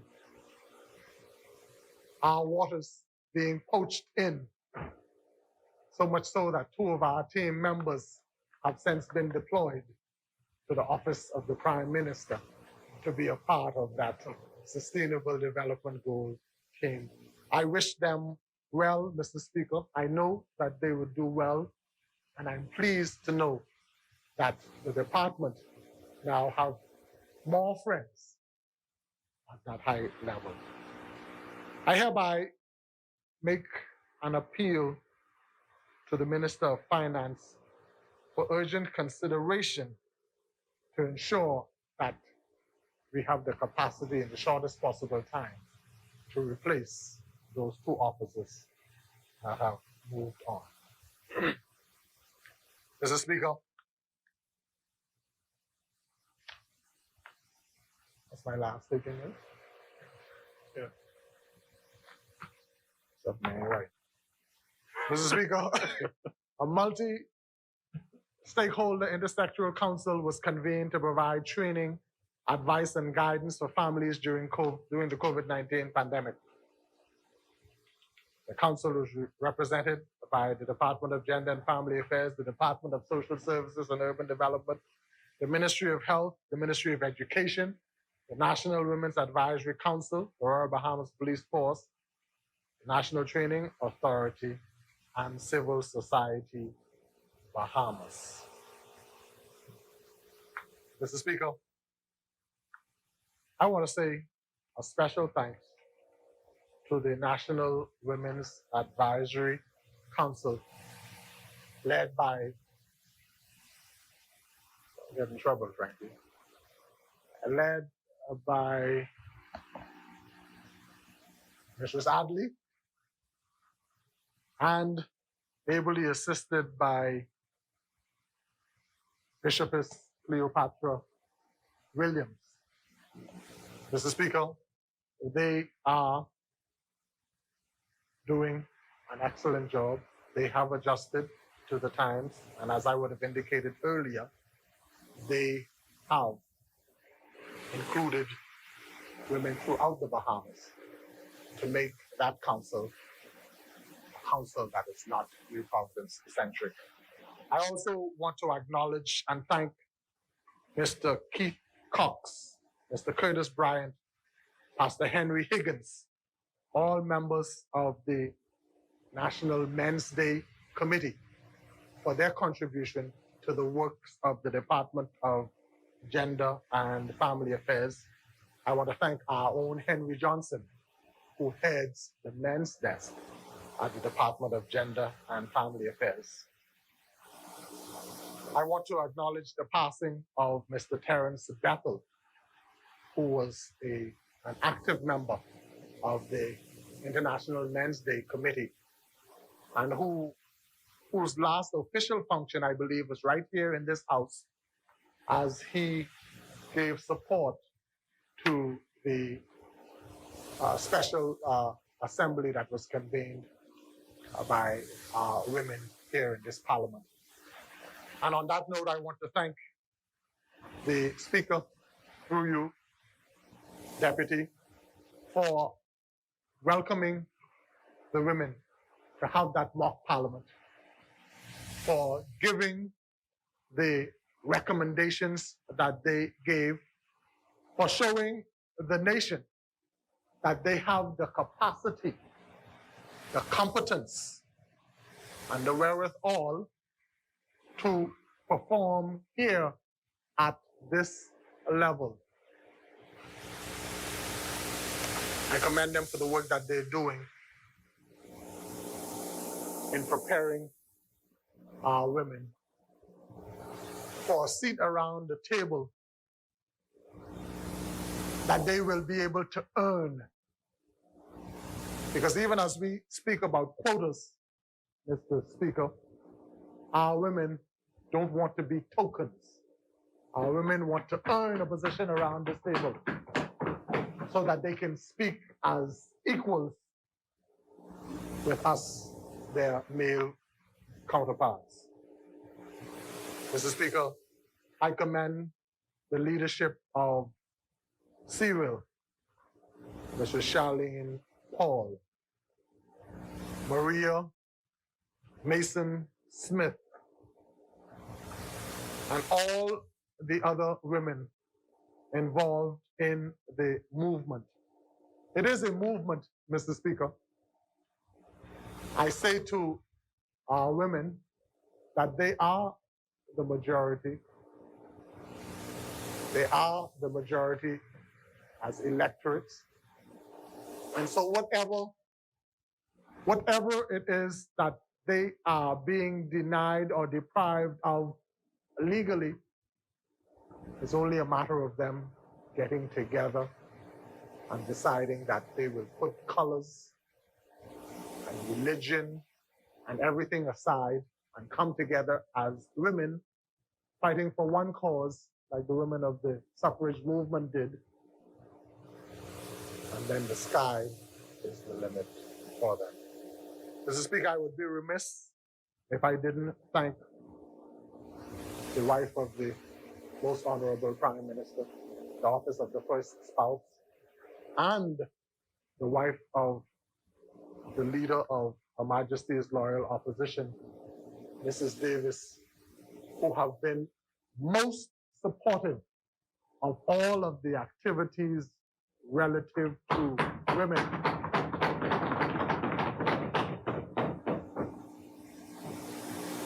Mr. Leader opposite, I ain't gonna talk your business, but I am aware of the pressure that is put on you at home as it relates to matters concerning to women affairs. I thank you for your support in ensuring that your First Lady is available to support me and my team and the women of this country in all of their endeavors. Thank you.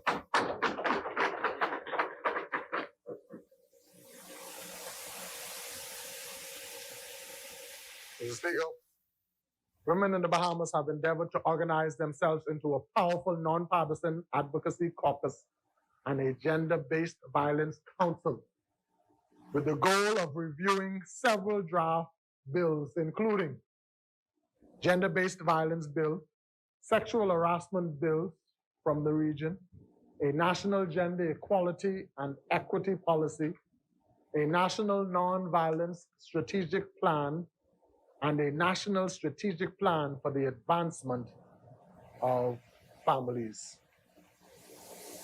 I'm pleased, Mr. Speaker, with the work of the Department of Gender and Family Affairs. Mr. Speaker, I also have the remit for the senior citizens of our nation, the senior, more experienced persons of our nation. And so before I go any further, I would have promised that work is being done on a bill for the protection of older persons. Mr. Speaker, that bill is at the Office of the Attorney General. I'm advised in its final stages. I know the Attorney General is watching somewhere. Mr. Attorney General, please take some pressure off me. I've been getting calls from Madam Speaker Italia Johnson, who's chairperson of the Council of Older Persons, looking for that bill. Take some pressure off me. Madam Speaker Italia Johnson, have no problem twisting my ears in public. Take some pressure off me, Mr. Attorney General. Mr. Speaker, like the children's homes, I'm grateful to all of the management and staff at our seniors' homes who also were able to keep our seniors safe from COVID. Mr. Speaker, it hasn't been easy. We've had to deny visitations both with the seniors and children's homes, but it was all in the interest of keeping our children safe and keeping our seniors safe. Mr. Speaker, I also have the remit for our juveniles at the Willie Pratt and Willie Pratt School for Girls and Simpson Penn School for Boys. I want to thank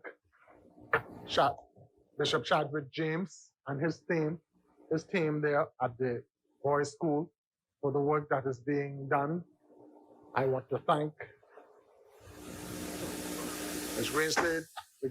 Forgive me if I get this wrong. I think she is Principal Corrections Officer at BDOCS, who has taken over the helm at the Willie Mae Pratt School for Girls and is doing an excellent job. She brings with her the skills of rehabilitation that BDOCS has now adopted, and she is doing an excellent job. I want to thank the former superintendent of the Willie Mae Pratt, who is Superintendent Nottage. I think I got that right. If I don't have it right, PS is gonna, Superintendent Nottage. I want to thank all of the staff of every institution, of every department within our remit as part of the Ministry of Social Services and Urban Development team for every ounce of contribution you make to our success. It is a team effort. I'm pleased to be your messenger. I'm pleased to report that I've not had to recant on anything that you've advised me to say or do. I commit to you my support and by extension, the support of the government of the Bahamas. And I thank you for the work that you continue to do. Mr. Speaker, just a touch. I heard someone from the side opposite, I think it was Angliston, who talked about 30 years and we still don't have this. 30 years and we still don't have that. No, it wasn't 30, sorry. It was 50 years since independence and we didn't have this. And 50 years and we didn't have that. Mr. Speaker, so I did a little bit of arithmetic. And I say from 73 to 92 is 19 years. From 02 to 07 is 5 years. And from 12 to 17 is another 5 years. So of that 50 years, one party was in power for 29 of that 50 years. And some people were part of that team for 15 and 20 years. So when they stand and talk about what hasn't been done since independence, please be reminded that that might be an indictment on them. I'm satisfied and pleased, Mr. Speaker, that the side opposite has so much confidence in this government of 4 years that they expected us to do all the things that they didn't do in all those years in the 4 years. We're not perfect, but we're going to try our best to live up to their expectations. Southern Shores is pleased to support this budget communication because I'm satisfied that this is a budget that speaks to the needs of our citizenry, a budget that was prepared to be shaved and make sure that there was no excess or no fat. But where needs and true needs existed, there was and there continued to be a response. Mr. Speaker, we brought water to places where it was us who brought light. And so you see the pattern of continuous delivery. I'm pleased, Mr. Speaker, to be a part of this team that is expected to deliver, that has delivered, and will continue to deliver. Southern Shores supports, Mr. Speaker. Well, thank you very much. Thank you very much, Southern Shores. I do want to apologize for the competing noise, saving apart from the heckling. But I'm going to be nice. I see we have several cabinet ministers still here. And Madam Minister of State for Disaster Preparedness, Management, and Reconstruction. That would have been our shelters, hurricane shutters, sorry. And, this house, I'm going to be nice. We don't have the opportunities to contract small contractors. And I just want to remind you when you sit around the table, Madam Minister, and your colleague, assist us. We don't need necessarily for a few days, with a little bit of wind, persons to be hearing that and for our speakers to be affected. We're going to ask our colleague, I said I was going to be nice. I don't want to put anybody on the spot, but I'm instructed that it's being done. Help us in this house. Thank you. As many. It's being done. I said I'm going to be nice. Just help us. Duly noted. Thank you very much. As many. The chair now recognizes the member for North Eleuthera. Mr. Speaker, there's always Trying to be nice. There's always a privilege and a pleasure to rise in this place and to speak on behalf of the people of North Eleuthera. But let me first thank the members of the Nassau Flight Services, of which board I chair. I want to recognize Mr. Ricardo Adderley, our deputy, Ms. Erica Wilson, our secretary, Ms. Ingrid Higgs, Mr. Greg Sherman, Mr. D'Angelo Ferguson, Mr. Derek Sims, Mr. Jeff Evans, and also Mr. Ricardo Roll, who happens to be the general manager. They have worked hard and tirelessly in performing the tasks that they are responsible for. They were very much involved in delivering thousands of tons of goods during Hurricane Dorian. And tomorrow they would have the privilege of assisting when the vaccines that we have been waiting so graciously for will be arriving here in New Providence. Mr. Speaker, I now rise on behalf of the great men and women of the wonderful constituency of North Eleuthera. I remain grateful to them, placing their faith in me to represent them in this most honorable chamber. Mr. Speaker, they elected me to fight on their behalf. I have and will continue to fulfill that mandate in this place. Mr. Speaker, about a year ago, an invasion of epic proportion arrived the world over, known as COVID-19. Its arrival here in the Bahamas had a devastating effect on our nation.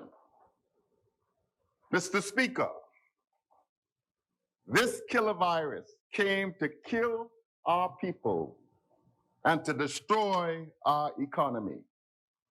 But as a result of advice taken from the most able health officials, we have fared well.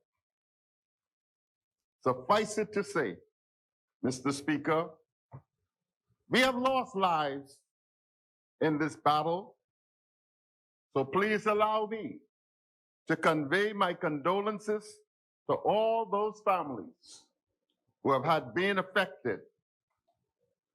And I pray that the fond memories you have shared with your loved ones will continue to guide you through this life's journey. Mr. Speaker, I express many thanks and gratitude to all of the frontline workers who have been successful battling the COVID-19 pandemic in our country. Because of them, we have fared well. Thankfully, because of their hard work and the cooperation of the Bahamian people, we have been spared the pain and suffering that many first world countries have had to endure. We have been spared what many of our most industrious sister nations, which have top-tier health care systems, have experienced. Absolute horror, with thousands of their citizens dying each day. Mr. Speaker, it appears that we are moving in the right direction. In our response to COVID-19 pandemic, That is the conclusion of several international entities. That is not to say that we did not have our setbacks. However, it is safe to say that everyone did. This pandemic has wreaked havoc the world over. No country has been spared. And while we have pressed forward in seeking solutions, those opposite have done just that, opposed. Mr. Speaker, there is no hard, fast manual that guarantees 100% success. But one thing is sure: if we follow the protocols established by the health professionals, we will mitigate or slow the spread of this deadly disease. And that, Mr. Speaker, is why and what we have done. The arrival of the vaccines that are expected any day will surely hasten our recovery and put us on the path of normalcy. Mr. Speaker, we await the day when COVID is behind us, like many of the other viruses that preceded it. Examples: H1N1, bubonic, and SARS. We must continue to fight and not to get complacent.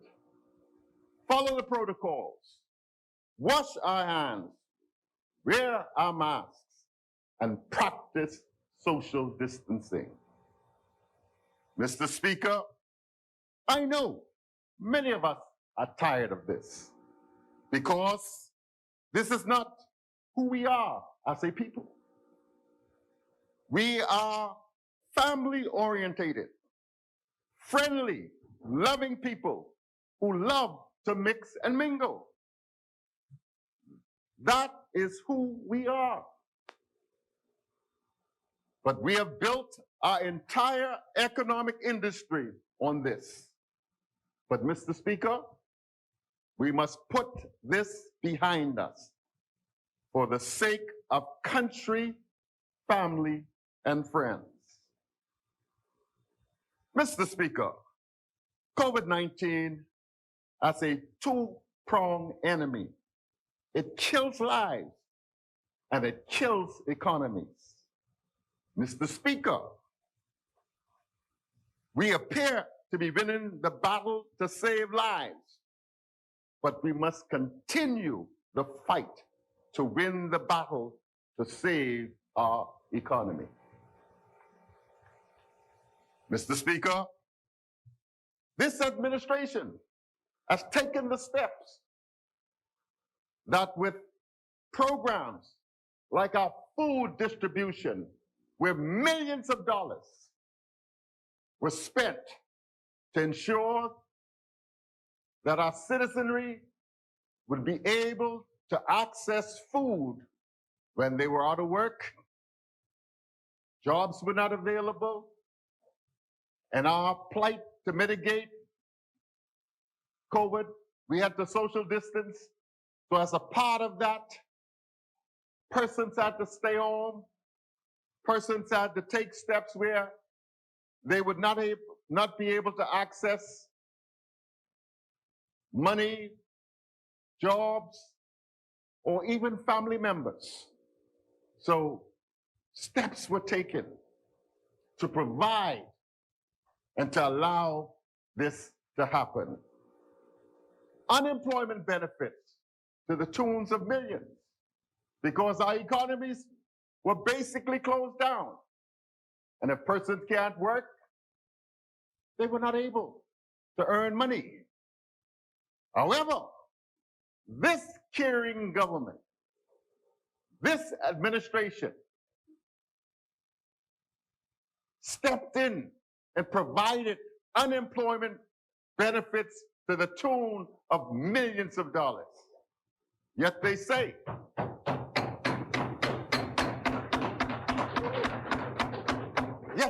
Mr. Speaker, that we don't care about the poor. Make me to understand, how is that possible when we have done and continue to do all of these things that reach out to the poor? We have provided rental assistance for those who are in need. It might not have been enough to cover all, but it sure did take care of some. You got that right.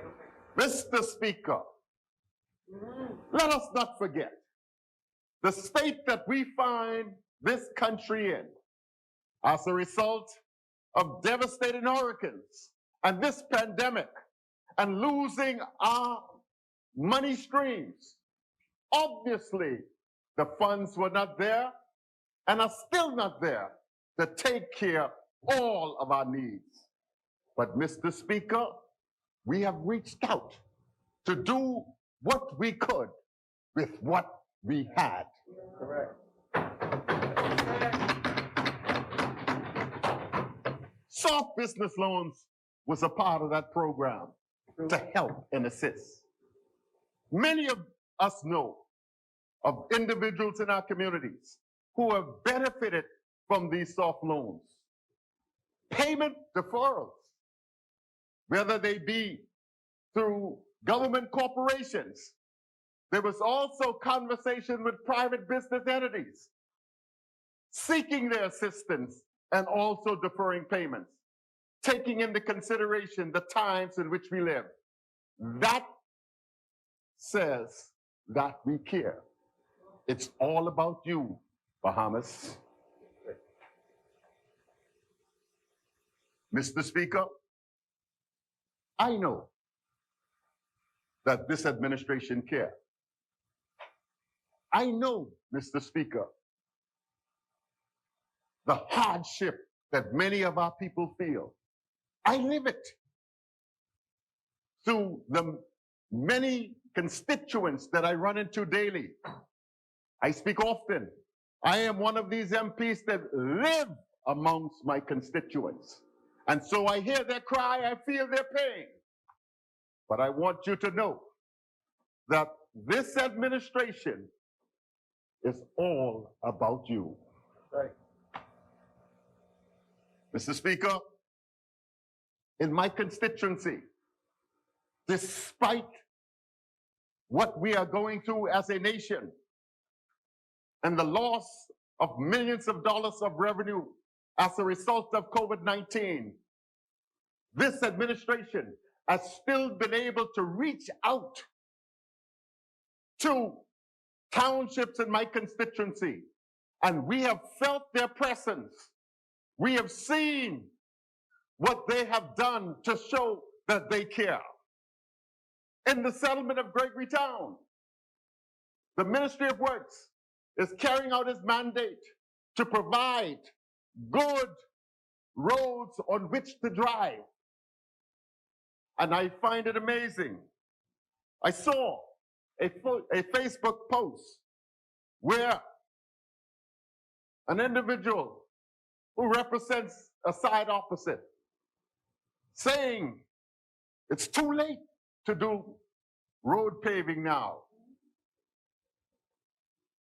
I was of the opinion that our term lasts for 5 years. 3 years, 6 months into our term, and we are doing infrastructural development in our townships, but they are saying it's too late. So when is the time to do the right thing for your communities? When you refer to their tenure, they are quick to say it's in the pipeline, meaning that 5 years have passed and they haven't done it, but yet when we do it, 3 years, 18 months, they have a problem.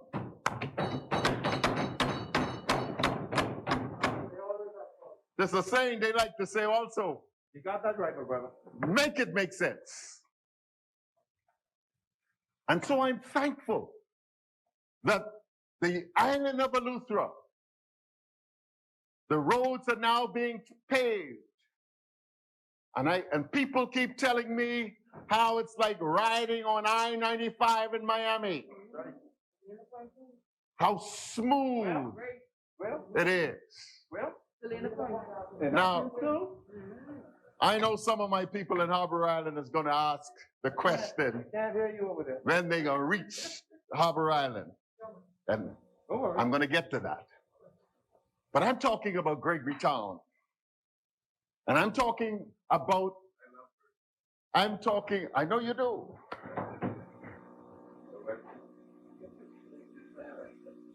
Mr. Speaker, I want to speak about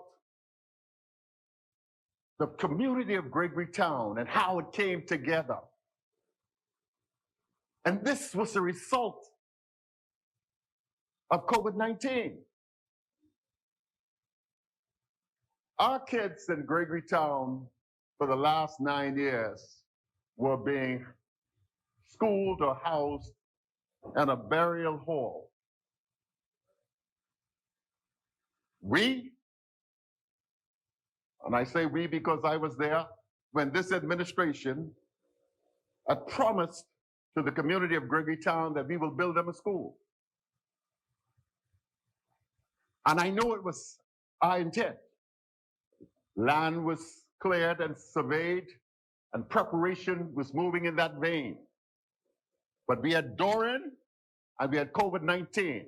Now, some would like to say, Mr. Speaker, stop blaming those entities. But how can you not acknowledge the fact that if you've lost in Dorian over 20% of your revenue, or COVID-19, where your country has shut down, and so no money is coming in, how are you going to continue to do projects that you had agreed to do? If the money is not there, it is not there. And so we acknowledge that. And so the community got together and decided to renovate a building, the old school, that was left dormant for some 9 years. And I could say today, just yesterday, that school was open for business. Some 9 years later, and it is now a beautiful facility. And I want to publicly thank those persons who played a pivotal role in seeing that it was done. I want to acknowledge and thank Ms. Dina Johnson, the town committee chairperson for Gregory Town. I want to thank Mrs. Minnis, the principal of that school. I want to thank Monsignor John Johnson, the spirit who gave spiritual prayers and guidance in that exercise. I want to thank Mr. Gerald Cartwright. I want to thank Mr. Lauren Bastian. I want to thank Ms. Daniels, the PTA chairman. I want to thank Mr. Clarence Gibson, a local contractor who was very much involved. I want to thank Mr. Robert Thompson, who also was very much involved, and Ms. Rosie Calix, and Mr. James Kemp, Mr. Whitney Aubrey, Mr. Larry Minnis, Ms. Rebecca Comach, Miss Quantel Cartwright, Tim Woods, Mr. Basil Johnson, and the winter residents. But I also have a special thanks for Mr. Ambrister from the Ministry of Works. We were able to do what a lot of people thought could not be done. And I want the people of Gregory Town to know that it was a privilege to assist and to provide fencing, blocks, cement, rock, sheetrock, paint, water coolers, lights, fans, electrical supplies, to ensure that the children of Gregory Town would have a school to now attend. It may have been delayed, but it was not denied.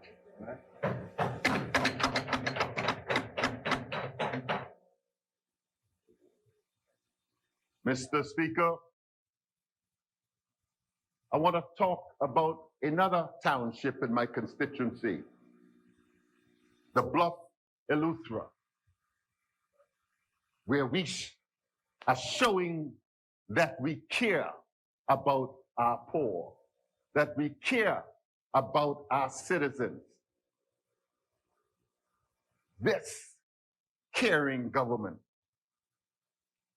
have provided portable drinking water. I know some people don't like to hear the phrase good portable drinking water.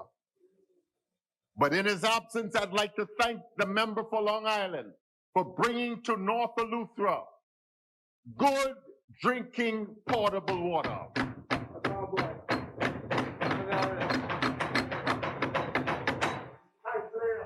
I also want to let the people of Bluff know that your member is going to make sure that the basketball court that is now there is going to be resurfaced in very, very short order. And for those of you who don't know, this member has embarked on a bold, on audacious program to provide the community of Bluff Eleuthera with a newly renovated and extended clinic that we will name in the honor of Nurse Sawyer Community Clinic. Mr. Speaker, as a result of COVID-19, that clinic, which was 22 by 30, had to be closed because it did not allow for social distancing.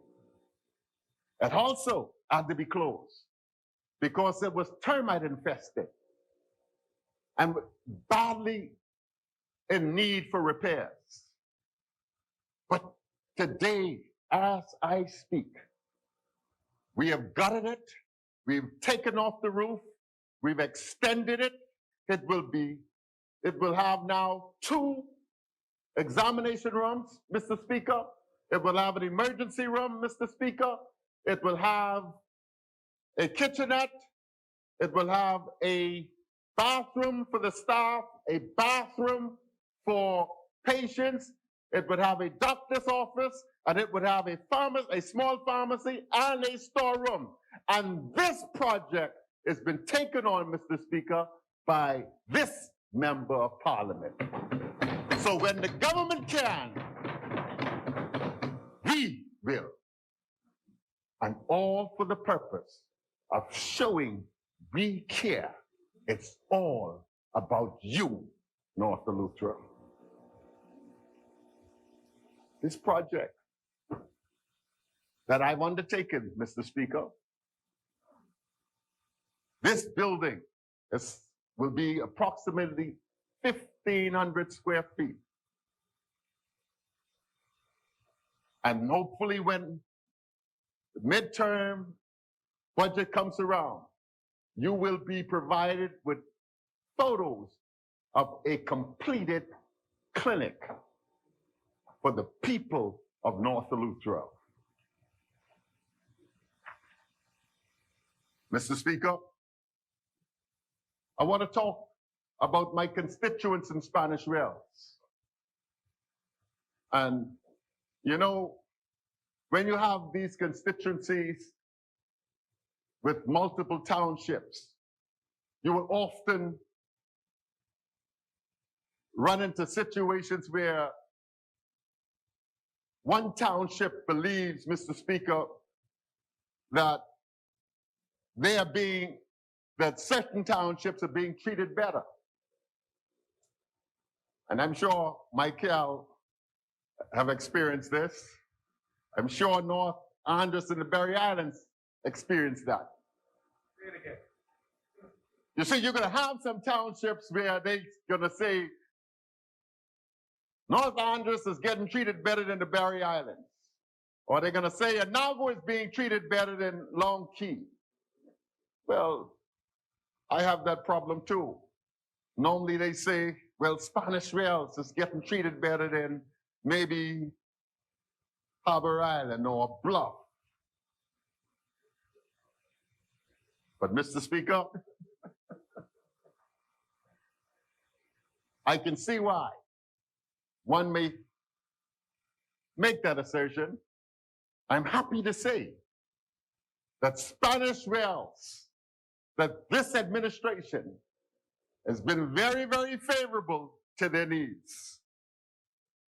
The potable water that runs through Bluff and Vogue and Current and Harbor Island also runs through Spanish Wells. Many of us recall the video of the red water running out of the busted pipes when our bridge, the Russell Island Bridge, collapsed in Spanish Wells. I got calls from not only around the Bahamas, but even out of the United States. And sometimes it takes tragedy to bring you treasurable and memorable and good things. And that is what happened. Out of the ashes, the phoenix rise. So when the red water flowed, the bridge got replaced, the water got replaced, and in Spanish Wells, our roads have been replaced, our graveyard has been replaced, and most importantly, one of the things that were dear to the residents of Spanish Wells, Mr. Speaker, was a fishing bill that was greatly sought after for many, many years. Plenty had talked about it, Mr. Speaker. Plenty said they wanted to do something about it. But this administration took the initiative, took the guts, and made it happen. And so I can say that North Eleuthera knows that this administration is all about them.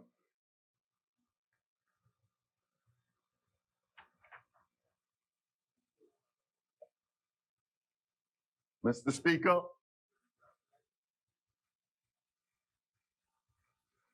Harbor Island, my home, the jewel in the crown,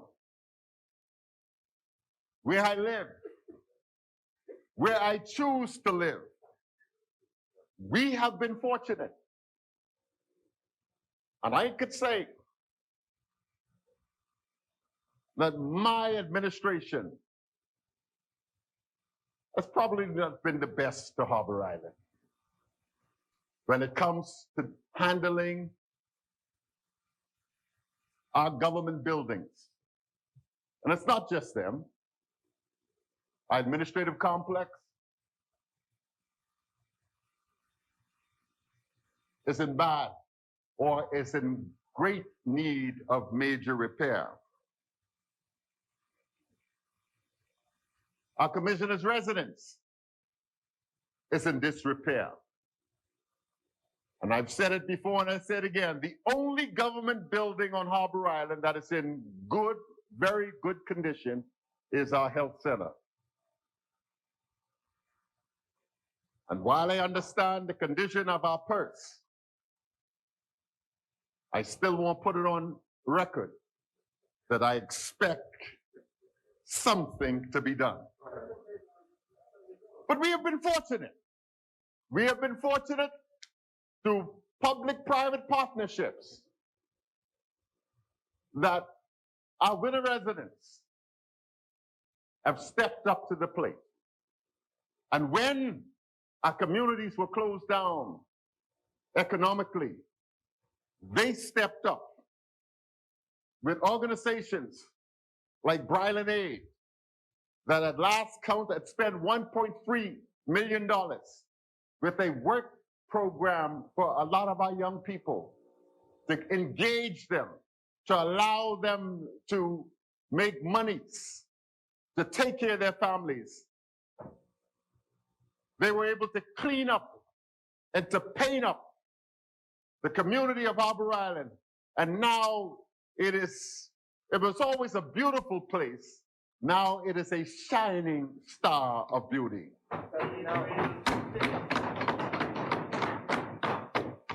And I want to thank them again.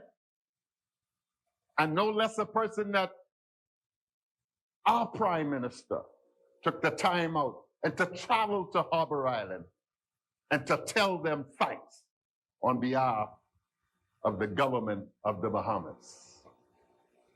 There was also the Harbor Island Food Bank, of which I was a part, where some $800,000 was spent feeding Harbor Island and the extended portions of North Eleuthera. And while, as I moved through Nassau, there were long lines of persons who were seeking food assistance. And I understand their need. But I also understand Bahamians are very, very proud people. And it took a lot for them to go and stand in line to get food to take care of them and their families. But we were so fortunate that while persons had to go online, we set up pantries that delivered to your door. And at such quantities that the people had pantries.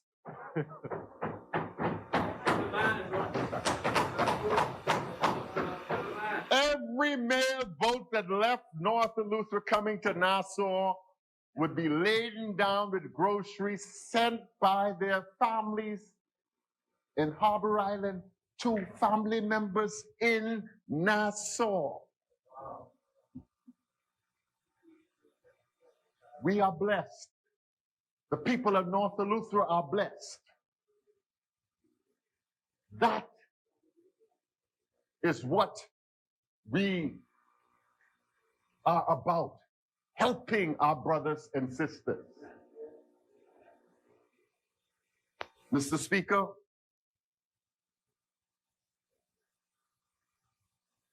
there is also another private partnership with a young group called Parents on a Mission. They have been able to reach out to some of these same inner residents that have been there blessing us. And they were able to raise some $400,000. And we're simply just waiting now for all of the approvals to be in place to build a 4-classroom block for the school in Harbor Island. Mr. Speaker, this is a community. This is community efforts. This is not the effort of the member of parliament only. This is not the effort of the government. This is a community effort in reaching out and meeting the needs of our community. But I will say this administration do care for the constituency of North Eleuthera. This government has shown its love and appreciation to the constituency of North Eleuthera. And for those of you who are wondering about when we're going to get good roads, just day before yesterday, I spoke with the contractor, Mr. Roddy Boy Knowles from Long Island, and his team will be arriving on the 23rd of this month to start the construction of the roads in Harbor Island. And so I say to you, Harbor Island, it's all about you. Mr. Speaker, this is why North Eleuthera is enjoying all of these benefits. It is because we come together when it is necessary to do what is necessary so that we could have and the rest of our brothers and sisters could benefit from that. But Mr. Speaker, if I tell you I don't have some concerns, I will be lying to you tonight, Mr. Speaker.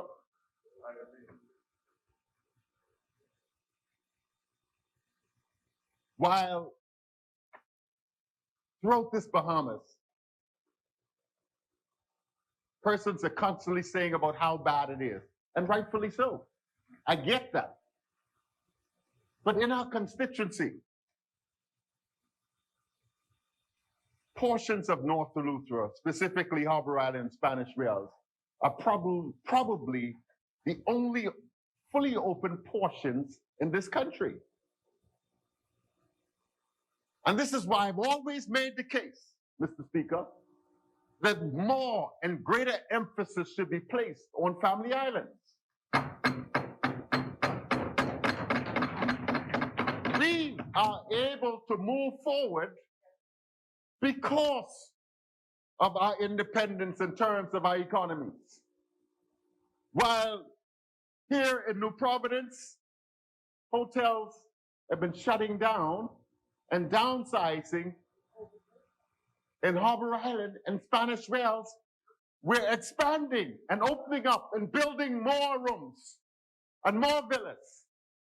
And at our airport, we literally have people coming in by the hundreds. And this is why it's so important.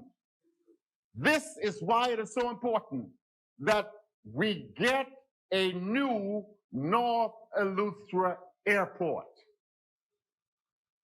But Mr. Speaker, I was greatly saddened recently after the government had indicated that it was sourcing some $65 million to build a new airport. The administrators of the Communist Committee, or ACID, was put forward in the newspaper that was going to bring an action for some $26 million if we moved forward, or in lieu for us to move forward. That article stated that they are representing the 3,000 residents of North Eleuthera. I could say here tonight that I am quite certain that that is not the case. While I understand the need for some level of compensation, that airport is the heart of North Eleuthera. Mr. Speaker, I believe the people of North Eleuthera would be better served if they were to approach the government with a view of having infrastructural commitments by the administration on the land, the communist land of North Eleuthera, but to allow for the airport and North Eleuthera to progress.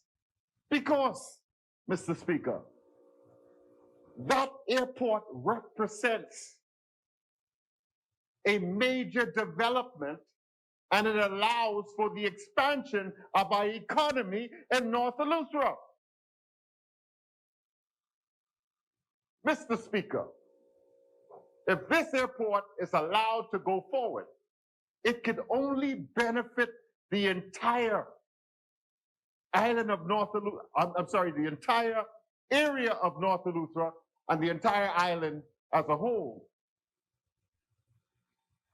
by allowing bigger planes to come, more planes to come, economic activity to take place at the airport. And this will be a boost. We need the additional airlifts. We need the additional economic boost to the area.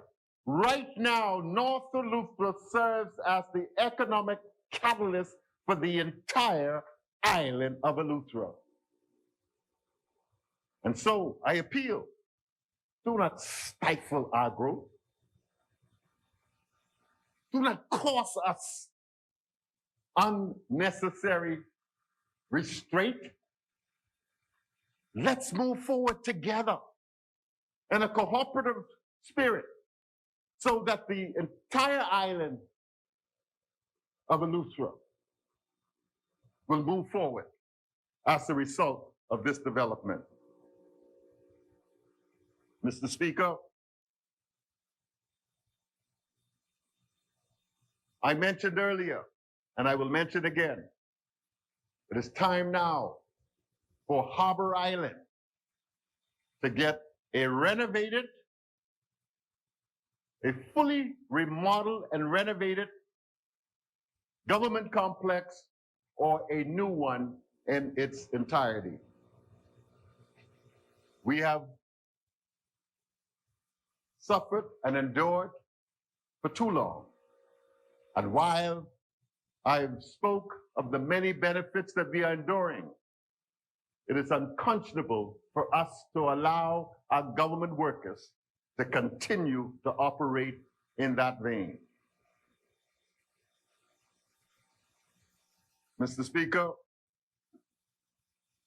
I have another matter that is very, very disheartening. I understand the need for us to regularize our 52 workers, or which is referred to as the Government Empowering Program. But Mr. Speaker, somehow there needs to be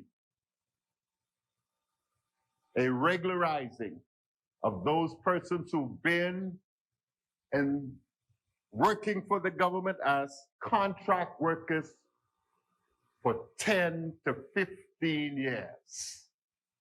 This must be fixed. It's a difficult pill to swallow. When you've been employed by the government, and when I say the government, I mean successive governments, for all of these years. And then you have persons who've just entered the service. And while it is in keeping with the format and the purpose of what the government is wanting to do, we have to regularize persons that have been hired by the government for 10, 15 years and are still not P&P, permanent and pensionable. And so I appeal to this administration, of which I am a part. Let's get it right. Let's get it right. Mr. Speaker, many of you know my position on this. I've dropped it in our chat and I've spoken to several ministers. This is not sitting well with me. No, Mr. Speaker. Somehow, some way, we have got to do these in tandem. We got to find a way, we got to find some money from somewhere. Something has to happen to fix this. I've got persons, Mr. Speaker. I've got a young lady who's got a family. who's been in the system 13 years. 13 years. And then you have other compounding issues that when administrators change, no. When administrators change and there's no signatory, there's also another lapse and persons are not paid. Man, we've been around long enough for this not to happen. We gotta fix this.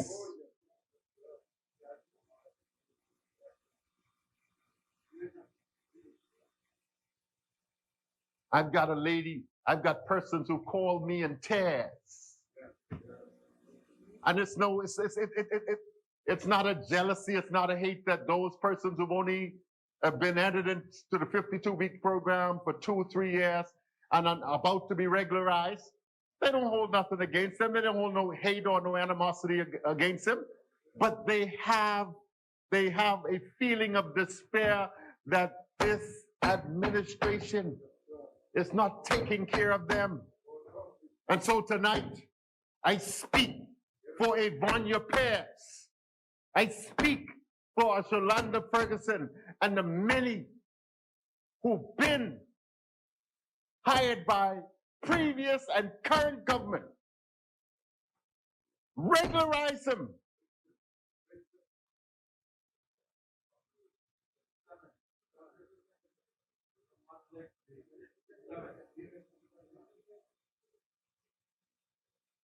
Mr. Speaker, my colleagues are saying it's on the way. Mr. Speaker, I've never been one to publicly criticize my administration. But all of them know I will jump on all and sundry behind closed doors. But to me, this is gravely important. And since it's on the way, I will allow for that time to transpire. But I will be watching and waiting. And when it is done, I will be the first to say, thank you for what you have done for not just those persons in Eleuthera, but those persons throughout the Bahamas. Because this is how we can show that we can care, that we care. This is how we show that we continue to take care of those that are less fortunate.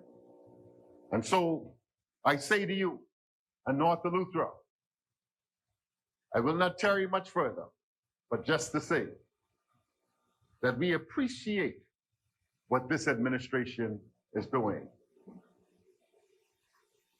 But before I take my seat, I must also speak to my people in the bowl and let them know if they pass on Skyland Drive, they should see evidence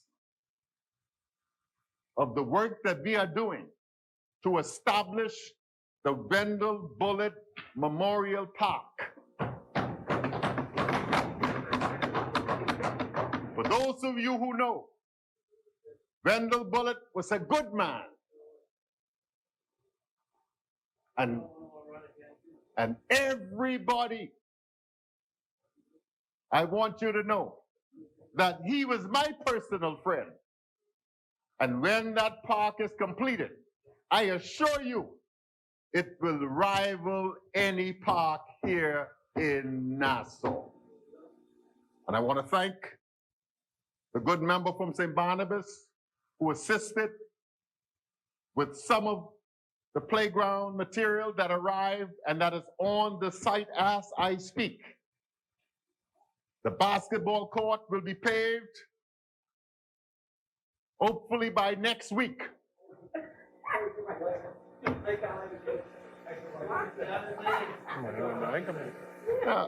Now listen, now y'all now some people take your time now.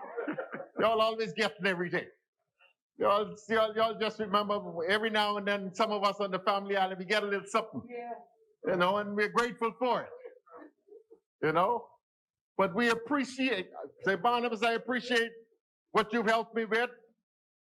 And when the park is all complete and we've got all of our stuff in, I'm going to invite you up too to show you how we do parks on the family island. So, Mr. Speaker, I just want to let my people in North Eleuthera know that this member, you know, while I don't do the Facebook and point out this and point out that, I felt it necessary to give a report of what we're doing.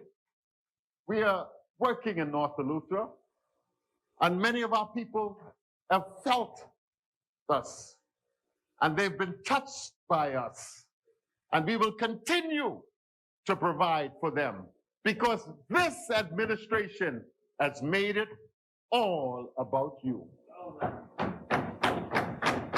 And on that note, Mr. Speaker, North Eleuthera rests and supports the bill. Thank you, member for North Eleuthera. Thank you very much. As many. Chair recognizes now the member for North Abaco. I'm obliged. Noted. As many. Chair recognizes the member for Southern Shore. Move that the business of this house suspends until 10 a.m. tomorrow, which is Wednesday. Yeah. Wednesday the 10th of March, 2021. Being moved and seconded that the business of this house suspends until March 10th, 10 a.m. If many members that are in favor remain seated, those opposing will rise. Business of this house is suspended to the 10th of March, 10 a.m. All right.